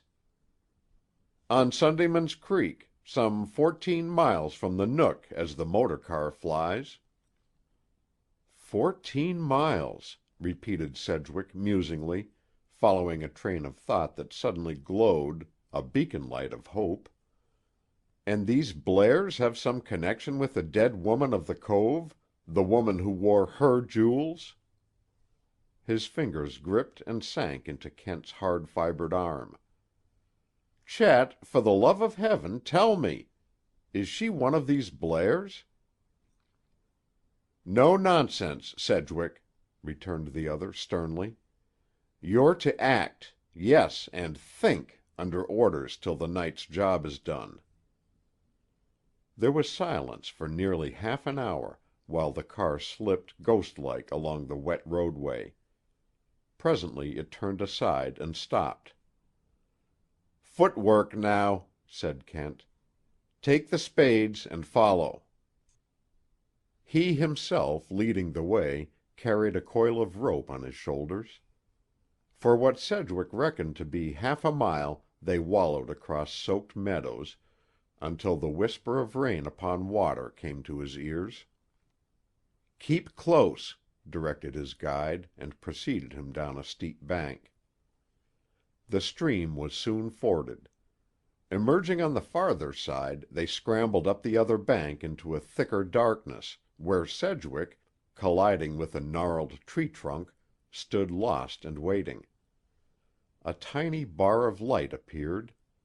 It swept across huddled and half-obliterated mounds, marked only by the carpet of myrtle, that faithful plant whose mission it is to garland the graves of the forsaken and the forgotten, shone whitely back from the headstone of the old slave trader, came to a rest upon a fresh garish ridge of earth, all pasty and yellow in the rain, and abruptly died. "Too dangerous to use the lantern," murmured Kent. "Take the near end and dig." Delving, even in the most favorable circumstances, is a fairly stern test of wind and muscle. In the pitch blackness, under such nerve-thrilling conditions, it was an ordeal. Both men, fortunately, were in hard training. The heavy soil flew steadily and fast. Soon they were waist deep. Kent, in a low voice, bade his fellow toiler stop. "Mustn't wear ourselves out at the start," he said. "Take 5 minutes' rest." At the end of 3 minutes, Sedgwick was groping for his spade. "I've got to go on, Chet," he gasped. "The silence and idleness are too much for me." "It's just as well," assented his commander. "The clouds are breaking, worse luck. and someone might possibly be up and about in the house. Go to it. This time there was no respite until, with a thud which ran up his arm to his heart, Kent's iron struck upon wood. Both men stood, frozen into attitudes of attention. No sound came from the house. "Easy now," warned Kent after he judged it safe to continue. "I thought that Jim dug deeper than that. Spade it out gently, and feel for the handles." "I've got one," whispered Sedgwick. "Climb out, then, and pass me down the rope." As Sedgwick gained the earth's level, the moon, sailing from behind a cloud, poured a flood of radiance between the tree trunks. Kent's face, as he raised it from the grave, stretching out his hand for the cord, was ghastly, but his lips smiled encouragement. "All right. 1 minute now, and we're safe." "Safe," repeated the other, "with that opened grave? I shall never feel safe again." From between the earthen walls Kent's voice came, muffled. "Safe as a church," he averred. "From the minute that we have the coffin. Take this end of the rope. Got it? Now this one. It's fast, fore and aft. Here I come." With a leap he clambered out of the excavation. He took one end of the rope from Sedgwick's hand. "All ready to haul?" he inquired in matter-of-fact tones. "Wait! What are we going to do with this thing?" demanded his co-laborer. "We can never get it to the car." A low chuckle sounded from the shrubbery back of them. The resurrectionist stood, stricken. "An owl," whispered Sedgwick at length. "No," replied Kent in the same tone. Then, in full voice and with vivid urgency, "Haul!" Up came the heavy casket, bumping and grating. Even through the rope Sedgwick felt, with horror, the tumbling of the helpless sodden body within. With a powerful effort Kent swung his end up on the mound. The lantern flashed. By its gleam Sedgwick saw Kent striving to force his spade edge under the coffin lid, to pry it loose. The chuckle sounded again. "That's enough," said a heavy voice with a suggestion of mirthful appreciation. Sheriff Len Schlager stepped from behind a tree. He held a revolver on Kent. Sedgwick made a swift motion, and the muzzle swung accurately on him. "Steady, Frank," warned Kent anxiously. "I'm steady enough," returned the other. "What a fool I was not to bring a gun." "Oh, no," contradicted the scientist. "Of what use is my gun? We're in the light, and he is in the shadow." "So you've got a gun on you, eh?" remarked the sheriff, his chuckle deepening. "I didn't say so." "No, but you gave yourself away. Hands up, please, both of you." 4 hands went up in the air. Kent's face, in the light, was very downcast, but from the far corner of his mouth came the faintest ghost of a whistled melody, all in a minor key. It died away on the night air, and the musician spoke in rapid French. "Attention! La ruse gagne. Quand lui donnerai le coup de pied, battez-le à terre." "What's that gibberish?" demanded Schlager. "Very well," said Sedgwick quickly, in the tone of one who accepts instructions. "I'll be still enough. Go ahead and do the talking." "Better both keep still," advised the deceived sheriff. "Anything you say can be used against you at the trial, and the penalty for body snatching is 20 years in this state." "Yes, but what constitutes body snatching?" murmured Kent. "You do, I guess," retorted the humorous sheriff. Steady with those hands. Which pocket, please, Professor?" "Right-hand coat, if you want my money," answered the scientist sullenly. "Nothing like that," laughed the officer. "Your gun will do at present." "I haven't got any gun." "I heard you say it. Remember, mine is pointed at your stomach." "Correct place," approved Kent, quietly shifting his weight to his left foot. "It's the seat of human courage. Well," as Schlager tapped pocket after pocket without result, "you can't say I didn't warn you. Now, Frank." With the word there was a sharp spat as the heel of Kent's heavy boot, flying up in the coup de pied of his own devising, caught the sheriff full on the wrist, breaking the bones, and sending the revolver a spin into the darkness. As instantly Sedgwick struck, swinging full-armed, and Schlager went down, half-stunned. "Pin him, Frank," ordered Kent. But Sedgwick needed no directions, now that resolute action was the order of the moment. His elbow was already pressed into the sheriff's bull neck. Schlager lay still, moaning a little.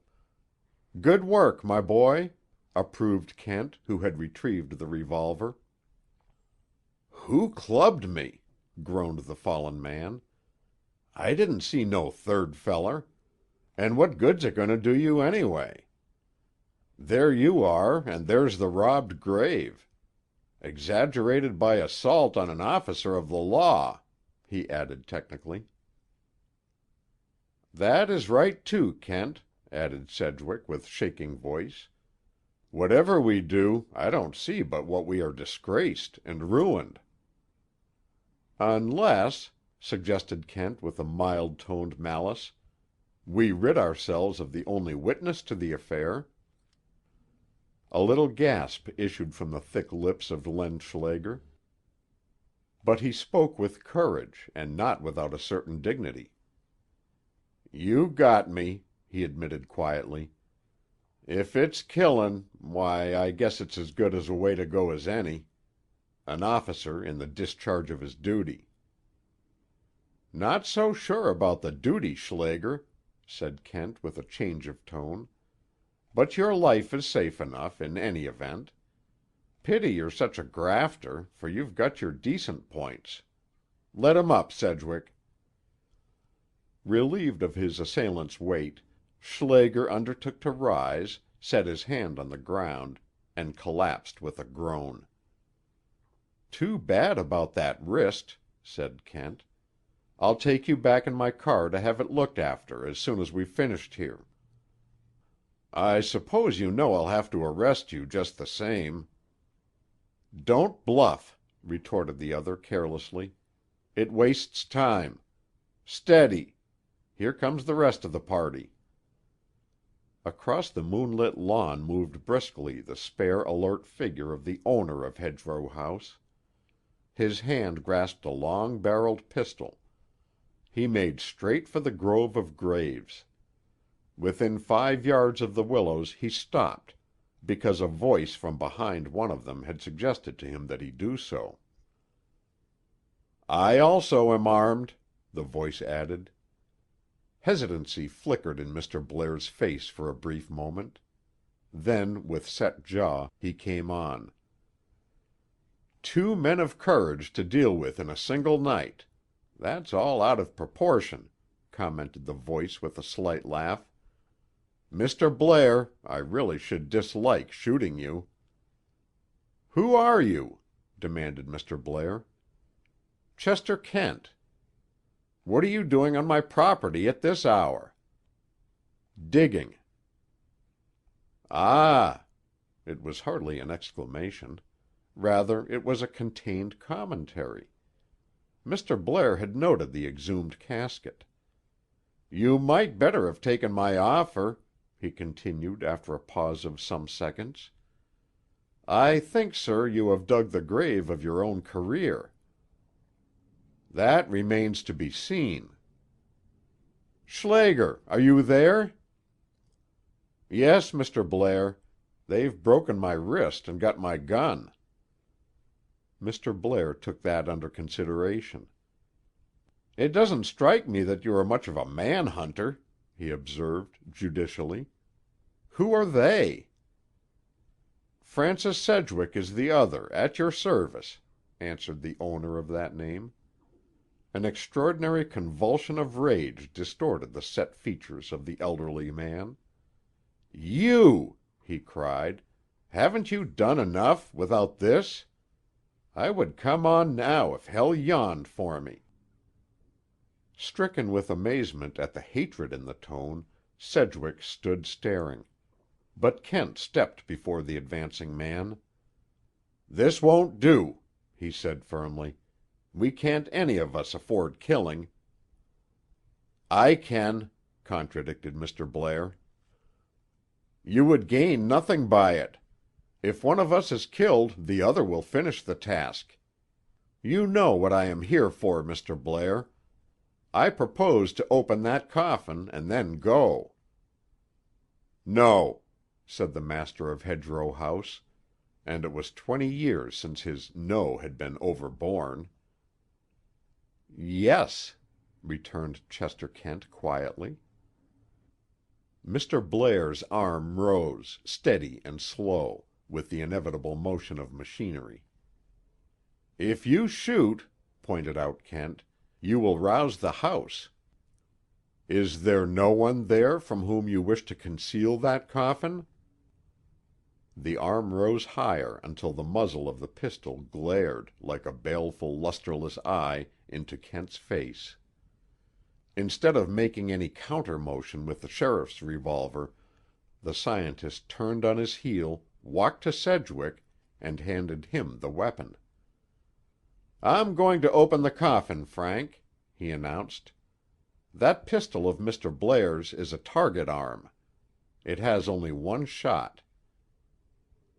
"True," put in its owner, "but I can score 120 with it at 100 yards range." "If he should fire, Frank, wing him. And then, whatever happens, get that casket open. That is the one thing you must do, for me and yourself." "But he may kill you!" cried Sedgwick in an agony of apprehension. "He may, but I think he won't." "Won't he?"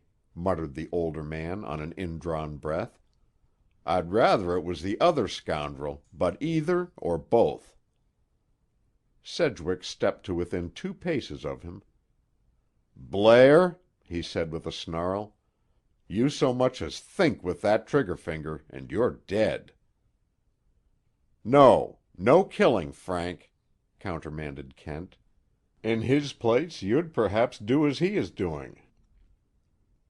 "Don't take any chances, Mr. Blair," besought the sheriff. "They're desperate characters. Look what they done to me." "There's a testimonial," murmured Kent as he picked up his spade, "for one who has always worked on the side of law and order."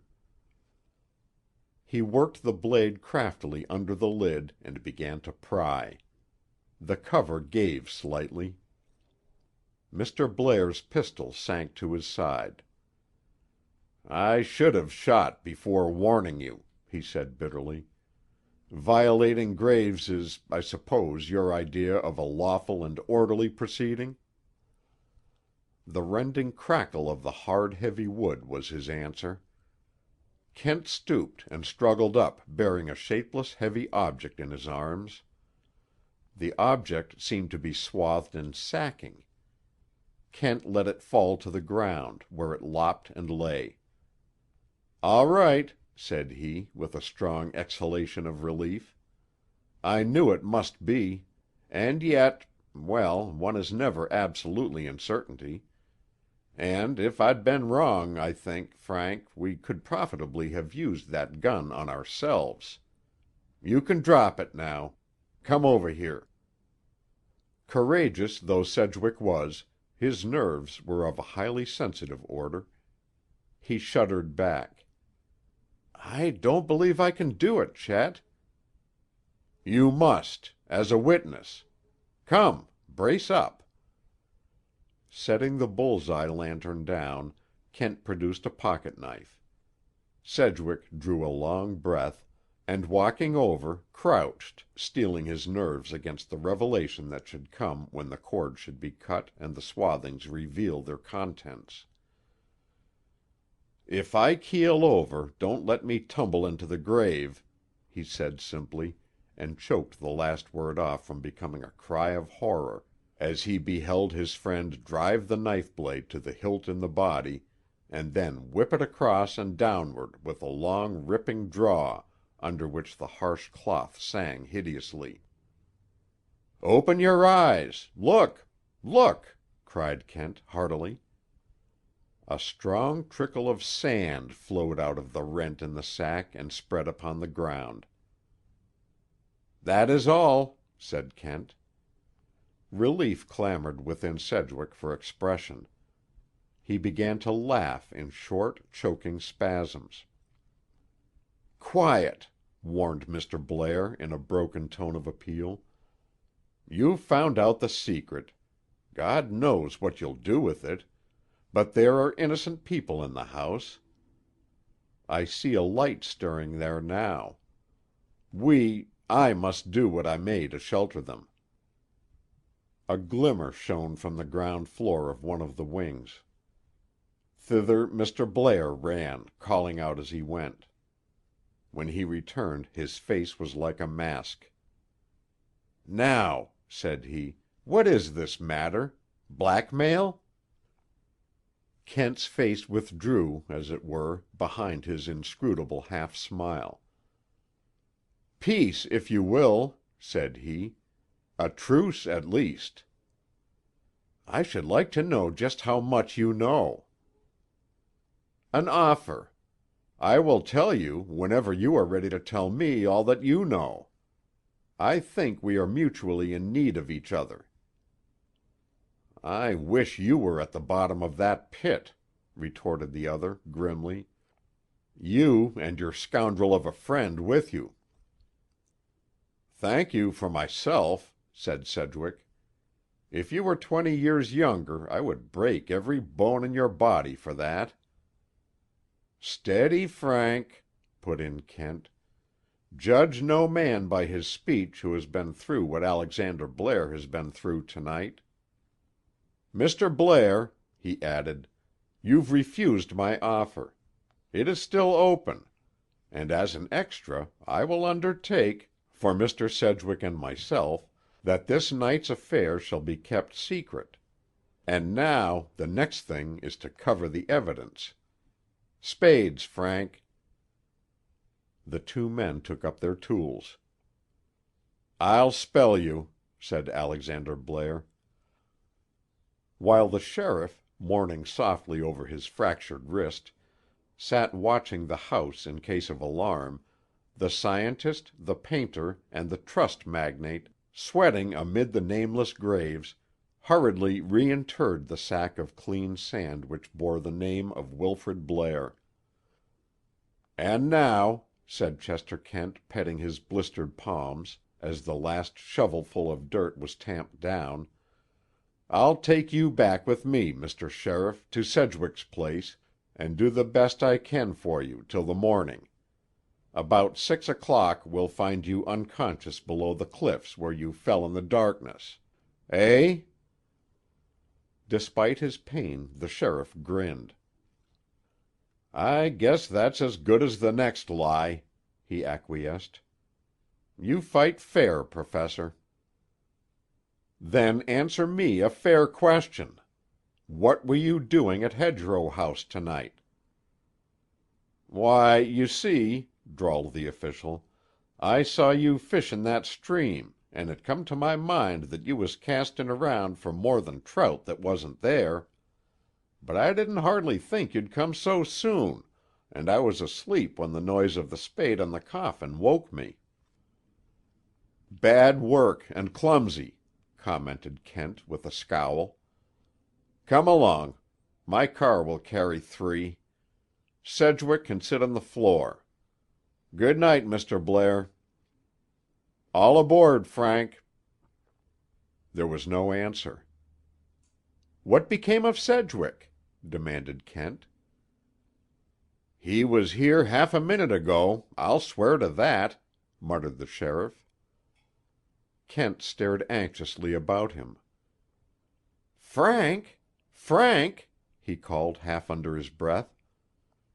"Not too loud," besought Alexander Blair. The clouds closed over the moon. Somewhere in the open a twig crackled. Sedgwick had disappeared. End of chapter 15. Recording by Roger Melin.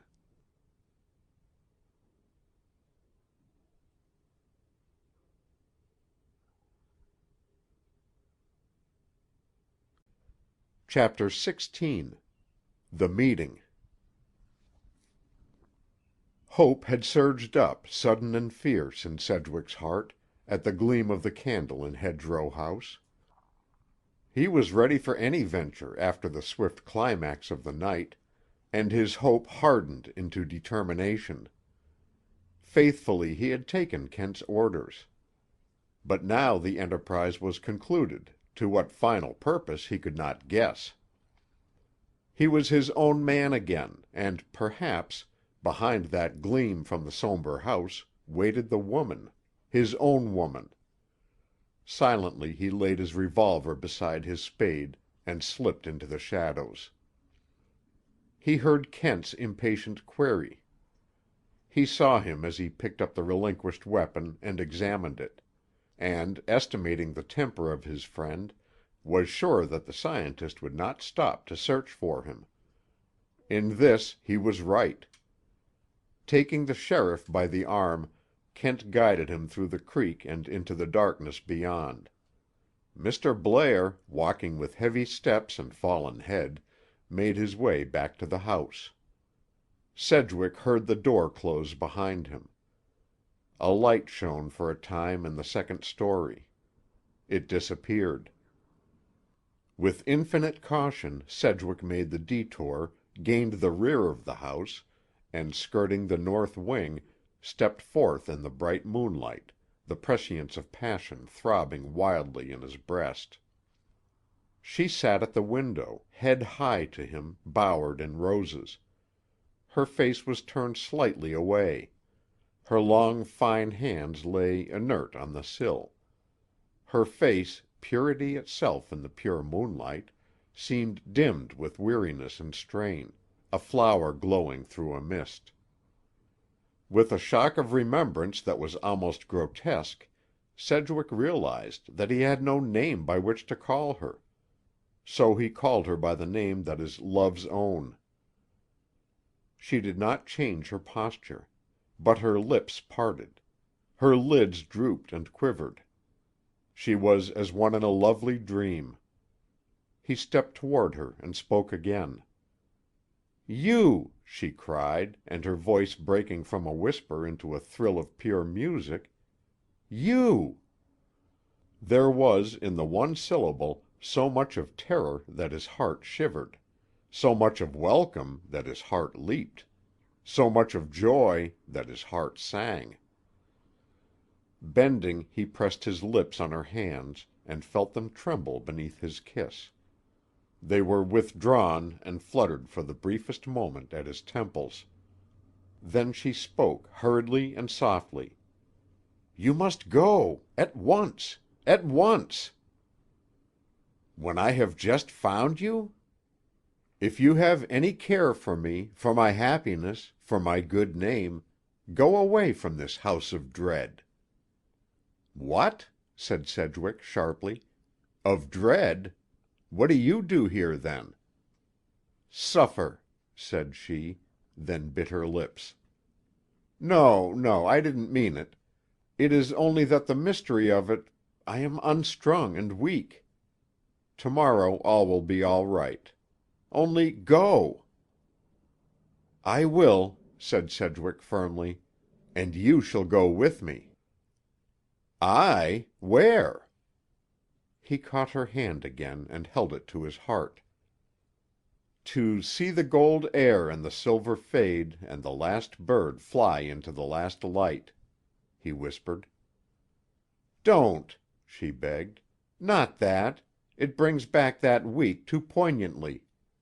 Oh, my dear, please, please go." "Listen," he said, "heart of my heart, I don't know what curse hangs over this house, but this I do know, that I cannot leave you here. Come with me now. I will find some place for you tonight, and tomorrow we will be married."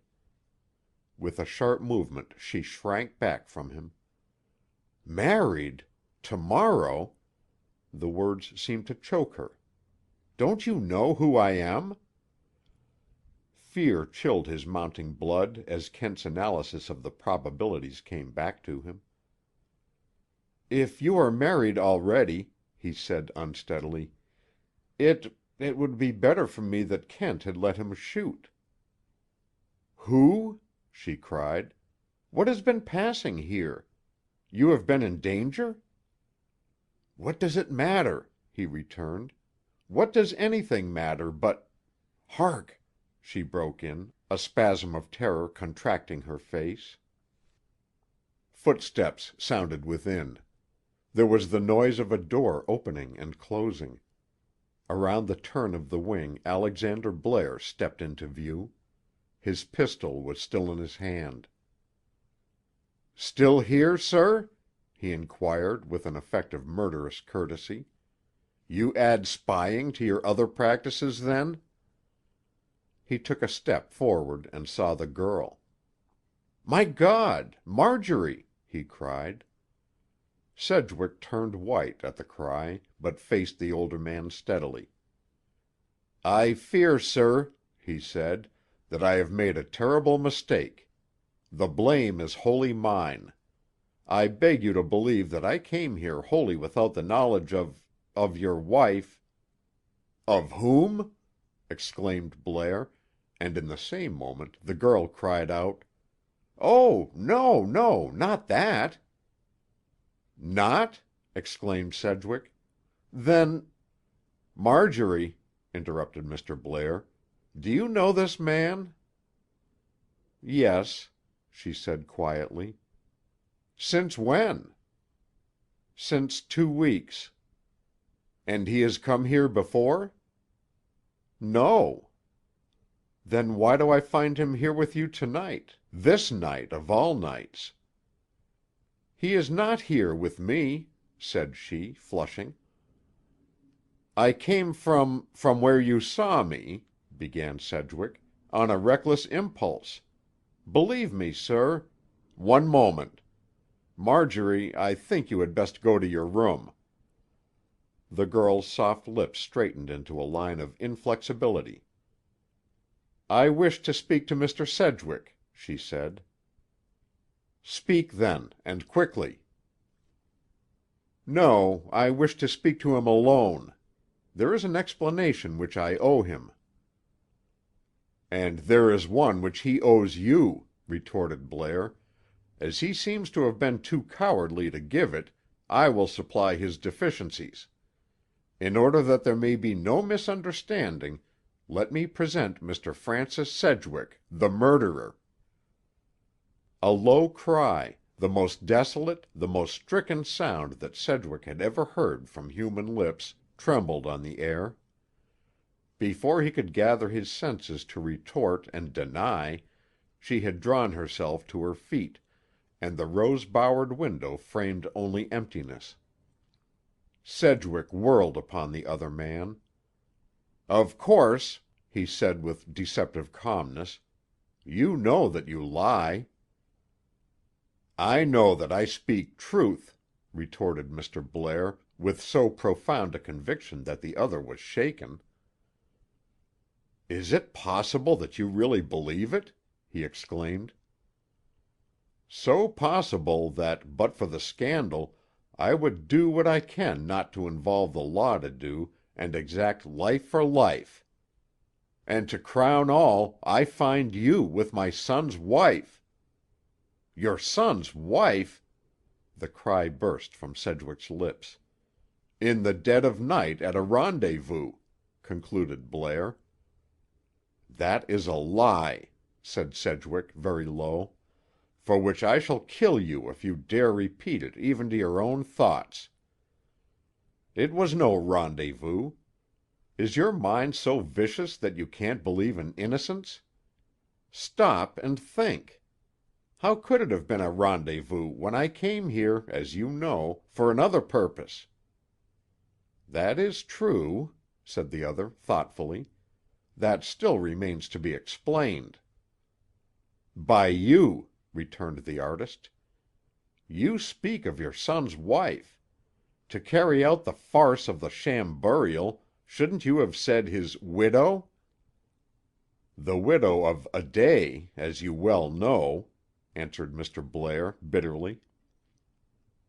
"As I do not know at all. But I think I begin to see light. The rose topazes on the dead woman's neck. Her topazes. That helps to clear it up. The dead woman was some past light o' love of Wilfrid Blair's. She came here either to reassert her sway over him or to blackmail him. He gave her his wife's jewels. Then he followed her to the cliffs and killed her, perhaps in a drunken frenzy. And you, Mr. Alexander Blair, to save your son, have concealed him somewhere, bribed the sheriff and the medical officer, contrived this false death and burial, and are now turning suspicion on a man you know to be innocent, further to fortify your position. But what damnable lie have you told her?" During this exposition, Alexander Blair's face was a study in changing emotions. At the close his thin lips curled in the suggestion of a sardonic grin. "I leave you to the company of your theory, sir," said he, and the door closed sharply after him. 3 hours later, wet and bedraggled, but with a fire at his heart, the night-farer came to his home and roused Kent from slumber on the studio couch. "And where have you been?" demanded the scientist. "She was in the house. I've seen her." "Exactly what I wish to prevent. I don't think you've done yourself any good." "Any good?" groaned his friend. "She left me believing that I am the murderer of the unknown woman." "Indeed. You've done worse even than I had feared. Tell me." In brief outline, Sedgwick told of the moonlight interview. Kent gripped at his ear-lobe, and for a time sought silently to draw clarification of ideas from it. "Do you know," he said at length, "I wouldn't wonder if Blair really thought you the murderer." "I would," declared Sedgwick savagely. "He knows who murdered that woman. It was his own son, whom he pretended to bury for a blind." And the artist proceeded to outline eagerly his newly developed idea. "That's an interesting theory," said Chester Kent slowly. "A very interesting and ingenious theory. I'll admit to you now that something of the sort occurred to my mind early in the development of the mystery, but I forsook it because of one fact that rather mitigates against its probability." "What is that?" "The fact," replied Kent with a slow smile, "that Wilfrid Blair was dead before his father ever learned of the tragedy of Lonesome Cove." End of Chapter 16. Recording by Roger Melin.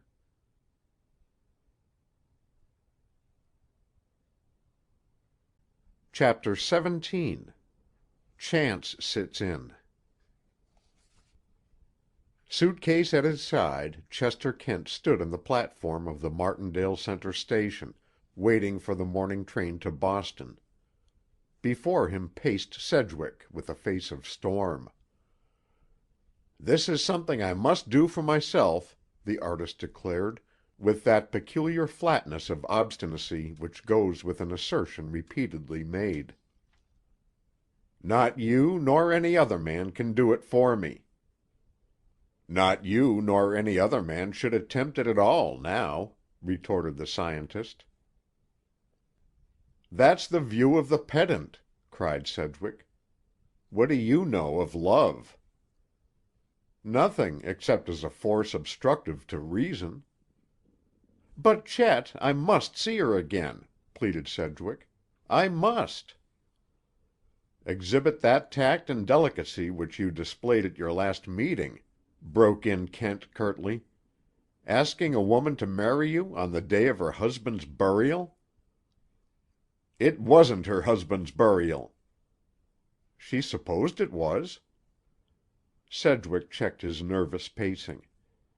"Do you think so? You believe she wasn't a party to that ghastly fraud?"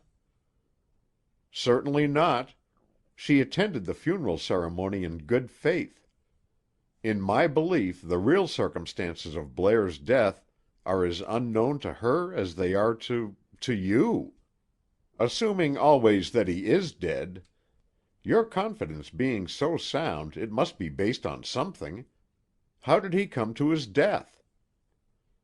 "If I knew that, I shouldn't be going to Boston to consult an astrologer." "Have you still got astrology on the brain?" "Hopelessly," smiled Kent. "Luck go with you. And I—" "Yes, and you?" queried Kent as the other hesitated. "I am going back to Hedgerow House," concluded the artist obstinately. "If I were employed to work on this case," observed Kent dispassionately, "if it were a mere commission undertaken on money terms, I should throw it up right here and now." He took a long, strong pull at the extension end of his ear and whistled a bar or two of Pagliacci. "Do you know room 571 at the Eyrie?" he asked abruptly. "No. Yes, I do too. That's your Temple of White Silence, isn't it?" "Correct. Humor me thus far. Walk up to the hotel. Give this card to the clerk. Get the key. Go to that room at once. Lie down on your back with your eyes open, and think for 1 hour by the watch. If at the end of that time you still believe you're right, go ahead. Will you do it?" "Agreed. It's a bargain. But it won't change my mind." "A bargain's a bargain. It won't need to," said Kent coolly.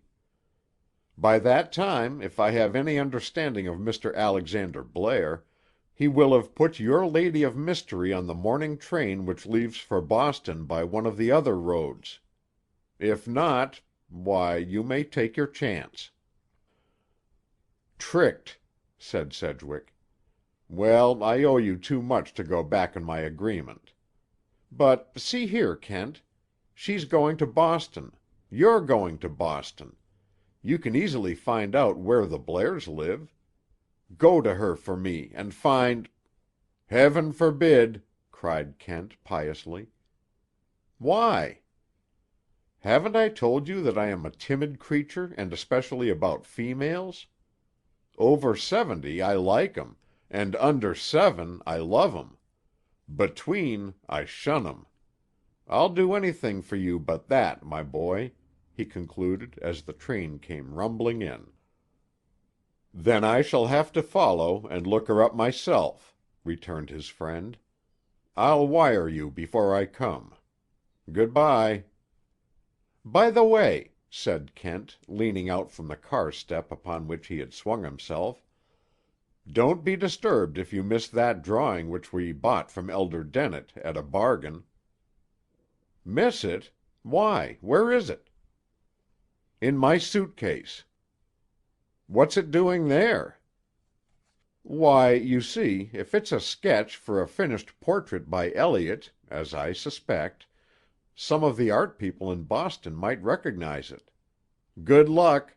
I hope not to see you soon—too soon, that is." Chance and a deranged railway schedule conspired against the peace of mind of the shy and shrinking Kent. Outside of Boston a few miles is a junction and a crossing. Here Kent's train was held up by some minor accident. Here, too, the train from the north on the other road stopped for orders. Thus it was that Kent, stepping out to take the air, found himself looking into an open Pullman window, at a woman's face framed in deepest black. A young face, but saddened and weary, whose unforgettable appeal of wistfulness had looked out upon him from the canvas in Sedgwick's studio. Mrs. Blair! For once in his life, Chester Kent's controlled tongue had broken the leash. Immediately he would have given a considerable sum of money to recall his impulsive exclamation. He was in an agony of shyness. But it was too late. The girlish face turned. The composed eyes scanned a serious-looking man of indeterminate age, clad in the cool elegance of light gray, and obviously harassed by some catastrophic embarrassment. "I beg pardon," stuttered the man. "Are you Mr. Blair? I'm Mrs. Kent." At this astonishing announcement, amusement gleamed in the woman's eyes, and gave a delicate up-twist to the corners of the soft mouth. "I don't recognize you in your present attire, Mrs. Kent," she murmured. "No, of course not. I meant to say—that is, you know—" Kent gathered his forces, resolved desperately to see it through now. "I'm Mrs. Blair, and I suppose you're Mr. Kent." The soft music of her laughter made Kent savage. "Damn!" he muttered under his breath, and then went direct to the point. "There are things I want to speak to you about. I wish to get on your car." "Certainly not," replied she, decisively. "I do not know you." "I am a friend of Francis Sedgwick's." The warm blood flushed her cheeks rose color and died away. Her lips quivered. So much of mute helpless misery did her face show now that Kent's embarrassment vanished. "Try to believe me," he said earnestly, "when I tell you that I wish only to save both of you misunderstanding and suffering. Needless misunderstanding and suffering," he added. "It is too late," she said hopelessly. "Forgive me, but that is foolish. Your mind has been led astray. Sedgwick is absolutely blameless." "Please," she begged in a half-whisper, "I can't listen. I mustn't listen. I have tried to make myself believe that he acted in self-defense. But even so, don't you see, it must stand forever between us?" "Now what cock-and-bull story has Alexander Blair told her?" Kent demanded of his mind. "How much does she know, or how little?" The jar and forward lurch of the car before him brought him out of his reverie. "Can I see you in Boston?" he asked hurriedly. She shook her head. "Not now. I can see no one. And remember, I do not even know you." Kent cast about rapidly in his mind, as he walked along with the car, for someone who might be a common acquaintance. He mentioned the name of a very great psychologist at Harvard. "Do you know him?" he asked. "Yes. He is my mother's half-brother."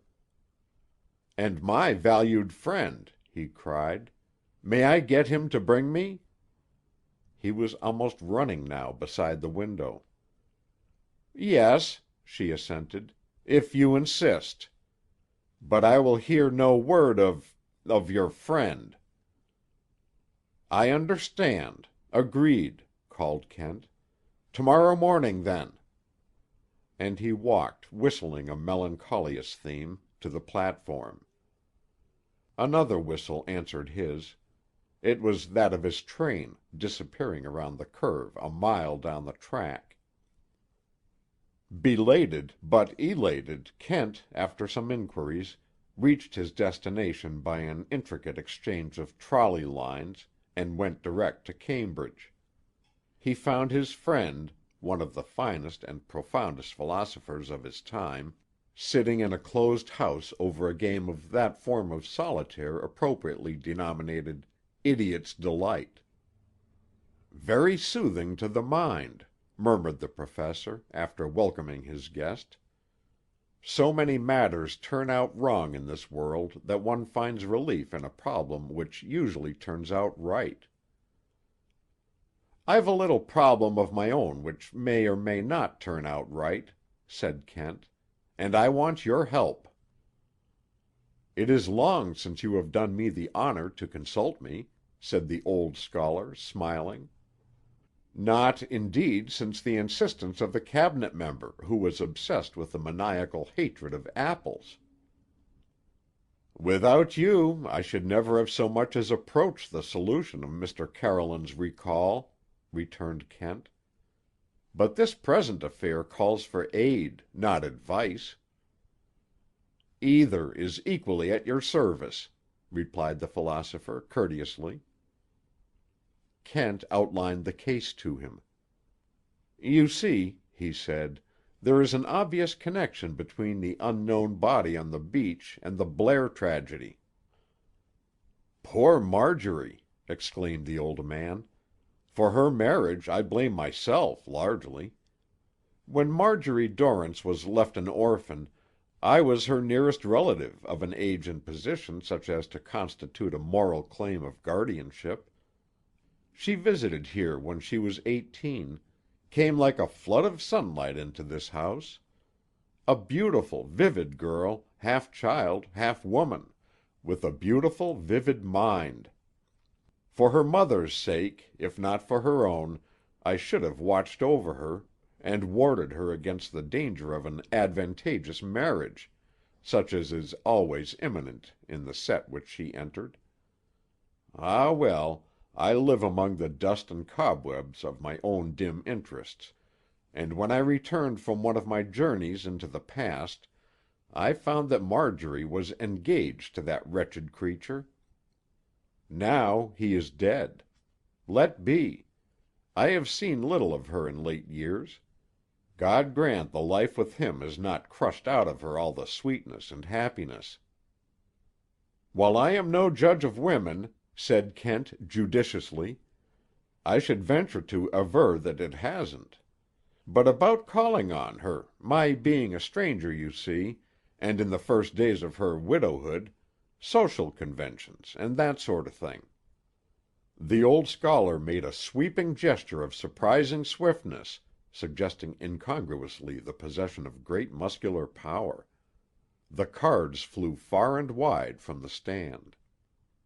"Mist and moonshine, my dear sir. Moonshine and mist. Marjorie is one of those rare human beings who deal honestly with themselves. Her husband's death can be nothing but a welcome release. She feels no grief. She will pretend to none. Not even to herself. I will take you to her tomorrow." "Blair ill-treated her?" asked Kent. "Oh, ill-treatment! That is a wide term. I believe that the poor weakling did his best to keep faith and honor. But ropes of mud are strong. Those with which he had bound himself drew him resistlessly back to the sewers. Hers was but a marriage of glamour, at best. And at the first scent of foulness in her nostrils, it became only a marriage of law. Society does her the justice to believe her faithful to him, and praises the devotion with which, since his breakdown and retirement, she has given up her world to devote herself to his care. Essentially, the girl is Puritan in her concepts of duty." "Does she know anything of the manner of Blair's death?" "No one knows much of it, from what I understand, unless it be Alexander Blair. One of the family, who went to Hedgerow House for the funeral, called upon me as a courtesy due to Mrs. Blair's nearest relative. Alexander Blair, he said, was reticent. His dread of publicity is notorious. But from what he, the relative, could ascertain, the affair was substantially this. On the evening before the woman's body was found, Wilfrid Blair, who had been exhibiting symptoms of melancholia, left the house secretly. No one saw him go, but about the time that he left, the unknown woman was seen in the vicinity of Hedgerow House. By whom? By a half-breed Indian, a devoted servant of the family, who was practically young Blair's body servant. Gansett Jim! That helps to explain. Whether or not Wilfrid Blair had arranged a meeting with this woman is not known. As you know, she was found with her skull crushed, on the sea beach. Blair was afterward discovered by his half-breed servant, mortally injured, and was brought home to die. That is Alexander Blair's version of the tragedy? As I understand it. Well, it's ingenious. But untrue? In one vital particular, at least. Are you at liberty to state what it is? Wilfrid Blair never was brought home. Ah! In any case, Alexander Blair is striving to conceal some scandal, the nature of which I have no wish to guess. By the way, I should have added that he suspects a third person, an artist resident not far from his place, of being his son's assailant. Francis Sedgwick. You know the man? It is on his behalf that I am acting, replied Kent. My informant, however, inclines to the belief that Alexander Blair is wrong, that Wilfrid Blair killed the woman and then inflicted mortal wounds upon himself. Perhaps you would better see my informant for yourself. Unnecessary, thank you. Mr. Blair is not telling quite all that he knows. Nevertheless, the theory which he propounds as to his son's assailant is natural enough, from his point of view. Although, added Kent thoughtfully, it will be most unfortunate if it leads him to distrust Mrs. Blair. Marjorie? Am I to infer that her good name is involved? Demanded the old man. Hardly her good name. Mr. Blair believes, if I correctly follow his mental processes, that Francis Sedgwick met his son on the night of the tragedy, by chance or otherwise, and that in the encounter which he believes followed, Wilfrid Blair was killed. Unfortunately, some color of motive is lent to this by the fact that Sedgwick had fallen desperately in love with Mrs. Blair. Impossible! Marjorie is not the woman to permit such a thing.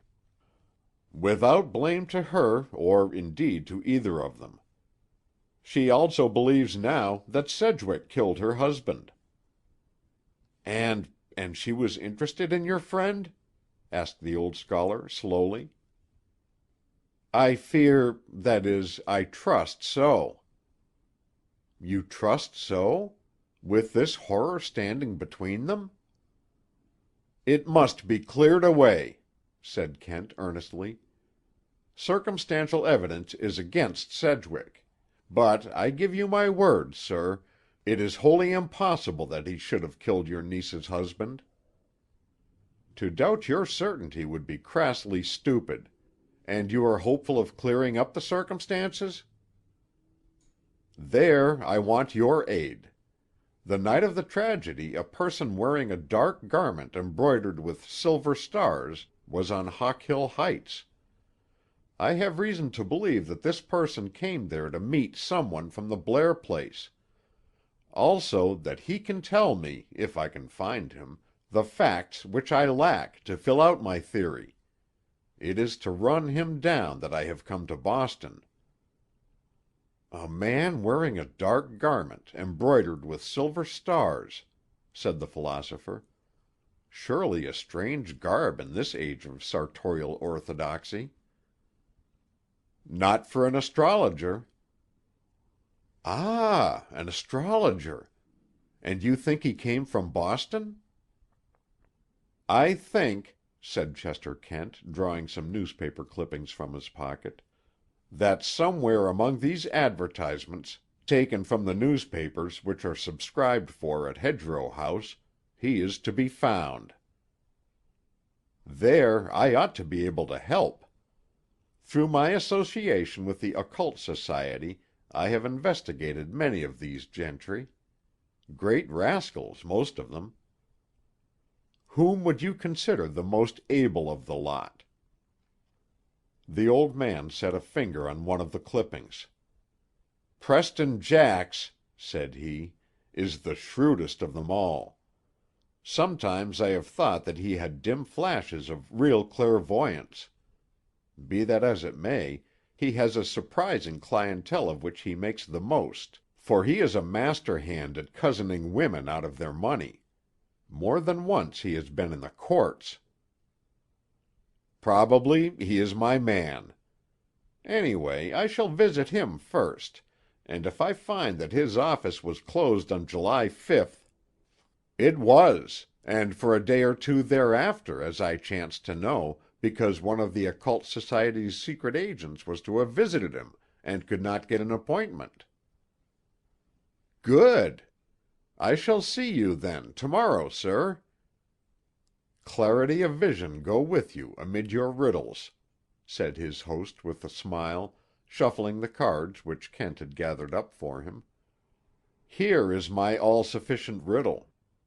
Watch me now, how I meet and vanquish the demon Mischance." He turned up a card. "Ah," said he with profound satisfaction, "the 7 of spades. My luck runs in sevens." End of chapter 17. Recording by Roger Melin.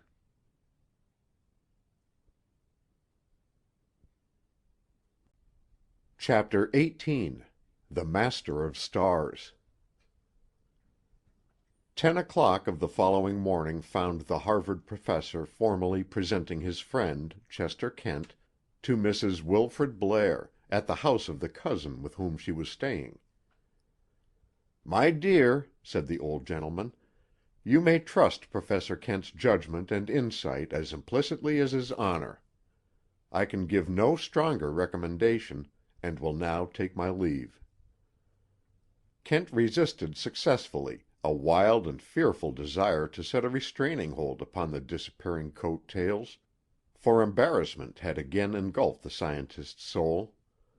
He seized himself by the lobe of the ear with that grip which drowning men reserve for straws. And, to continue the comparison, the ear sank with him beneath the waves of confusion. Mrs. Blair's first words did not greatly help him. "Have you an earache, Professor Kent?" she inquired maliciously.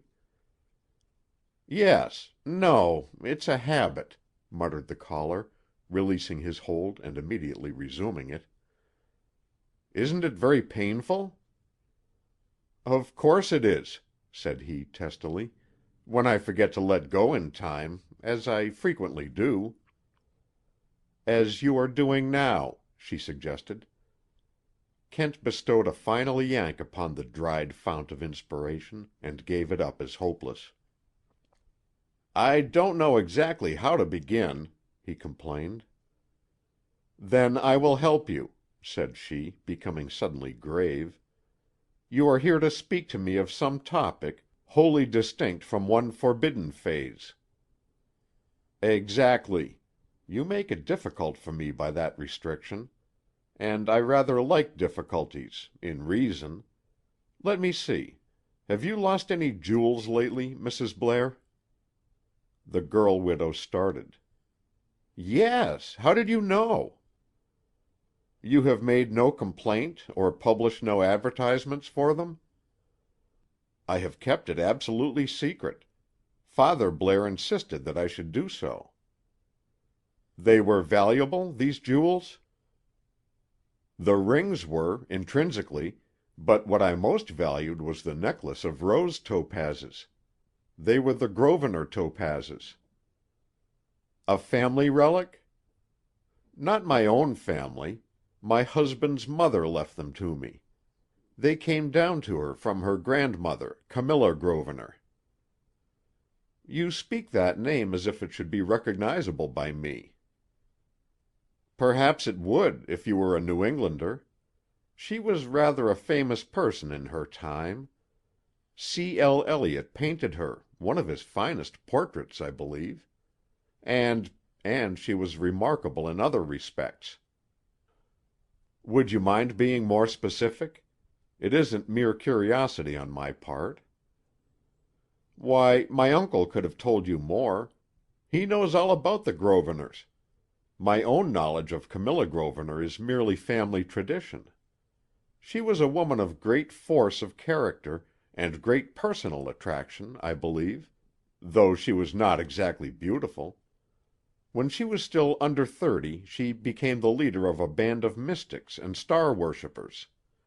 I believe that she became infatuated with one of them, a young German, and that there was an elopement by water. This I remember at least: her body washed ashore on the coast not very far from Hedgerow House." "At Lonesome Cove?" "Yes. The very name of it chills me. For my husband it had an uncanny fascination. He used to talk to me about the place.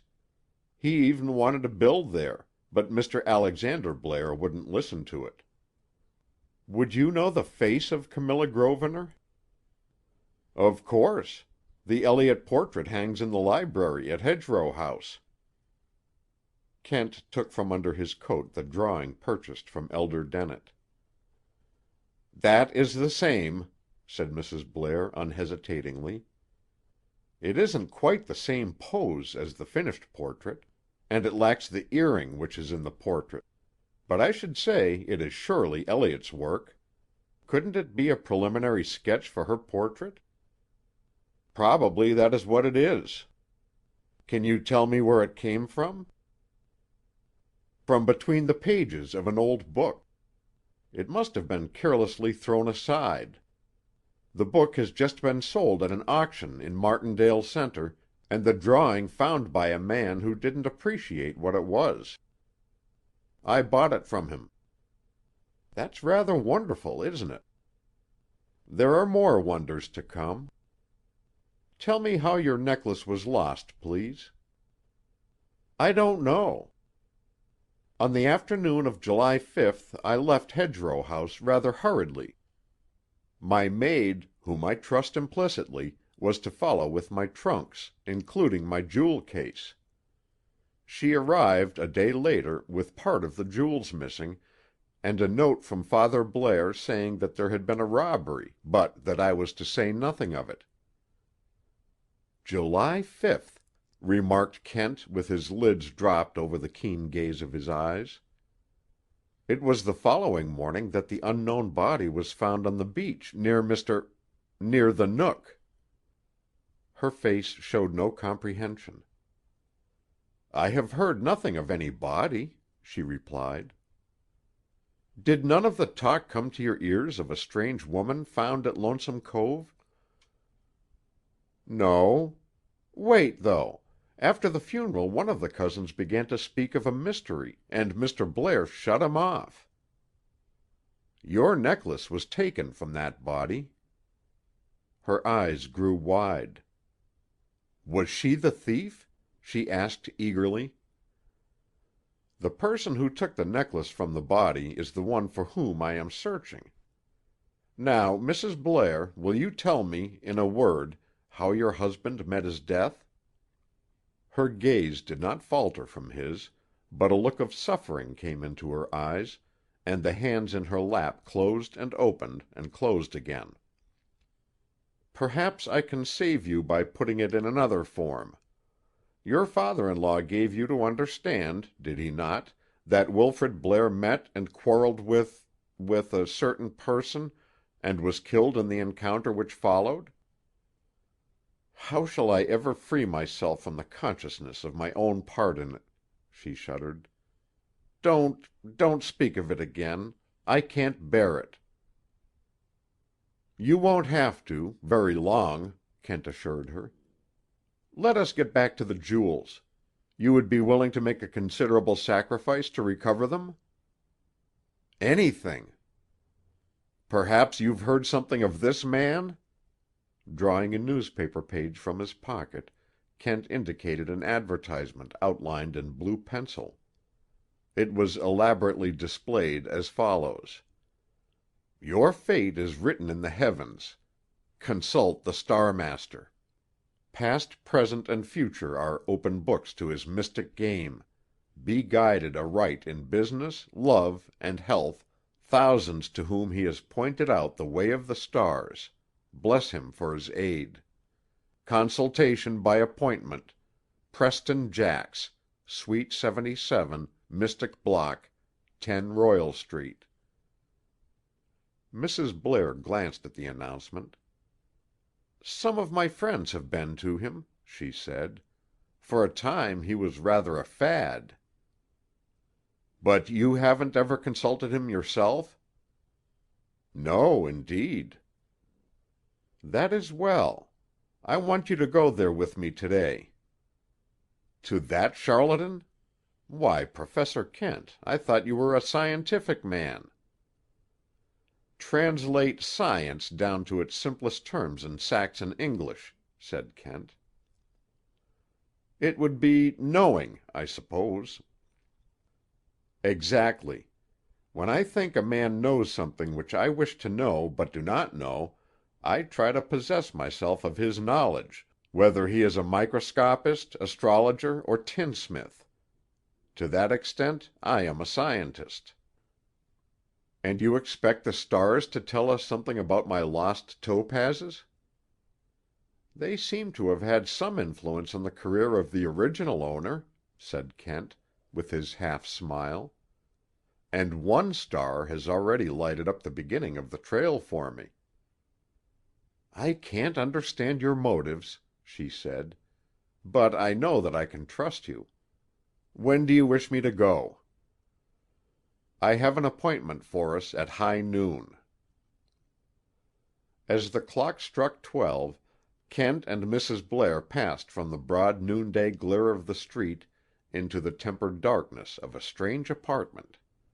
It was hung about with black cloths and lighted by the effulgence of an artificial half-moon and several planets, contrived, Kent conjectured, of isinglass set into the fabric, with arc-lights behind them. A soft-footed servitor, clad throughout in black, appeared from nowhere, provided chairs, set a pitcher of water beside them, and vanished silently. A faint, heavy, but not unpleasant odor as of incense hovered in the air. The moon waxed slowly in brightness, illumining the two figures. "Very well fixed up," whispered Kent to his companion. "The astrologer is now looking us over."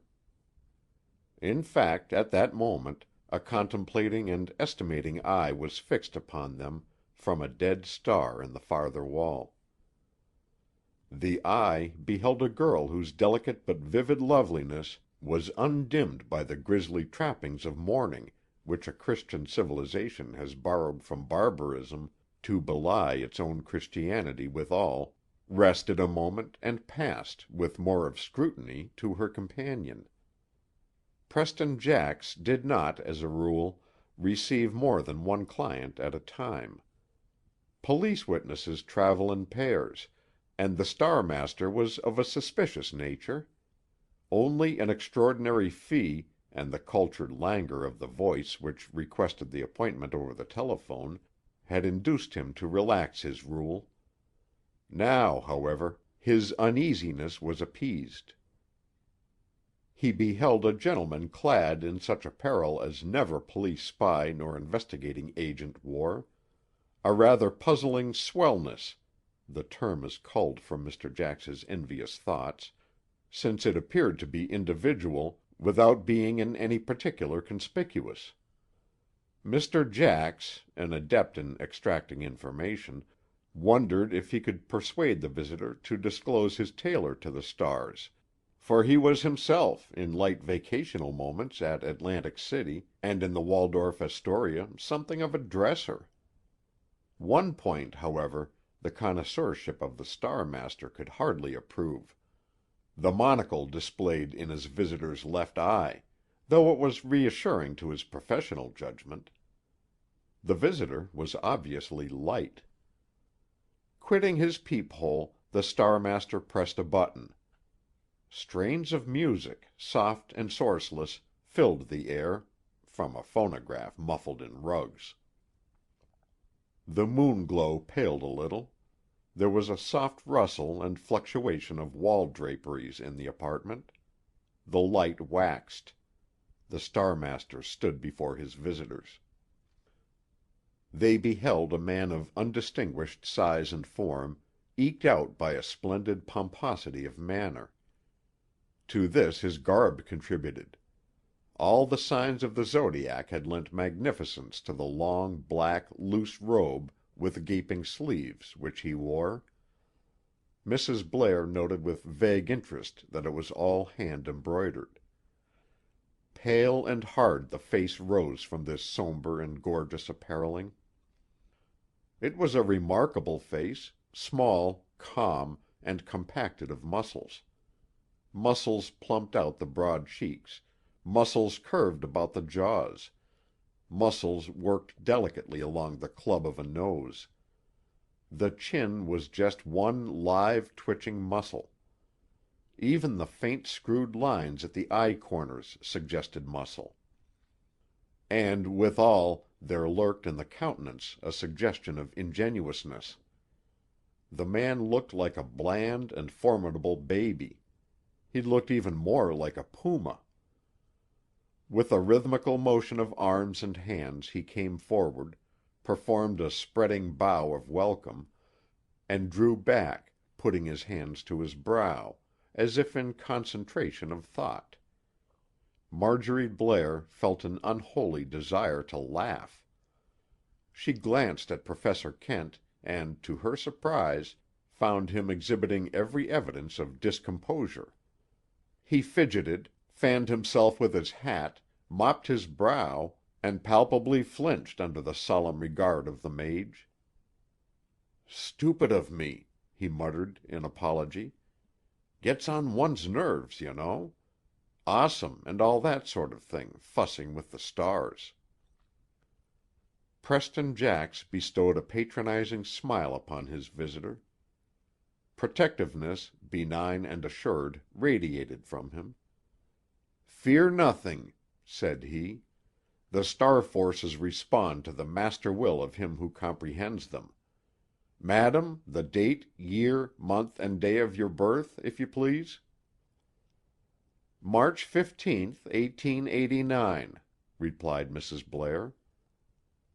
Propelled by an unseen force, a celestial globe, mounted on a nickeled standard, rolled forth. The Star Master spun it with a practiced hand. Slowly and more slowly it turned, until, as it came to a stop, a ray of light, mysteriously appearing, focused on a constellation. "Yonder is your star," declared the astrologist. "See how the aural light seeks it." "Oh, I say," murmured he of the monocle. "Weird, you know. Quite gets on one's nerves. Quite." "Sh!" reproved Preston Jax. "Silence is the fitting medium of the higher stellar mysteries. Madam, your life is a pathway between happiness and grief. Loss, like a speeding comet, has crossed it here. Happiness, like the soft moon-glow, has beamed upon it, and will beam again, in fuller effulgence." With beautifully modulated intonations he proceeded, while one of his visitors regarded him with awestruck reverence, and the other waited with patience, but unimpressed, so the orator felt, by his gifts. His voice sank, by deep-toned gradations, into silence. The ray winked out. Then the woman spoke. "Is it possible for your stars to guide me to an object which I have lost?" "Nothing is hidden from the stars," declared their master. "Their radiance shines not alone upon the broad expanses of existence, but also into the smaller crevices of life. You seek jewels, madam?"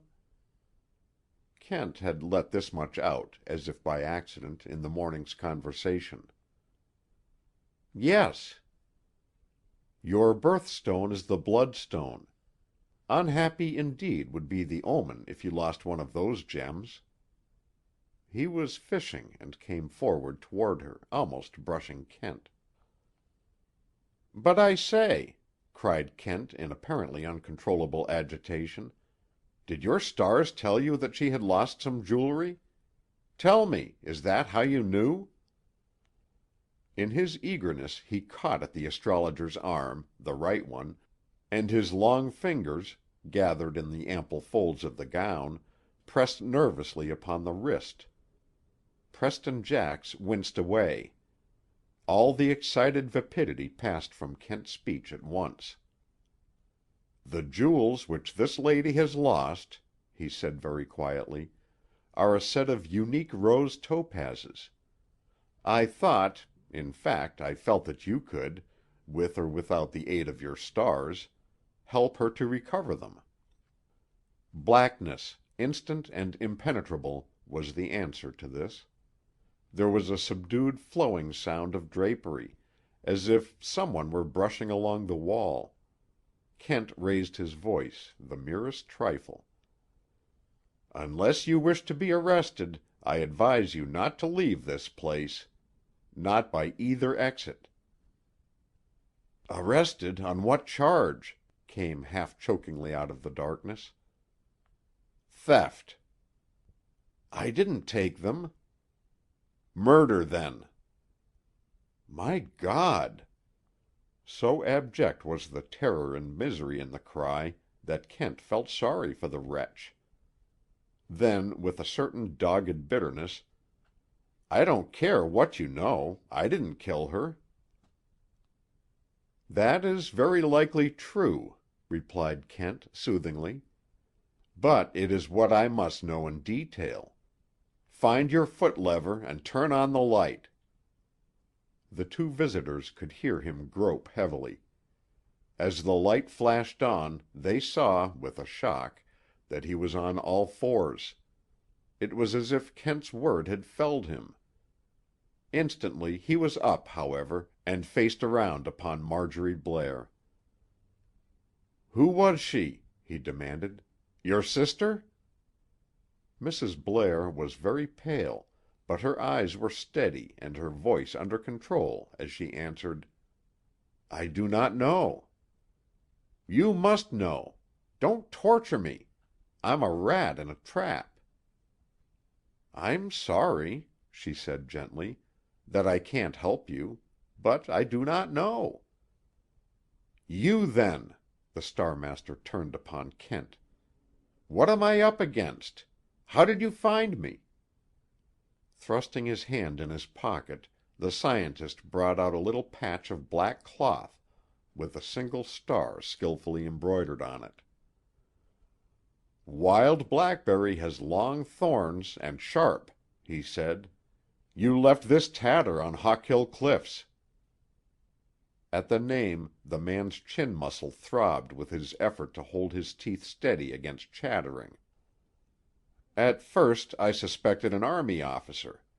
When I found that the cloth was below grade, the only other starred profession I could think of was astrology.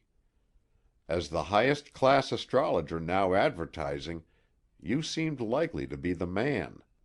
When I found, first, that you were out of town on July 5th, and just now, by a somewhat rough experiment, that you had suffered a wound of the right wrist, I was certain." "What do you want?" "A fair exchange. My name is Chester Kent."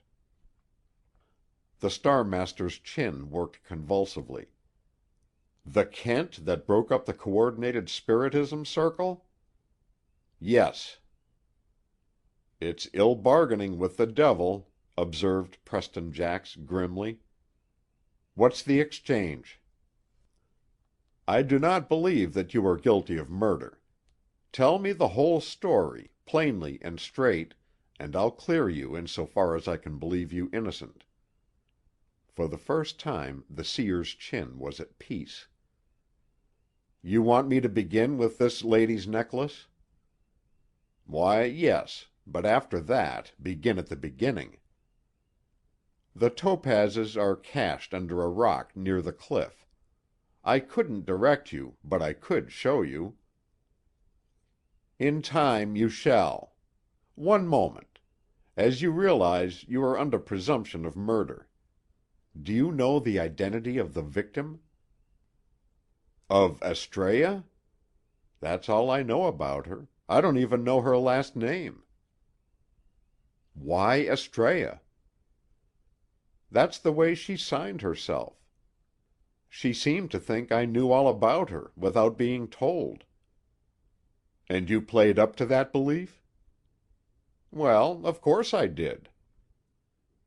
"Yes, you naturally would. But if you had no name to write to, how could you answer the letters?"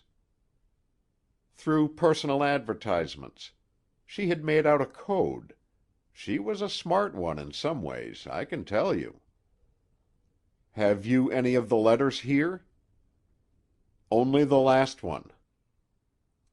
"Bring it to me." Obediently as an intimidated child, the astrologer left the room, presently returning with a plain sheet of paper with handwriting on one side. Kent, who almost never made a mistake, had forgotten, in his absorption in the matter of the document, the presence, even the existence, of Marjorie Blair. He was recalled to himself with a shock as he felt her shoulder touch his. Involuntarily he whirled the sheet behind him. "Let me see the rest of it, please," she said calmly enough. Kent nodded. With drooping head and chin a twitch, the Master of Stars stood studying them, while they read the letter together. It was in two handwritings, the date, address, and body of the letter being in a clear running character, while the signature, Astræa, was in very fine, minute, detached lettering. The note read: "All is now ready. You have but to carry out our arrangements implicitly. The place is known to you. There can be no difficulty in your finding it. At 2 hours after sundown of July the 5th, we shall be there. Our ship will be in waiting. All will be as before. Fail me not. Your reward shall be greater than you dream. Astræa." Kent looked askance at Mrs. Blair. She was very white, and her sensitive lips quivered a little, but she contrived, with an effort of courage which he marked with a flashing access of admiration, to smile reassuringly. "Don't fear for me," she said. "We Dorrances are of firm fibre." "So I see," he said warmly. He folded and pocketed the letter. "Have you ever been to this place before?" Kent asked of Jax. "No." "Then how did you expect to find it?" "She sent me a map. I lost it that night." "What about the ship?" "I wish you'd tell me. There wasn't any ship that I could see." "And the reference to all being as it was before?" "You've got me again there. In most every letter there was something about things I didn't understand.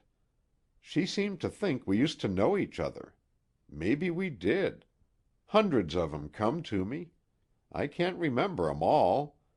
Sometimes she called me Herman. My name ain't Herman. Right up to the time I saw her on the Heights, I was afraid she was taking me for somebody else, and that the whole game would be queered as soon as we came face to face." "It seems quite probable," said Kent with a faint smile, "that you were taken for someone else. Your personal appearance would hardly betray the error, however." "Well, if I was taken for another man, said the puzzled astrologist. "Why didn't she say so when she saw me?" "What did she say when she saw you?"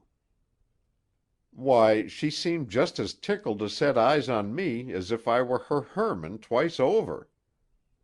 "Exactly," replied Kent with satisfaction. "Well, how do you account for that?" Passing over the query, the other proceeded. "Now, as I understand it, you put yourself in my hands unreservedly." "What else can I do?" cried Preston Jax. "Nothing that would be so wise, so do not try. I shall want you to come to Martindale Center on call. Pack up and be ready." "But the police," quavered Jax. "You said the place was guarded, and I'll be pinched if I tried to get out." "Oh, no," retorted Kent with a smile. "That wouldn't have been true, and I never lie. You inferred that, and wrongly, from my little ruse to keep you from running away. That you would be arrested eventually, if you attempted escape, was true. It still is true." "I believe it," replied Preston Jax fervently, "with you on my trail." "Come, Mrs. Blair," said Kent. "Remember, Jax, fair play, and we shall pull you through yet." In the taxi, Marjorie Blair turned to Kent. "You are a very wonderful person," she said. Kent shook his head. "And I think a very kind one." Kent shook his head again. "Be kind to me, and leave me go home alone." Kent stopped the cab, stepped out and raised his hat. She leaned toward him. "Just a moment," she said. "Perhaps I ought not to ask, but it is too strong for me. Will you tell me who that woman was?" Kent fell back a step, his eyes widening. "You don't see it yet?" he asked. "Not a glimmer of light, unless she was some unacknowledged member of the family." "No, not that." "And you can't tell me who she was?" "Yes, but not just now. Try to be patient for a little, Mrs. Blair." "Very well. Your judgment is best, doubtless. Of course you know whose hand wrote the body of that letter?" "Yes. Try not to think of it," advised Kent. "It isn't nearly so ugly as it seems." She looked at him with her straight, fearless, wistful glance. "He had left me nothing to love," she said sadly, "but to find disgrace and shame even to the end of his life. That is hard. That it should have been my husband who gave the thing most precious to me to another woman. But why did he write the letter to Preston Jax for her to sign?" Chester Kent shook his head. End of chapter 18. Recording by Roger Melin.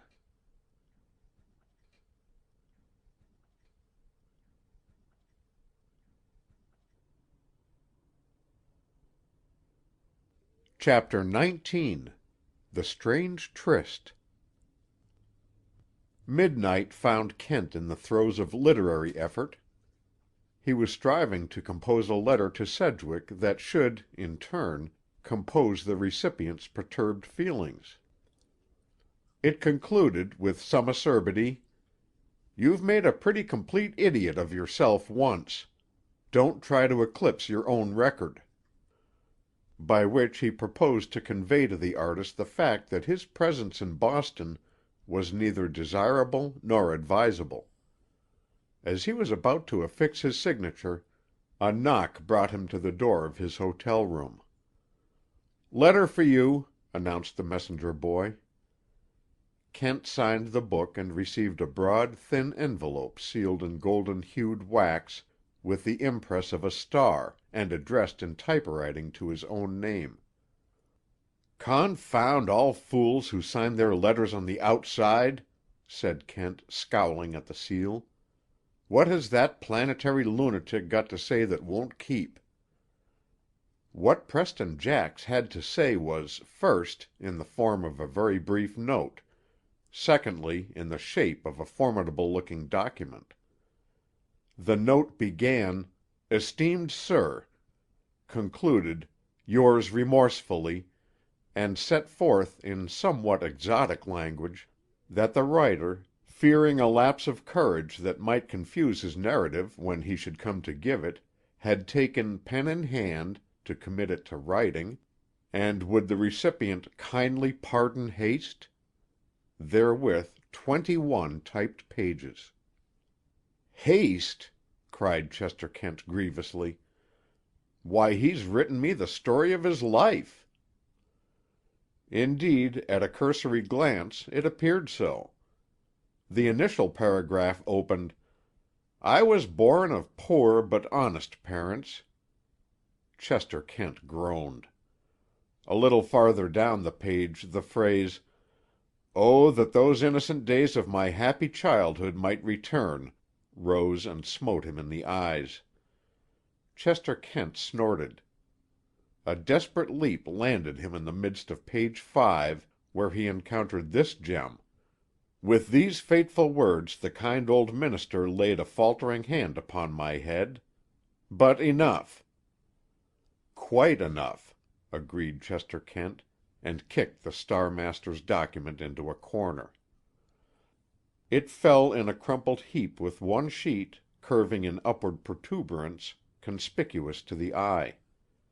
On this sheet there was handwriting, and the handwriting was the same as that of the note Marjorie Blair had identified.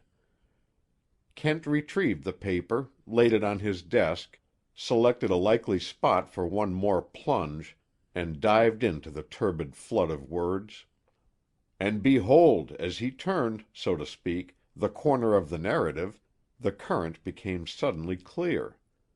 The muddled eloquence fell away, and the style crystallized into the tense, quick testimony of the prime actor in a drama, intensely and shudderingly felt. The reader ran through it with increasing absorption. Then, pencil in hand, he attacked the first part of the precious screed, and emerged from a scene of literary carnage with one brief paragraph in hand, and the slaughtered body of many eloquent pages strewing the floor. That one paragraph stated that Preston Jax, whose real name was John Preston, had, after a rebellious boyhood, run away to sea, lived 2 years before the mast, picked up a smattering of education, been assistant and capper for a magnetic healer, and had finally formulated a system of astrological prophecy that won him a slow but increasing renown. The gist of the system was to assign some particular and often imaginary star to every subject, and by a natural aptitude for worming out secrets from the credulous, lead them along the celestial paths of mysticism to a point where he could reach their pocketbooks. He had been specially successful with women. One bit of his philosophy Kent had preserved unaltered. "They bite slower than men, but when they do take hold, they swallow the hook so deep that you're lucky to get it back at all." An hour's work with a pencil that should have been blue resolved the document, under Kent's skillful and remorseless editorship, into its salient elements. Obviously it was impossible to put it into alien hands for copying. Kent ordered up a typewriter and copied it himself. The duplicate he enclosed in his letter to Sedgwick. The original he put aside to sleep upon. Thus it ran: "This Astræa affair looked good from the first," so began Preston Jax's confession, as beheaded and stripped down by its editor. "It looked like one of the best. You could smell money in it with half a nose. She bit first on one of the occult ads, the number 4 of the old series, a double column with display in heavy-faced italics, and let it out strong. That ad always was a good woman, Fetcher. Her first letter came in on a Monday, I recollect. It was a big mail. There were a lot of curiosities and a couple of suspiciouses, and this was one of half a dozen in the true believers pile. Irene, my assistant, had put the red pencil on it, when she sorted out the mail, to show it was something special. But don't get her into this, Professor Kent. If you do, it's all off, jewels and all. Irene has always been for the straight star business and forecast game, and no extras or sidelines. Besides, we were married last week. What attracted Irene's red pencil and caught me right away was the style of the thing. The handwriting was classy. The paper was elegant. There was something rich about it all. This was no Biddy pinching out the Mrs. Stationery to make a play with. She quoted poetry, swell poetry. First off, she signed herself an adept. I gave her the personal, No. 3, and followed it up with the special friendly, No. 5. Irene never liked that No. 5. She says it's spoony. Just the same, it fetches them. But not this one. She began to get personal and warm-hearted, all right, and answered up with the kindred soul racket. But come to Boston? Not a move. Said she couldn't. There were reasons. It looked like the old game, flitter-headed wife and jealous husband. Nothing in that game unless you go in for the straight hold-up. And blackmail was always too strong for my taste. So I did the natural thing, gave her special readings and doubled on the price. She paid like a lamb. Then, blame if it didn't slip out, she wasn't married at all. I lost that letter. It was kind of endearing. Irene put up a howl. It was getting too personal for her taste. I told her I would cut it out. Then I gave my swell lady another address and wrote her for a picture. Nothing doing. But she began to hint around at a meeting. One day a letter came with a $100 bill in it. Loose, too, just like you or me might send a 2-cent stamp. For expenses, she wrote, and I was to come at once.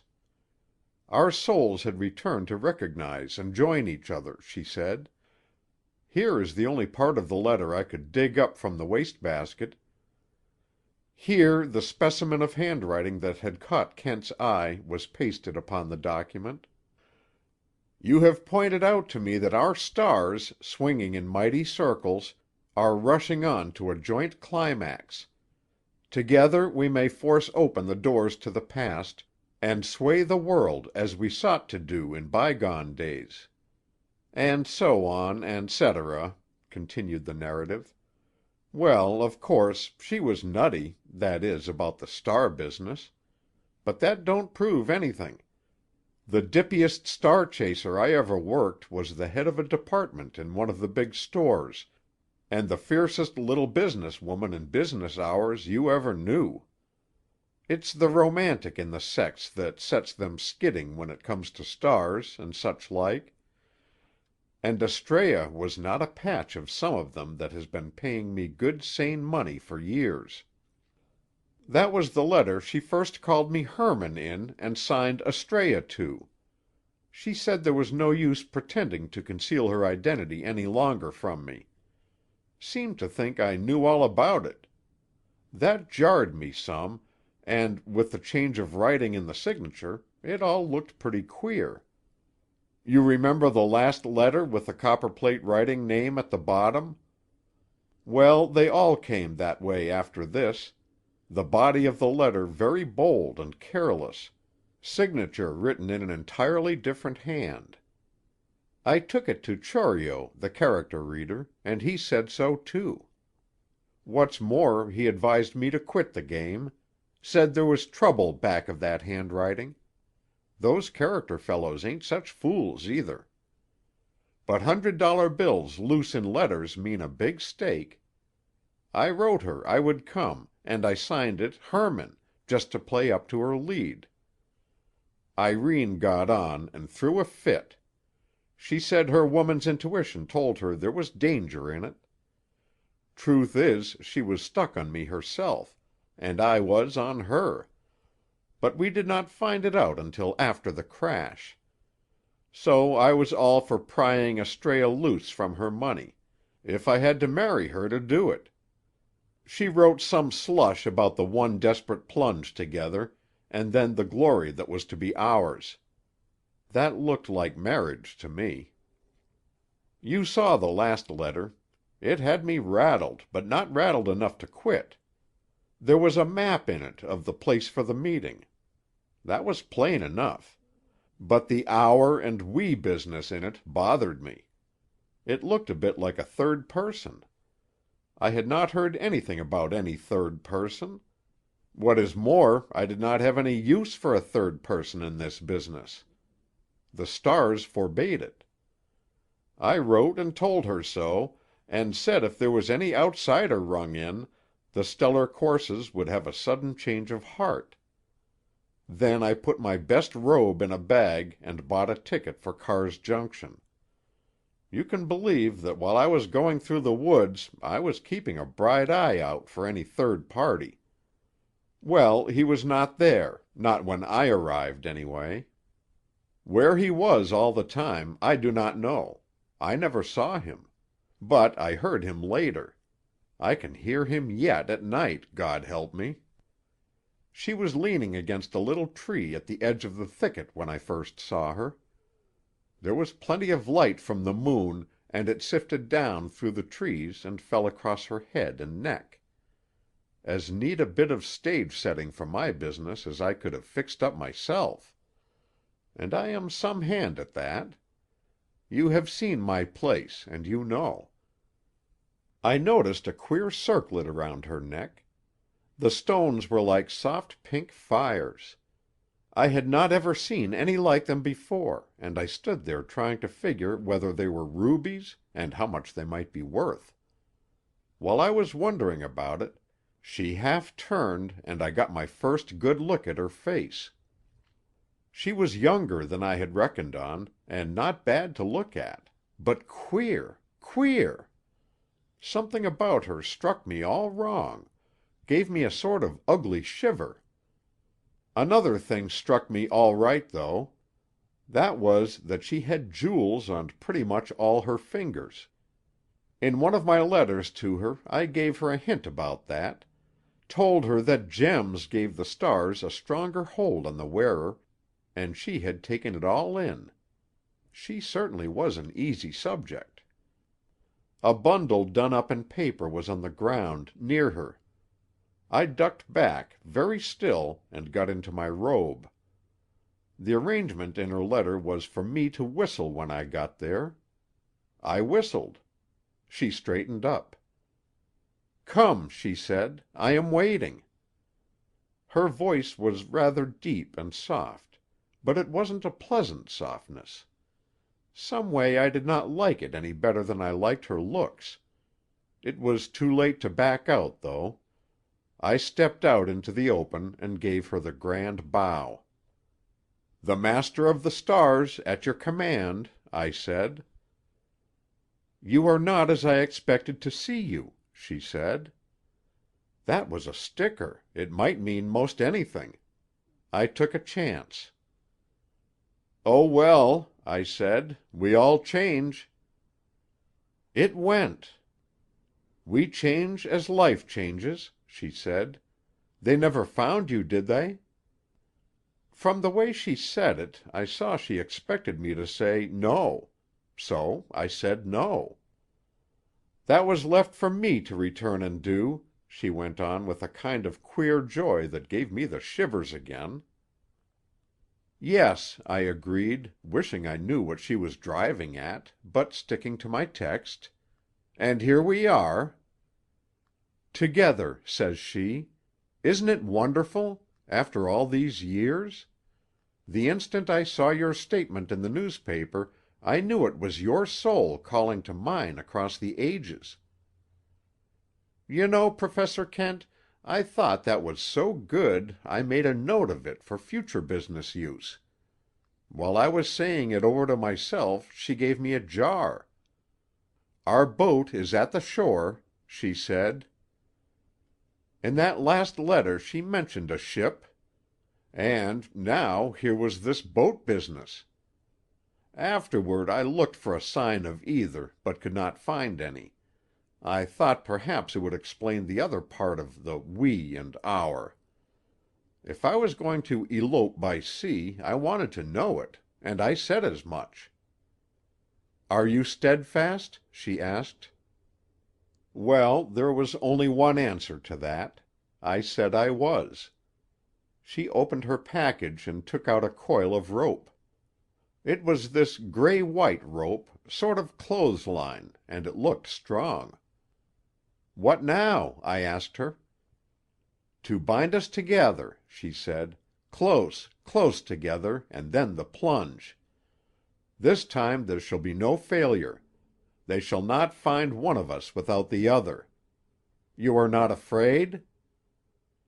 Afraid! My neck was bristling. The woman was proposing, as near as I could make out, that we go out in a boat, tie ourselves together, and jump overboard. She seemed to think it was an encore to some previous performance. 'Go slow,' I said, thinking mighty hard. 'I don't quite see the point of this. All is as it is foreordained in the stars, the curve of the astral courses, the illimitable, unchangeable curve that has made us what we are, and shall draw us on and on to our mighty destiny. You have pointed out the way.' That is what she gave me, waving her arms in the air. Didn't I curse myself for not remembering what I had written her? No clue, except that the poor soul was plumb dippy, too dippy for me to marry at any price. It wouldn't have held in the courts. Yet there might have been $5,000 of diamonds on her. It was a tight place. I wanted to duck the whole thing, but the rings held me. I have always been dotty about diamonds. I suppose she felt me weakening. Women are queer that way.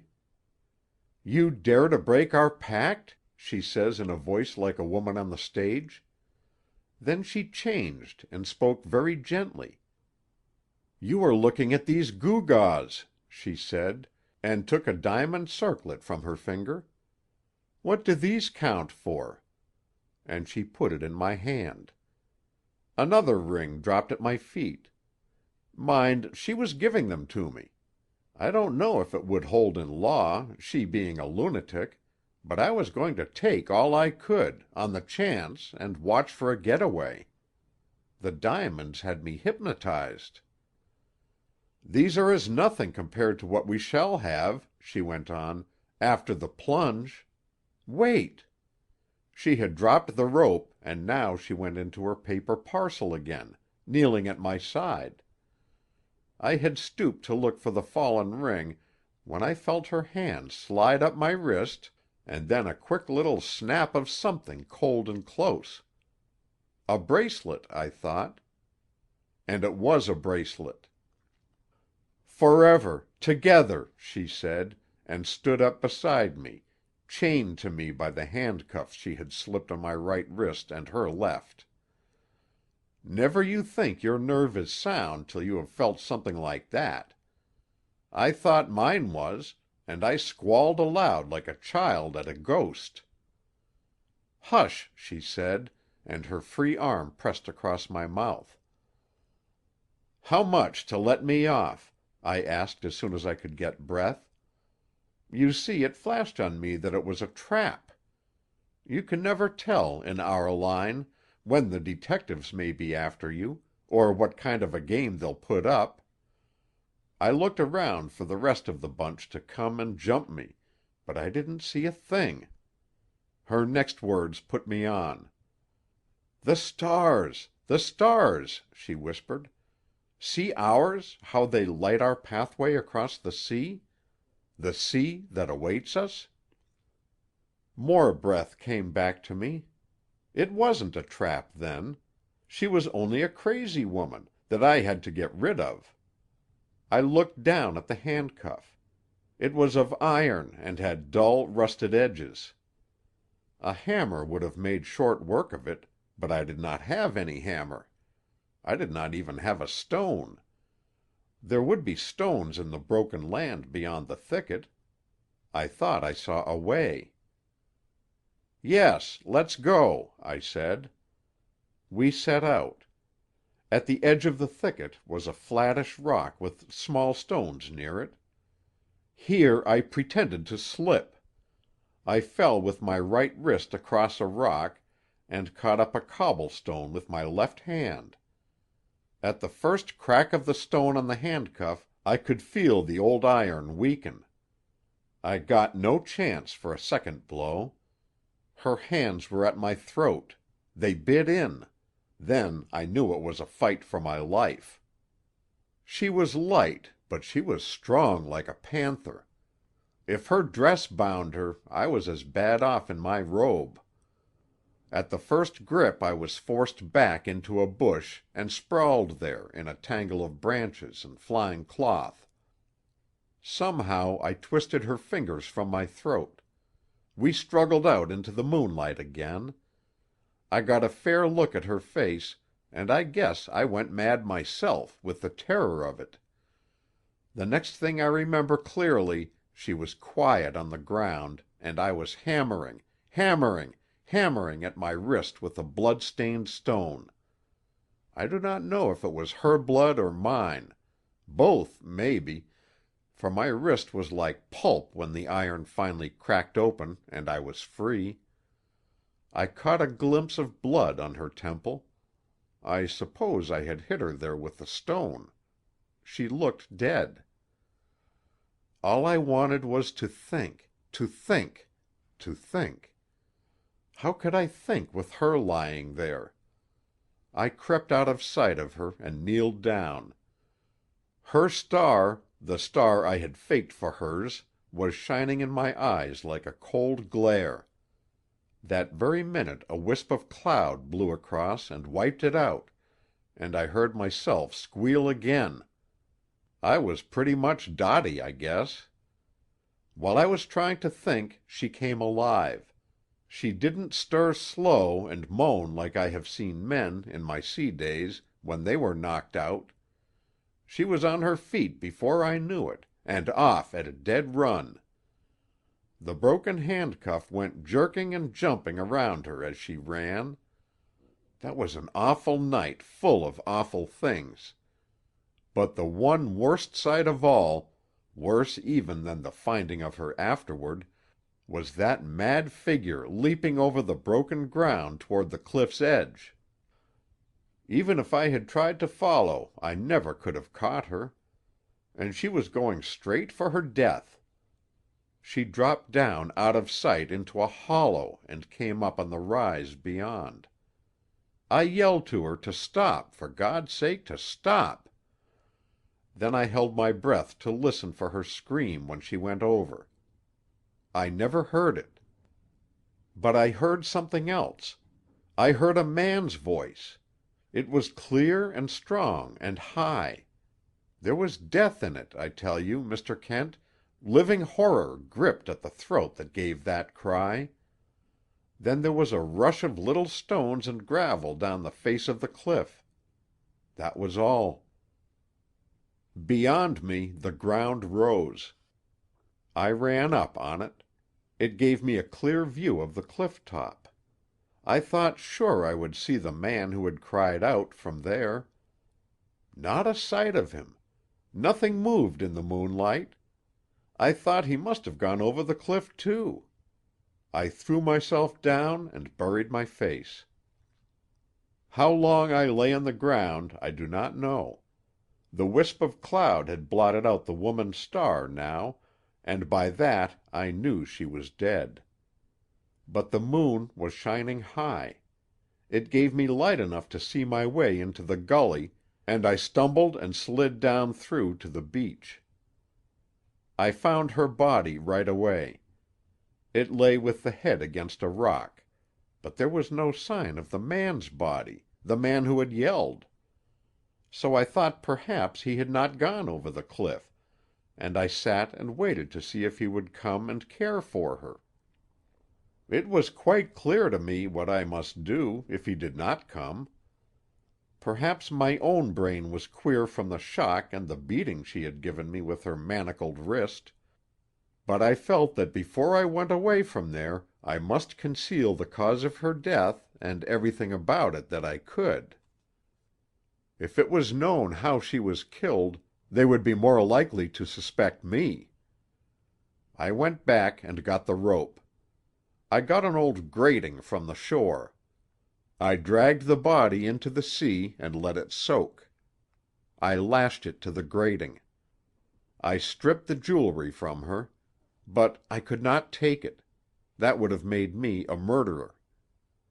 There is a rock in the gully that I marked. Nobody else would ever notice it. Under it I hid the jewelry. I can take you to it, and I will. I got on my coat and sunk my robe in a creek, and got myself to the railroad station for a morning train.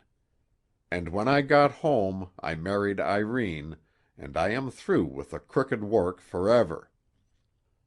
This is the whole truth. I did not kill her. I do not know today who or what she is.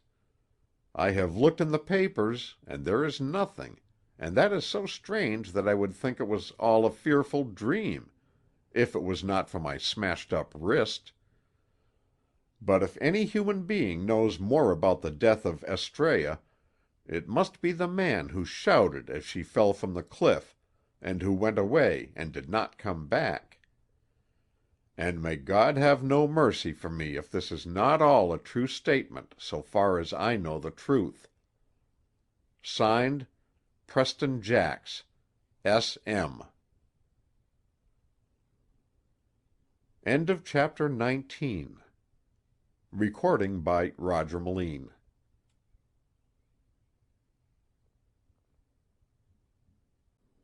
Chapter 20. In the White Room.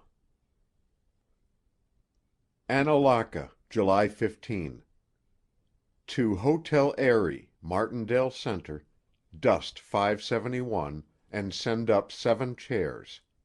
Chester, Kent.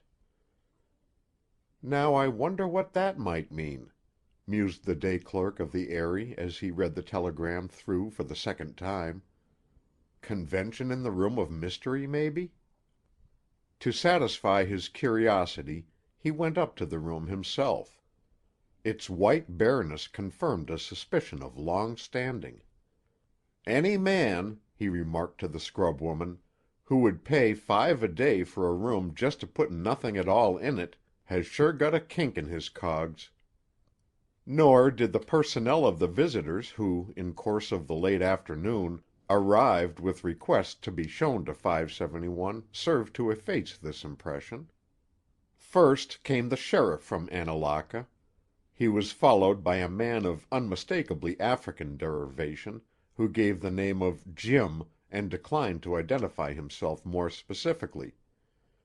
While the clerk was endeavoring, with a signal lack of success, to pump him, Lawyer Adam Boehm arrived, and so emphatically vouched for his predecessor as to leave the desk lord no further excuse for obstructive tactics.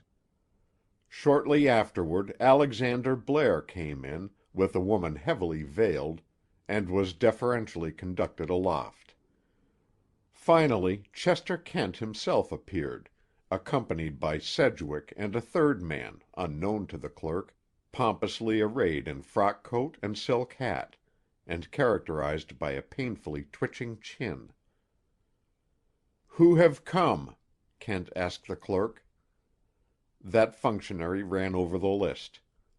"Looks like something to do with the woman found in Lonesome Cove last week," he essayed hopefully. Kent glanced out of the window. "It looks like rain," he observed, "and it looks like wind, and it looks like a number of things that aren't anybody's business.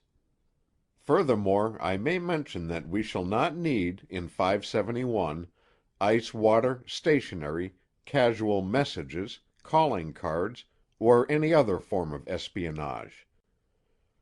He favored the wilting clerk with a sunny smile and led his companions to the elevator. Sedgwick put a hand on his arm. "The woman with Blair?" he asked under his breath. Kent nodded. "I rather hoped that she wouldn't come," he said. "Blair might better have told her, so far as he knows." "Then he doesn't know all?" "No, and perhaps she would be content with nothing else. It is her right. And she is a brave woman, is Marjorie Blair, as Jax here can testify. We have seen her under fire."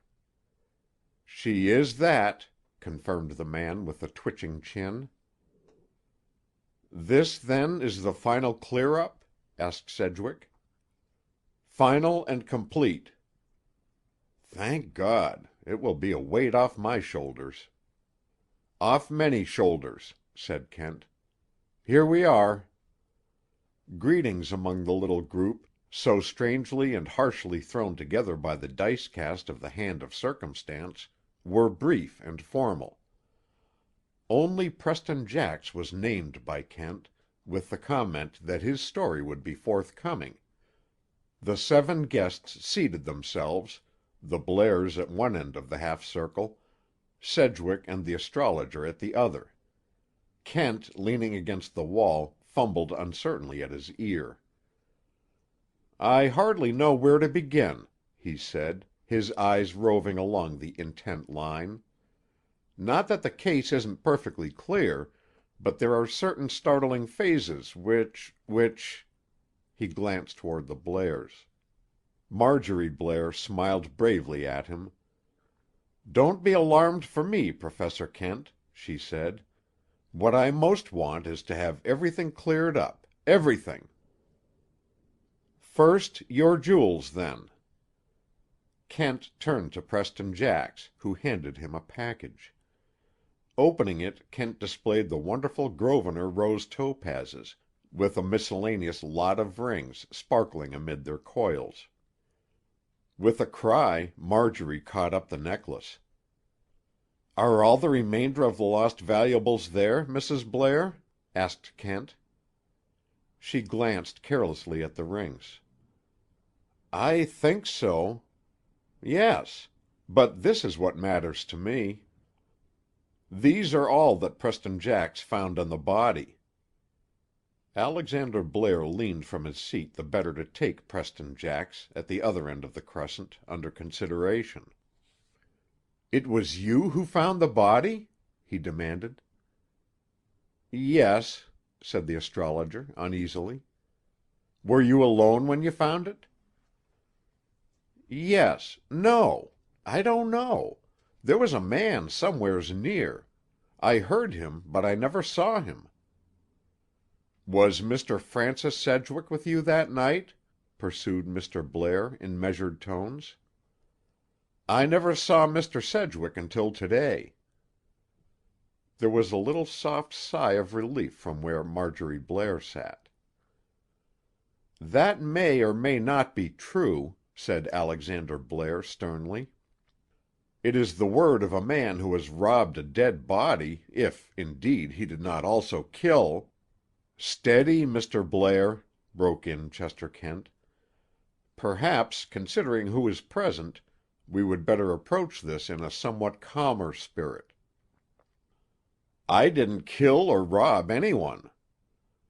The words seemed to be jerked out from between Preston Jax's teeth by the spasmodic quiverings of his chin. "How came you by my daughter's jewels, then, if you did not take them from the body?" "Whoever said I didn't take 'em from the body?" retorted the other. "I did take 'em. But it wasn't robbery.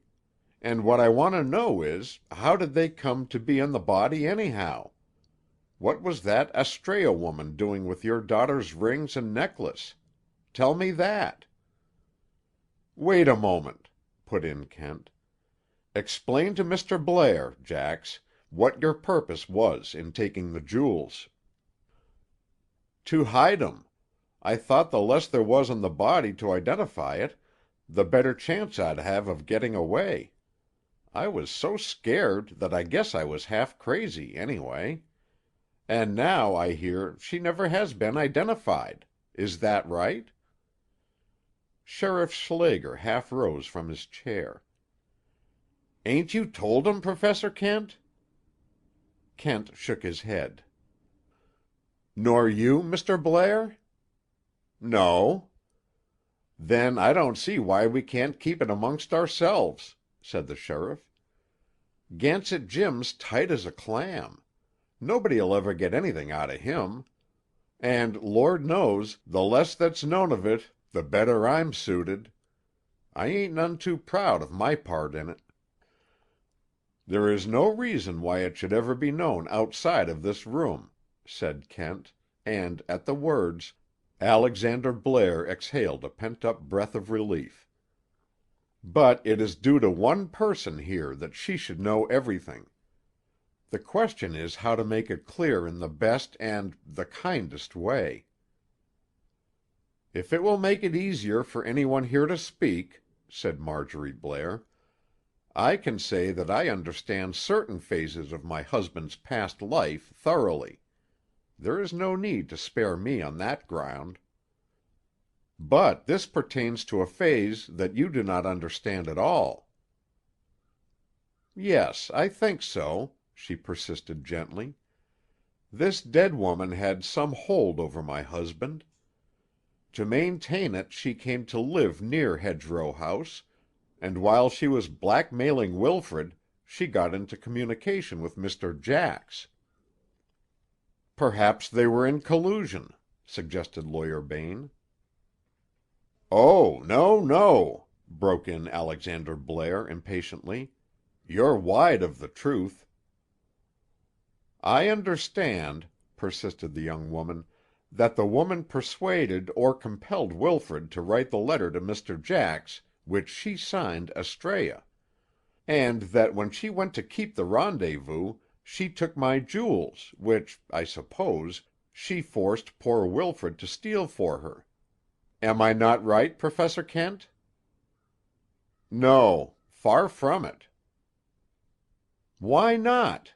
cried Sedgwick eagerly. "She certainly had the jewels on when she met me. And the handcuffs must have been in the bundle. I heard them clink." "Exactly, the handcuffs," said Kent dryly. "What use, to your mind, would a woman of that sort have for manacles in those circumstances?" "Yes," put in Adam Bain.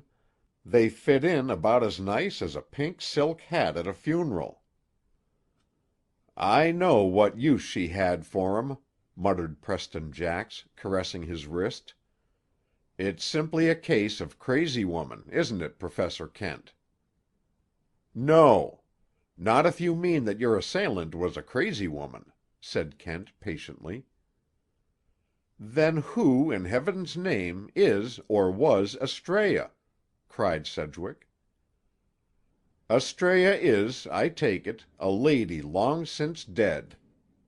A very strange and interesting lady who adopted that name for her own particular pursuits along our friend Jax's line of interest." "They call themselves all sorts of things," observed the astrologer philosophically. "I had a follower once that used to sign herself Carrie Nation, and she wasn't the real Carrie at all. No name is sacred to 'em when they go dippy over the stars."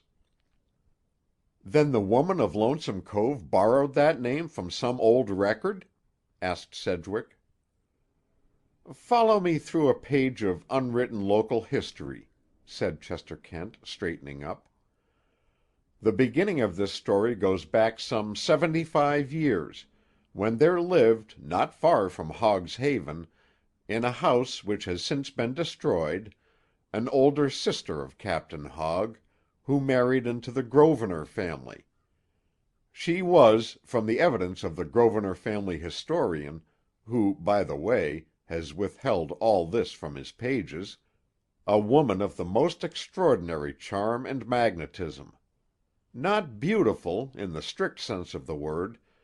She had a gift beyond beauty, and she led men in chains.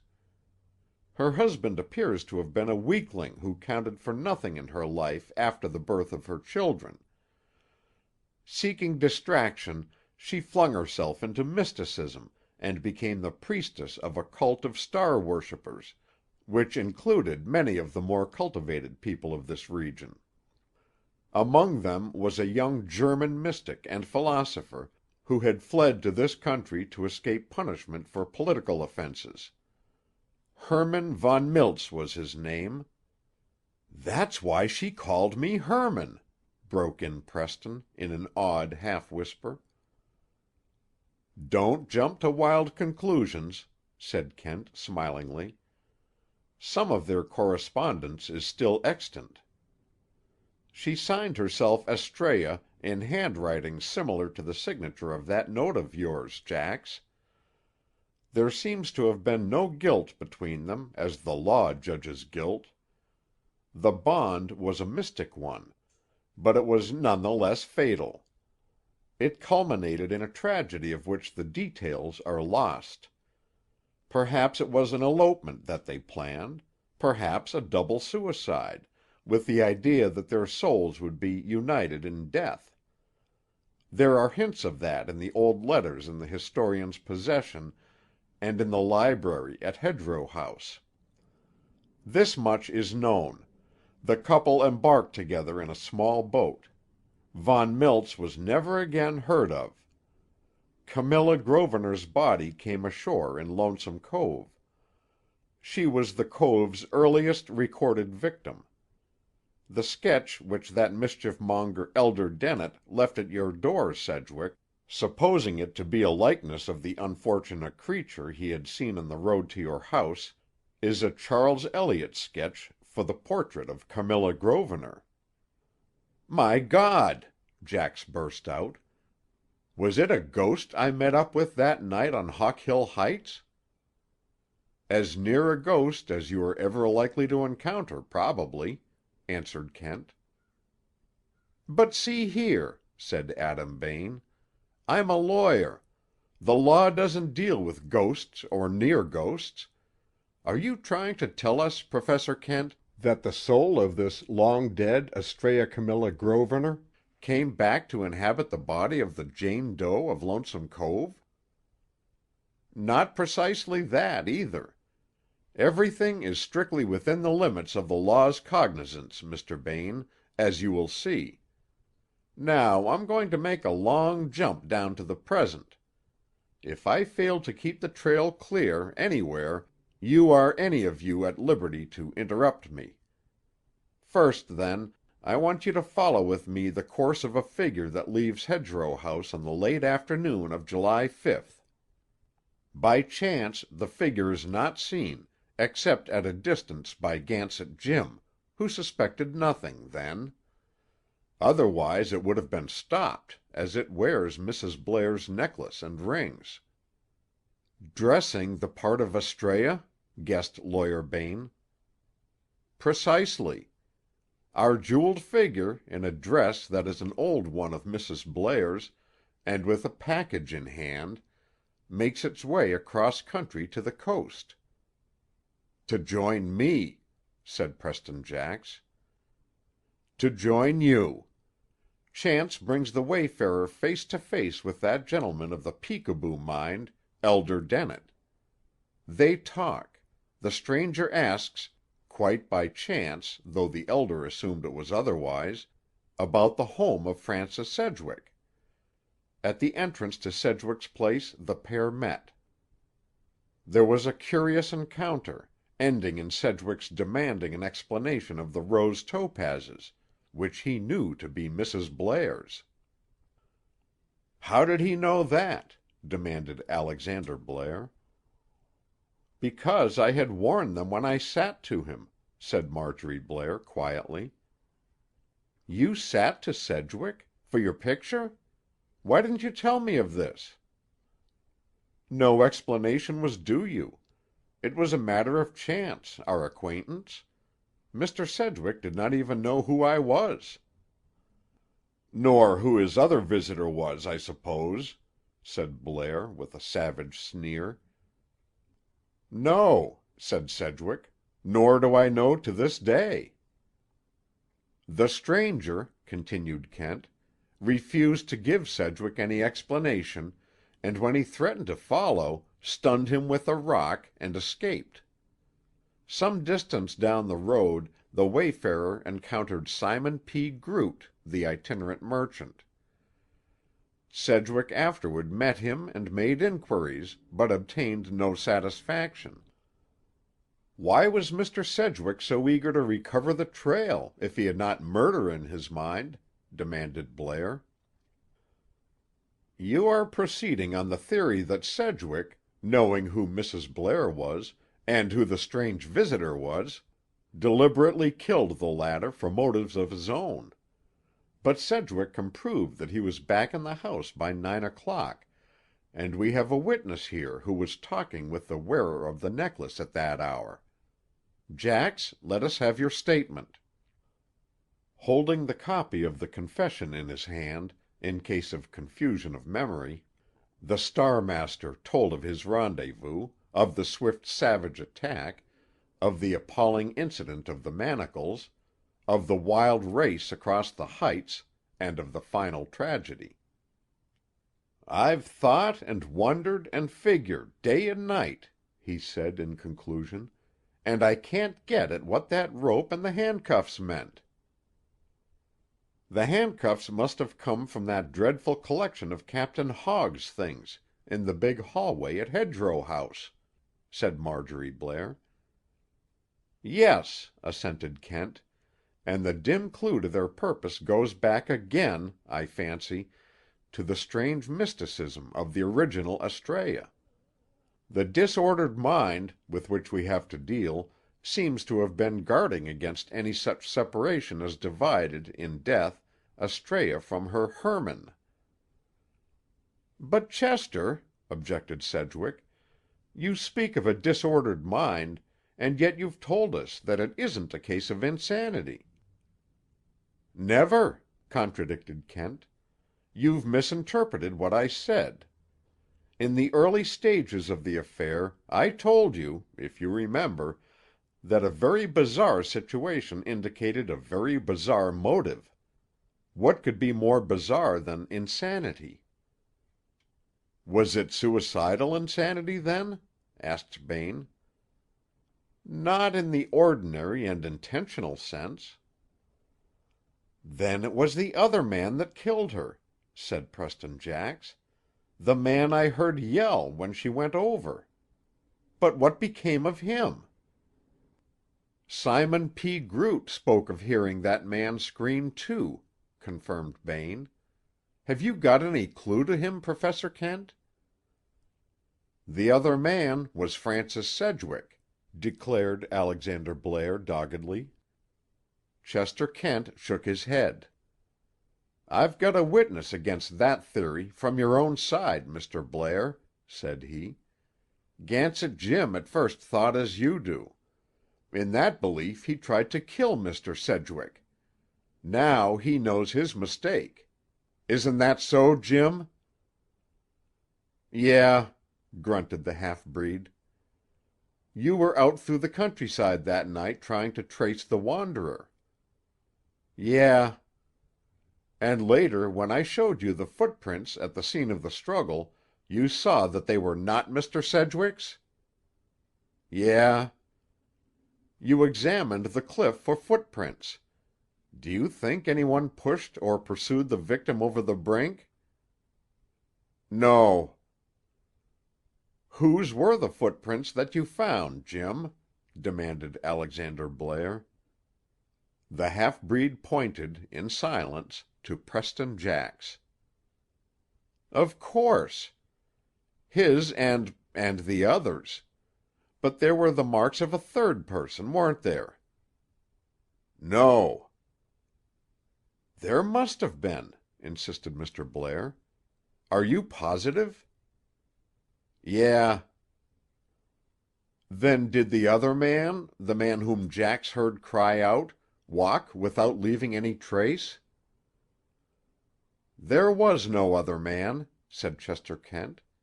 "Don't you understand, Mr. Blair?" he added with significant emphasis, "the source of that cry in the night, heard by Jax and Simon Groot?" A flash of enlightenment swept Blair's face. "Ah!" he said in a long-drawn breath. Then, "I was wrong. I beg Mr. Sedgwick's pardon." Sedgwick bowed. Marjorie Blair's hand went out, and her fingers closed softly on the tense hand of her father-in-law. "No third person had any part whatsoever in the drama which Jax has recounted to us," pursued Kent. "In the morning the body was discovered. Sheriff Schlager was sent for. He found in the pocket something that betrayed the connection of the body with Hedgerow House. "A bit of writing paper with the heading still legible," said the sheriff. With this he accosted Gansett Jim, who after a night-long search had come out on the cliff. Jim, assuming that the sheriff knew all, told him of the identity of the body. The sheriff saw a chance for money in it. If I do you an injustice, Schlager, you'll correct me." "Go right ahead. Don't mind me. I'll take my medicine."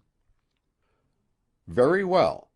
Schlager adopted the ready-made theory which Mr. Jax had prepared for him, so to speak, that the body was washed ashore, and arranged, with the connivance of Dr. Breed, the medical officer, to bury it as an unknown. For this perversion of their duty, Mr. Blair rewarded them handsomely. As I understand it, he dreaded any publicity attaching itself to Hedgerow House and his family."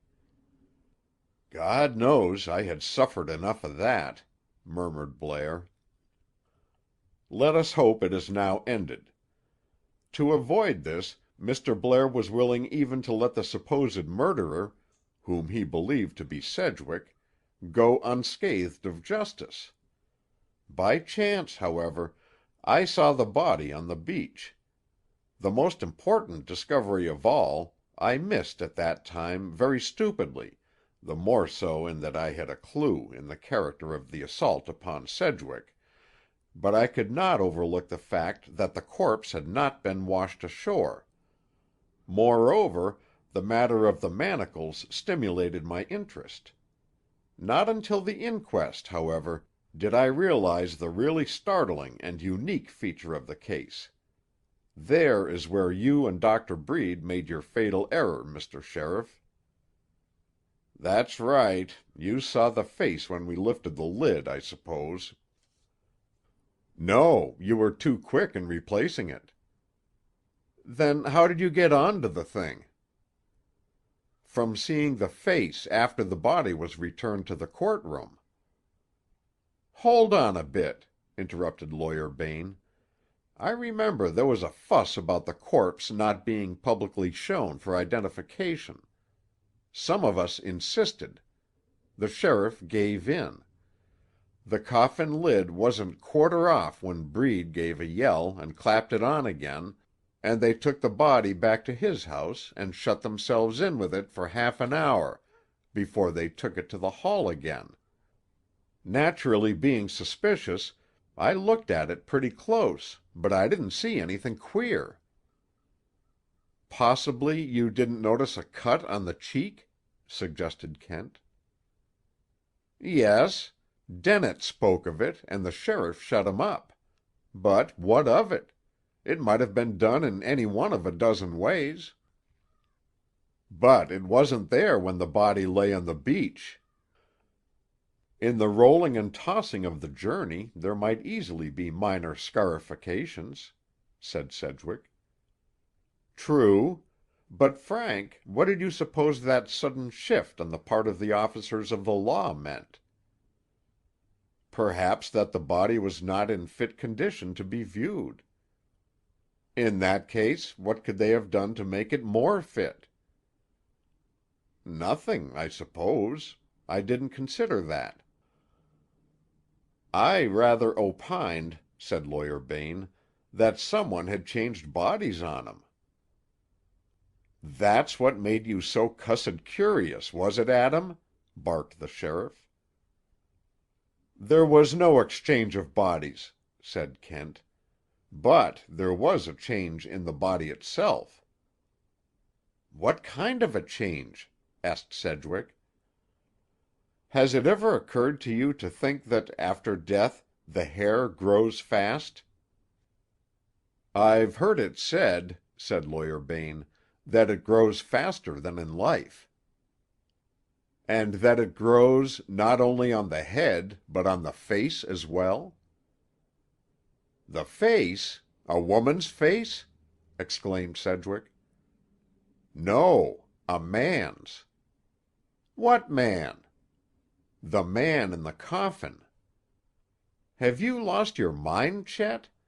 The body in the coffin was that of the woman who met me at the entrance to the Nook." "No. It was the body of the man who, dressed in woman's clothing, met you at the Nook, and knocked you down with a stone flung overhand as not one woman in 1,000 could have thrown it. That, in itself, ought to have suggested the secret to me long before I discovered it." "But how did you discover it?" inquired Sedgwick in bewilderment, "since you didn't see the growth of beard on the dead face yourself?" "By the cut on the cheek. You see, the sheriff had failed to foresee that telltale beard.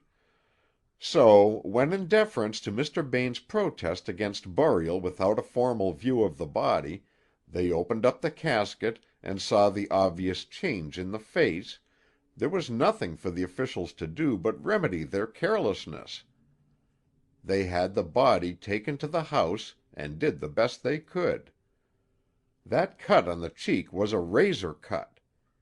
Having realized that much, I had to deal thenceforth with the mystery of a dead man masquerading as a woman, and being abetted in the deception by the officers of the law." "Astræa a man?" broke in Preston Jax, his chin in a spasm. "No wonder he put up such a fight. Who was he?" "My son, Wilfrid Blair," said Alexander Blair. Sedgwick took a swift involuntary step toward Marjorie, but Kent was before him, setting a firm hand on his shoulder. "Not now, Frank," he said. Then, turning to the girl widow, "You see, Mrs. Blair," he said very gently, "it isn't so bad as you feared. There was no other woman in the case, no disgrace, no shame. You need feel nothing but pity for an unhappy, wrecked mind, for which death was the happiest refuge." Marjorie Blair sat very still and white. "Let me think," she whispered. "Let me think." "But the man's voice!" exclaimed Jax. "The voice of the man on the cliff." "Wilfrid Blair's," said Kent. "In the final moment he came to himself. At last he resumed his voice. Up to then he had been, in voice, manner, thought, purpose, unconsciously playing a part." "Astræa," said Sedgwick and Jax in a breath. "Yes. It was one of those strange and complete assumptions of personality which puzzle the alienists. Wilfrid Blair's diseased mind had fastened upon a strange history of his ancestress, and brooded on it until he became convinced that her spirit was reincarnated in himself. Undoubtedly, his striking likeness to the portrait of Camilla Grosvenor powerfully aided the obsession. There were her letters, in the library, to give color to his unconscious imitation. As is common in this form of dementia, he was secretive. But there can be no doubt that from the time when he recognized in Preston Jax's advertisement the call of Astræa's kindred soul, Hermann von Miltz, His one overwhelming desire was to reenact the drama of the last century, in his own assumed personality. Jax has told us how cleverly and secretly the plan for the double suicide was matured. This obsession must have been of long standing. "We thought it melancholia," said Alexander Blair. "As you say, he had been very secretive. Very silent, too. We kept Gansett Jim with him as a sort of bodyguard." Marjorie Blair got to her feet. She was ghost white, but her voice and eyes were steady as she faced Kent. "I must understand this all," she said. "Wilfrid's body is where?" "In Annalaka churchyard." "Then what is buried in his grave at Hedgerow House?" "Nothing," said Alexander Blair. "A mock funeral?" "My dear," said the man. He seemed to have grown suddenly old under the unspoken arraignment. "I could not tell you what I thought the truth. I thought then that Wilfrid had encountered Mr. Sedgwick, and that there had been a fight in which he was killed.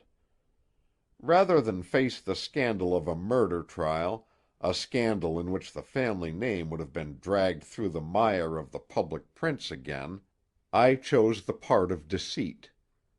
I'd have bribed 100 officers of the law rather than have had you dragged to the witness stand, and have been compelled to give testimony myself.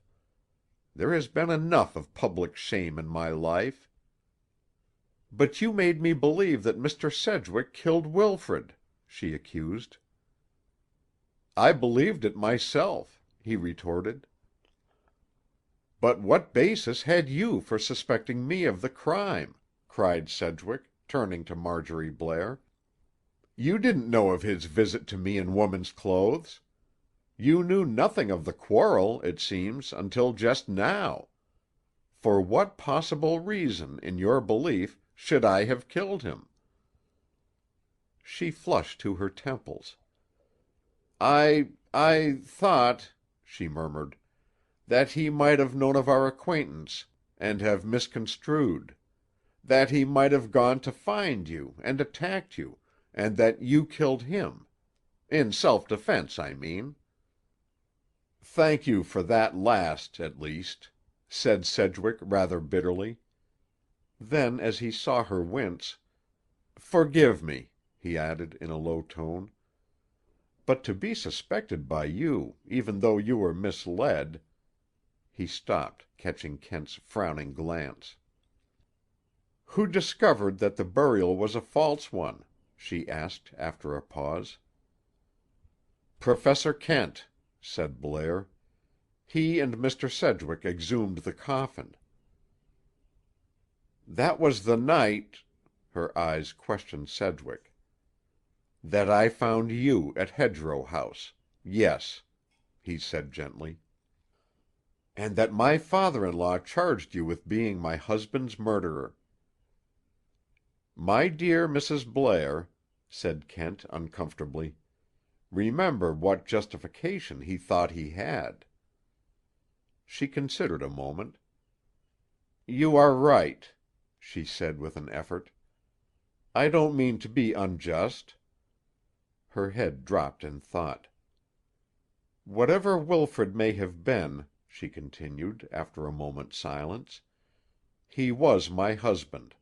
I bear his name. And to leave him in a nameless grave is to dishonor not him alone, but myself." "You would claim the body?" cried Alexander Blair. "What else is there for us to do?" she countered. "And bring down upon us unavoidably the publicity which we have escaped at so bitter a price?" cried the elder Blair. "Have we not suffered enough from the scandal of his life, that we should be further involved in the scandal of his death?" "He's right, miss. It won't do," said the sheriff kindly. "Silence is best," said Sedgwick. "What the papers would do with this," opined Preston Jax, "would be a plenty." "My advice is to let be," proffered Lawyer Bain. "Yeah," grunted the half-breed. "Oh, are you all against me?" she cried. "Mr. Kent, you too? Do you think me wrong?"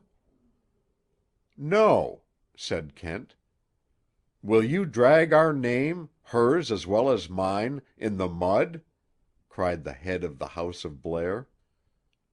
"No," said Kent again. "But how, then? Tell me what you intend—" "No," said Kent, and with such absolute flat finality that the others looked at him in blank silence. The silence was broken by a tremendous sigh. All eyes turned to Preston Jax, who had risen and was leaning against the wall, his chin jerking galvanically. "Well?" said Kent. "What about me?" asked the Star Master miserably. Kent's fingers twitched at his earlobe. "Well, what about you?" he repeated. "What are you going to do with me?" "You? Oh, you go back to Irene," said Kent, with his half-smile. "That's your sentence, if Mrs. Blair approves." The astrologer drew a quick breath. The light of a great relief softened his hard little eyes. A startled look widened them as Marjorie Blair, her own trouble forgotten for the moment, rose and went over to him, the reflection of another's happiness shining in her face and making it doubly lovely. A ring glinted in her outstretched hand. "Take this," she said softly, "for your Irene. May you be very, very happy together." For the space of 5 seconds Preston Jax's chin was motionless. Then a minor cataclysm convulsed it. Speech emerged from that facial quake, in a half-stutter, half-blubber, wholly absurd and laughter-provoking and heart-moving. "What'll I say? What'll I do to thank you, ma'am? I'll just tell you this. It's me for the straight and narrow from now on. And if ever you or Professor Kent or any of you want an A1, special charted, extra celestial star reading for self or friends, come." He made a rush for the hallway, and the door banged a period to his emotion. "I think," said Chester Kent gravely, "that lesson will last."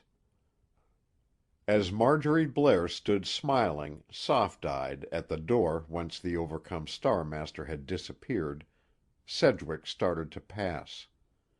With quick and unexpected tact, Alexander Blair drew the sheriff and the lawyer aside, giving to the young people their moment.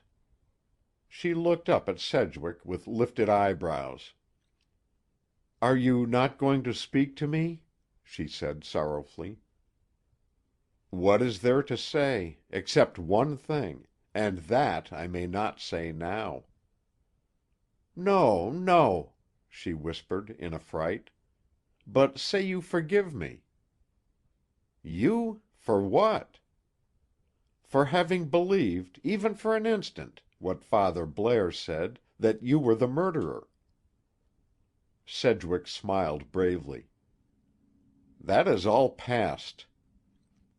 "And you'll think of me at least kindly?" "I'll think of you with every beat of my heart," he said passionately. Across her face passed the look of fairy wistfulness that was all her own. "No," she said. "It would be better, for both of us, that you should forget for the time." He leaned over her. "What shall assuage the unforgotten pain, and teach the unforgetful to forget," he quoted very low. "And yet," she persisted, "it would be easier, now that I am going away." "Going away? For long?" She nodded with compressed lips. Sedgwick turned very white. "Oh, don't look like that," she faltered. "I can't bear it. Can't you see that after what has happened I must go? I must have time to forget. There is so much to forget. Surely you can be patient and trust?" Again he smiled at her, with a courage shining through his pain that brought the quick tears to her eyes. "Yes, I can wait and trust and love." Again he leaned to her. "And think how she, far from me, with like eyes sees through the untuneful bough the wingless skies." He drew her gaze to his own, held it for the space of a heartbeat, and was gone. End of chapter 20. Recording by Roger Melin.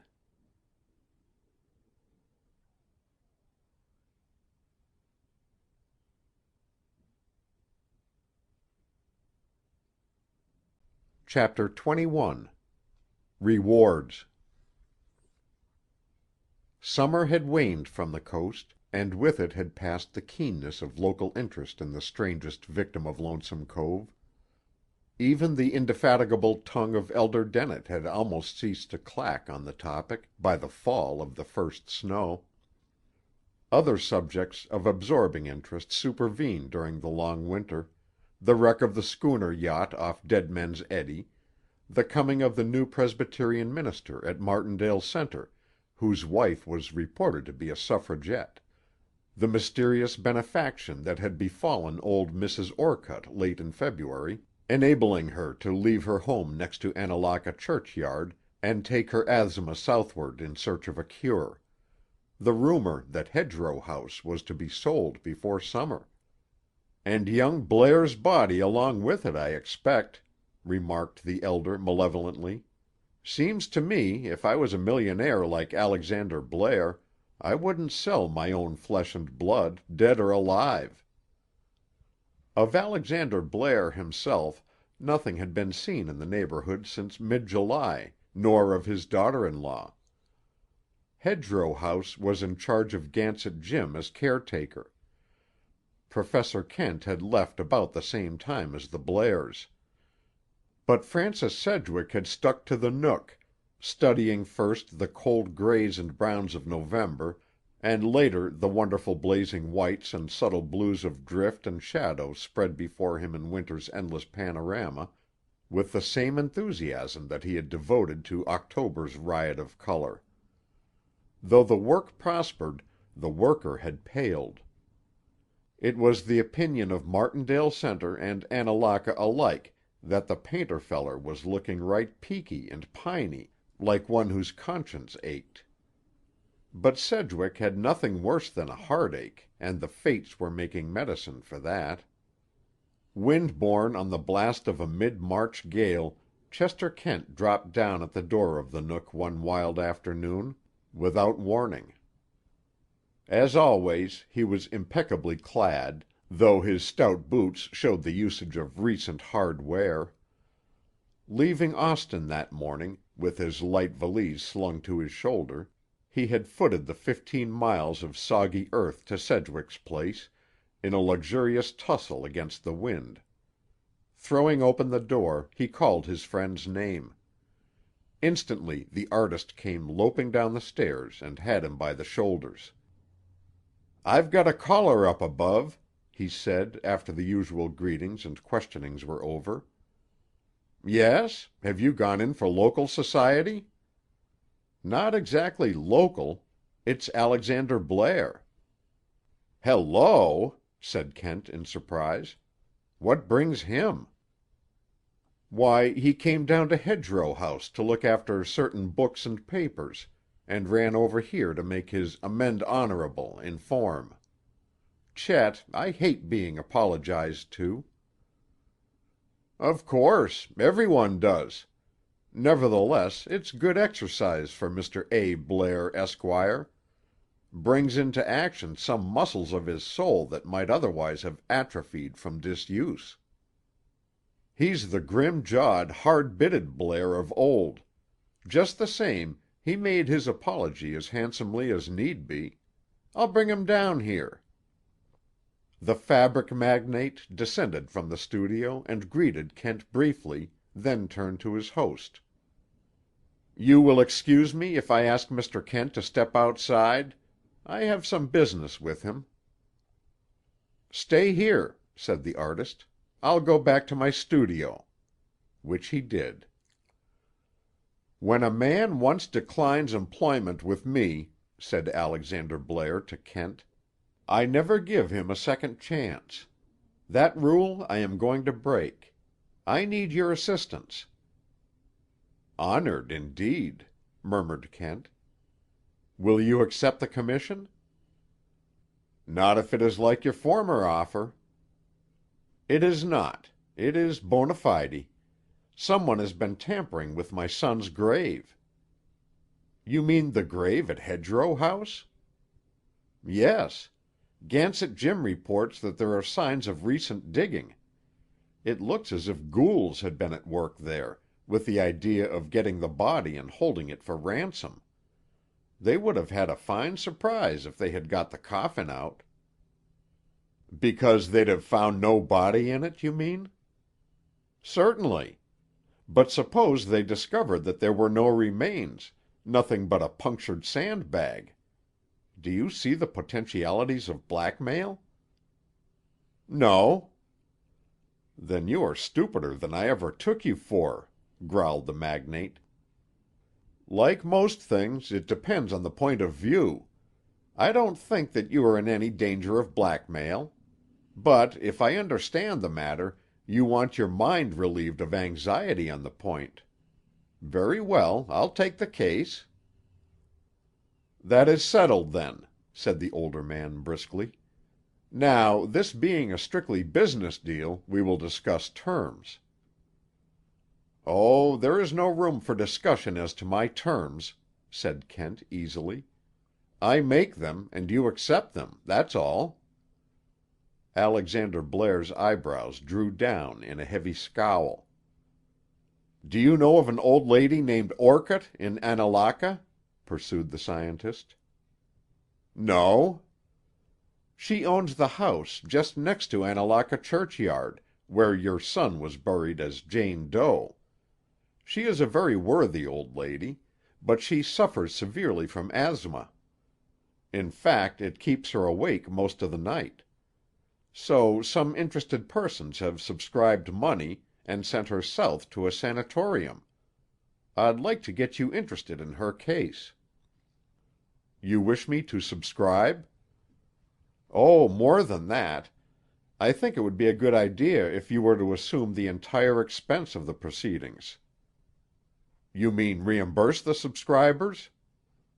"Exactly." For a few seconds the millionaire studied Kent's candid face. "Very well," he agreed. "How much?" "Sheriff Schlager can tell you. He is keeping the accounts. You see, it was necessary to get her out of the way. Her windows overlook the churchyard."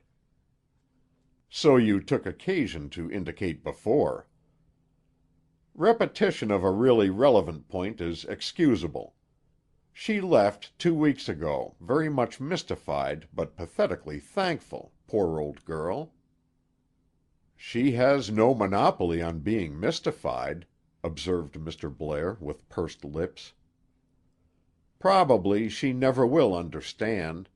That's where you have the advantage of her, for I think you'll see quite clearly the reason for her trip, and the propriety of your footing the bills." "Go on." "When she was safely out of the way, and no longer overlooking Annalaka churchyard by night, from her window, Schlager, Adam Bain, and I paid a visit to the place. Technically, what we did there amounts to grave robbery, I suppose. But we covered our tracks well, and I don't think anybody will ever discover what has been done." "Well?" queried his hearer, with twitching jaw. "What lay, nameless, in Annalaka churchyard," said Kent gravely, now rests in its own place at Hedgerow House. The marks found by Gansett Jim were made by us. So your alarm is groundless. But I wish that you might have heard the little prayer made by that simple country lawyer over your son's grave. Once in a while I meet with a really through and through good man like Adam Bain, and then I have to reconstruct my whole formula on the average cussedness of human nature." Alexander Blair's clenched hands went to his temples in a singular gesture, and dropped again. What interest did Schlager and Bain have in the matter? He added in a low tone. Why, Schlager had done some dirty work for you, and wanted to even accounts with his own conscience. As for Bain, we needed a third man we could trust. I asked him and got him. It was no small risk for him. If you felt that his risk is worth some reward, you might—" "Yes, yes," interrupted the other eagerly. "Do you think 1,000, or perhaps more?" Kent smiled. "By thinking hard, I could think 1,000," he said. "But not more, in this case. It wouldn't be safe. Bain might not survive the shock. Thank you very much, Mr. Blair." "And now," said the older man, "I am still in the dark as to your interest in the matter." "Mine? Why, for one thing, I dislike to leave any affair unfinished. I have the satisfaction of knowing now that this is forever settled and done with. Besides, there was a promise—practically a promise, as near a promise as I often permit myself to go in a world of accidents, errors, and uncertainties—made to Mrs. Blair. Is she back from Europe?" "She is at Hedgerow House." Blair communed with himself for a time, then said abruptly, "By the way, do you think your friend Mr. Sedgwick would come over to a pick-up dinner before we leave?" Kent's face lighted up. "Ask him," said he heartily, "and see." "I will as soon as I get home. Good day." Blair hesitated. He seemed to have difficulty in going and embarrassment in staying. He coughed and cleared his throat, looked over Kent's head and down at his feet, and finally got himself into words. "Kent," he blurted, "I realize now why you won't take my money. I can always buy brains, but I can't buy the bigger, better thing. It isn't in the market. Thank you." He caught the scientist's hand in a swift, hard grip, and strode off down the road. Chester Kent went back into the house with a glow at his heart.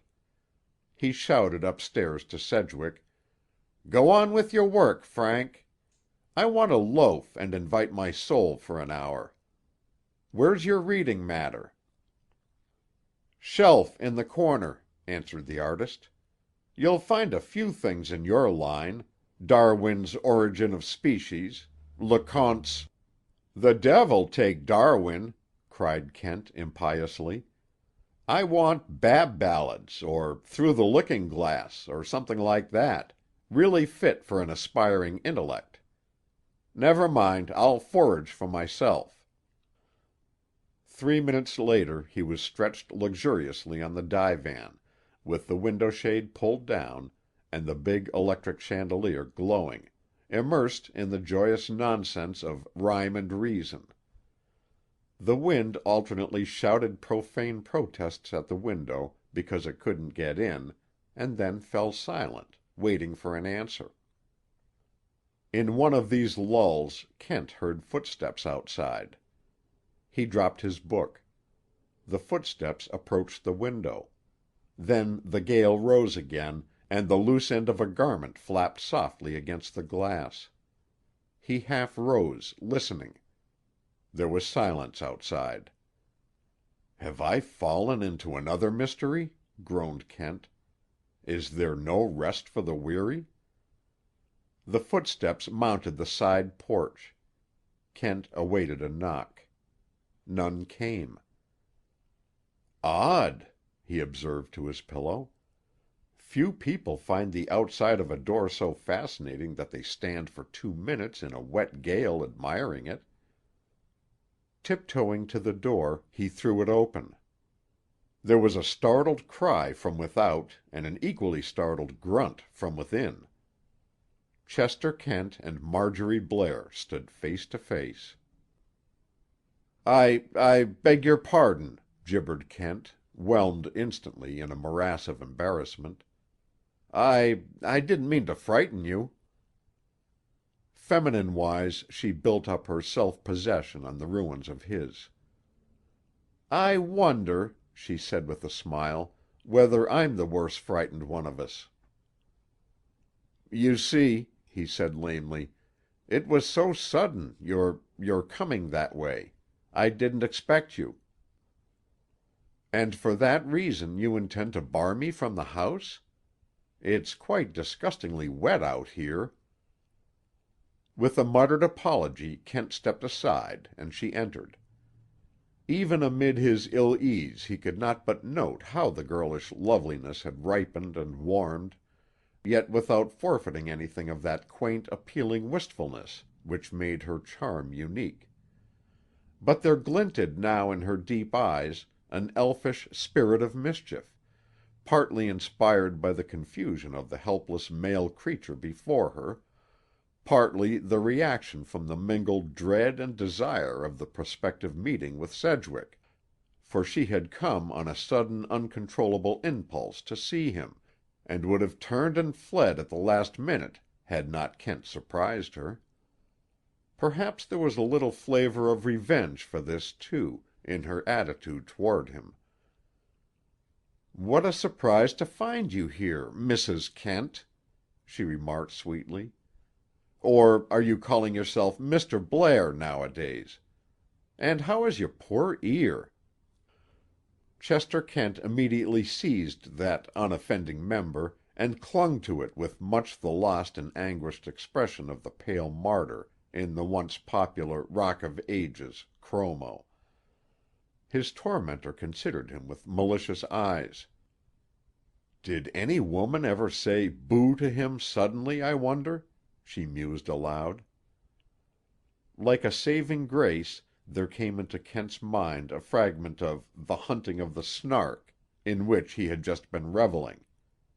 Said he gravely, "He would answer to 'Hi!' or to any loud cry such as 'Fry me!' or 'Fritter my wig!'" She caught up the stanza, "To what you may call 'em, or what's his name, but especially Thingamajig." "So you know Lewis Carroll. How really human of you." "It is better to be humane than human," murmured Kent, relinquishing his oral grip as he began to touch bottom. "Is that a plea? Very well. I shall be very gentle and soothing. But oh," she burst out irrepressibly, "may the kindly fates give me to be among those present when you fall in love." Kent favored her with an elaborate bow. "Your presence would be the one essential." "Really," she approved, "you're progressing. I begin to feel repaid for my visit already." This time Kent looked her in the eye. "You're not very demanding in the matter of returns for your trouble," he remarked. "To come through all this wind and rain and then be content merely to contemplate the outside of a door, that argues a humble spirit. To be sure, however, it's a very good door, one of the most interesting features of our local architecture, and may lead to—all sorts of things." It was her turn to grow red. "You haven't asked me about Sedgwick," he continued. "Is he well?" she inquired formally, but with quickened breath. "He is more than that. He is cured, and a man. A man," he added meaningly, "for any woman to be proud of." There was a step on the floor above. Marjorie Blair's hand went to her heart. "I didn't know he was here!" she panted affrightedly. "I came just to look at the place. Then I saw the light, and I wanted so to come in, but I didn't dare. I can't see him now. I must go. Don't tell—" Chester Kent raised his voice. "Frank," he called, "come down here, quick!" Not twice in his life had Sedgwick heard that tone in his friend's voice. The bungalow shook to his long tread across the floor. The studio door opened and flew shut behind him. He took the stairs at a leap, and on the landing stopped dead. "Marjorie!" he whispered. She shrank back a little from the light in his eyes. "What do you do here?" he said very low. Still she did not speak, but stood tremulous, her face half panic, half passion. Unobtrusively Kent slid along the wall, like a shadow, and vanished into the night. "Where have you been?" Sedgwick asked the woman of his love. "Everywhere, nowhere. What does it matter?" she faltered. "I've come back." He went forward and took her hands in his. Cold little hands that clung as they touched. "Why did you never write me?" he asked gently. "I don't know. I couldn't. Don't ask me to explain. It was just that I felt I must come back to see you as I had come to you first, unexpected and without a word. Can you understand?" "No," he said. "No, I suppose not. A man couldn't." "Good God!" he burst out. "Do you realize what it is to live in such a hell of uncertainty and longing as I've lived in since you left? To wait and hope and lose hope, and hope and wait again for a word that never comes? To eat your heart out with waiting?" A slow, wonderful smile trembled on her lips. "My dear," she said, "I have waited for you all my life." Suddenly her arms were around him, her cheek was pressed to his own, the breath of her whisper was at his ear. "Oh, forgive me. I will make it up to you, my dear, my dearest." Out in the wind and the rain, Chester Kent drew in the deep breath of satisfied and rounded achievement. He had beheld, against the wide window shade, two shadows, which, standing motionless for a moment, a few feet apart, had drawn slowly together as by some irresistible magnetism, and suddenly merged into one. The unintentional eavesdropper nodded in grave gratulation to the house, then turned away. "Finished," he said. "C'est conclu. Fini. Telo. Das Ende." And any or all other words of whatever language, meaning a sound conclusion. Half an hour later he entered, with due preliminary stamping of mud from clogged feet. Instantly Marjorie went over to him. "Why, you're wet as a rag!" she cried with a sweetly unconscious assumption of proprietary interest.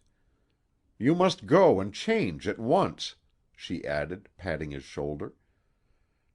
Kent reached for his ear, changed his mind midway, and scratched his nose.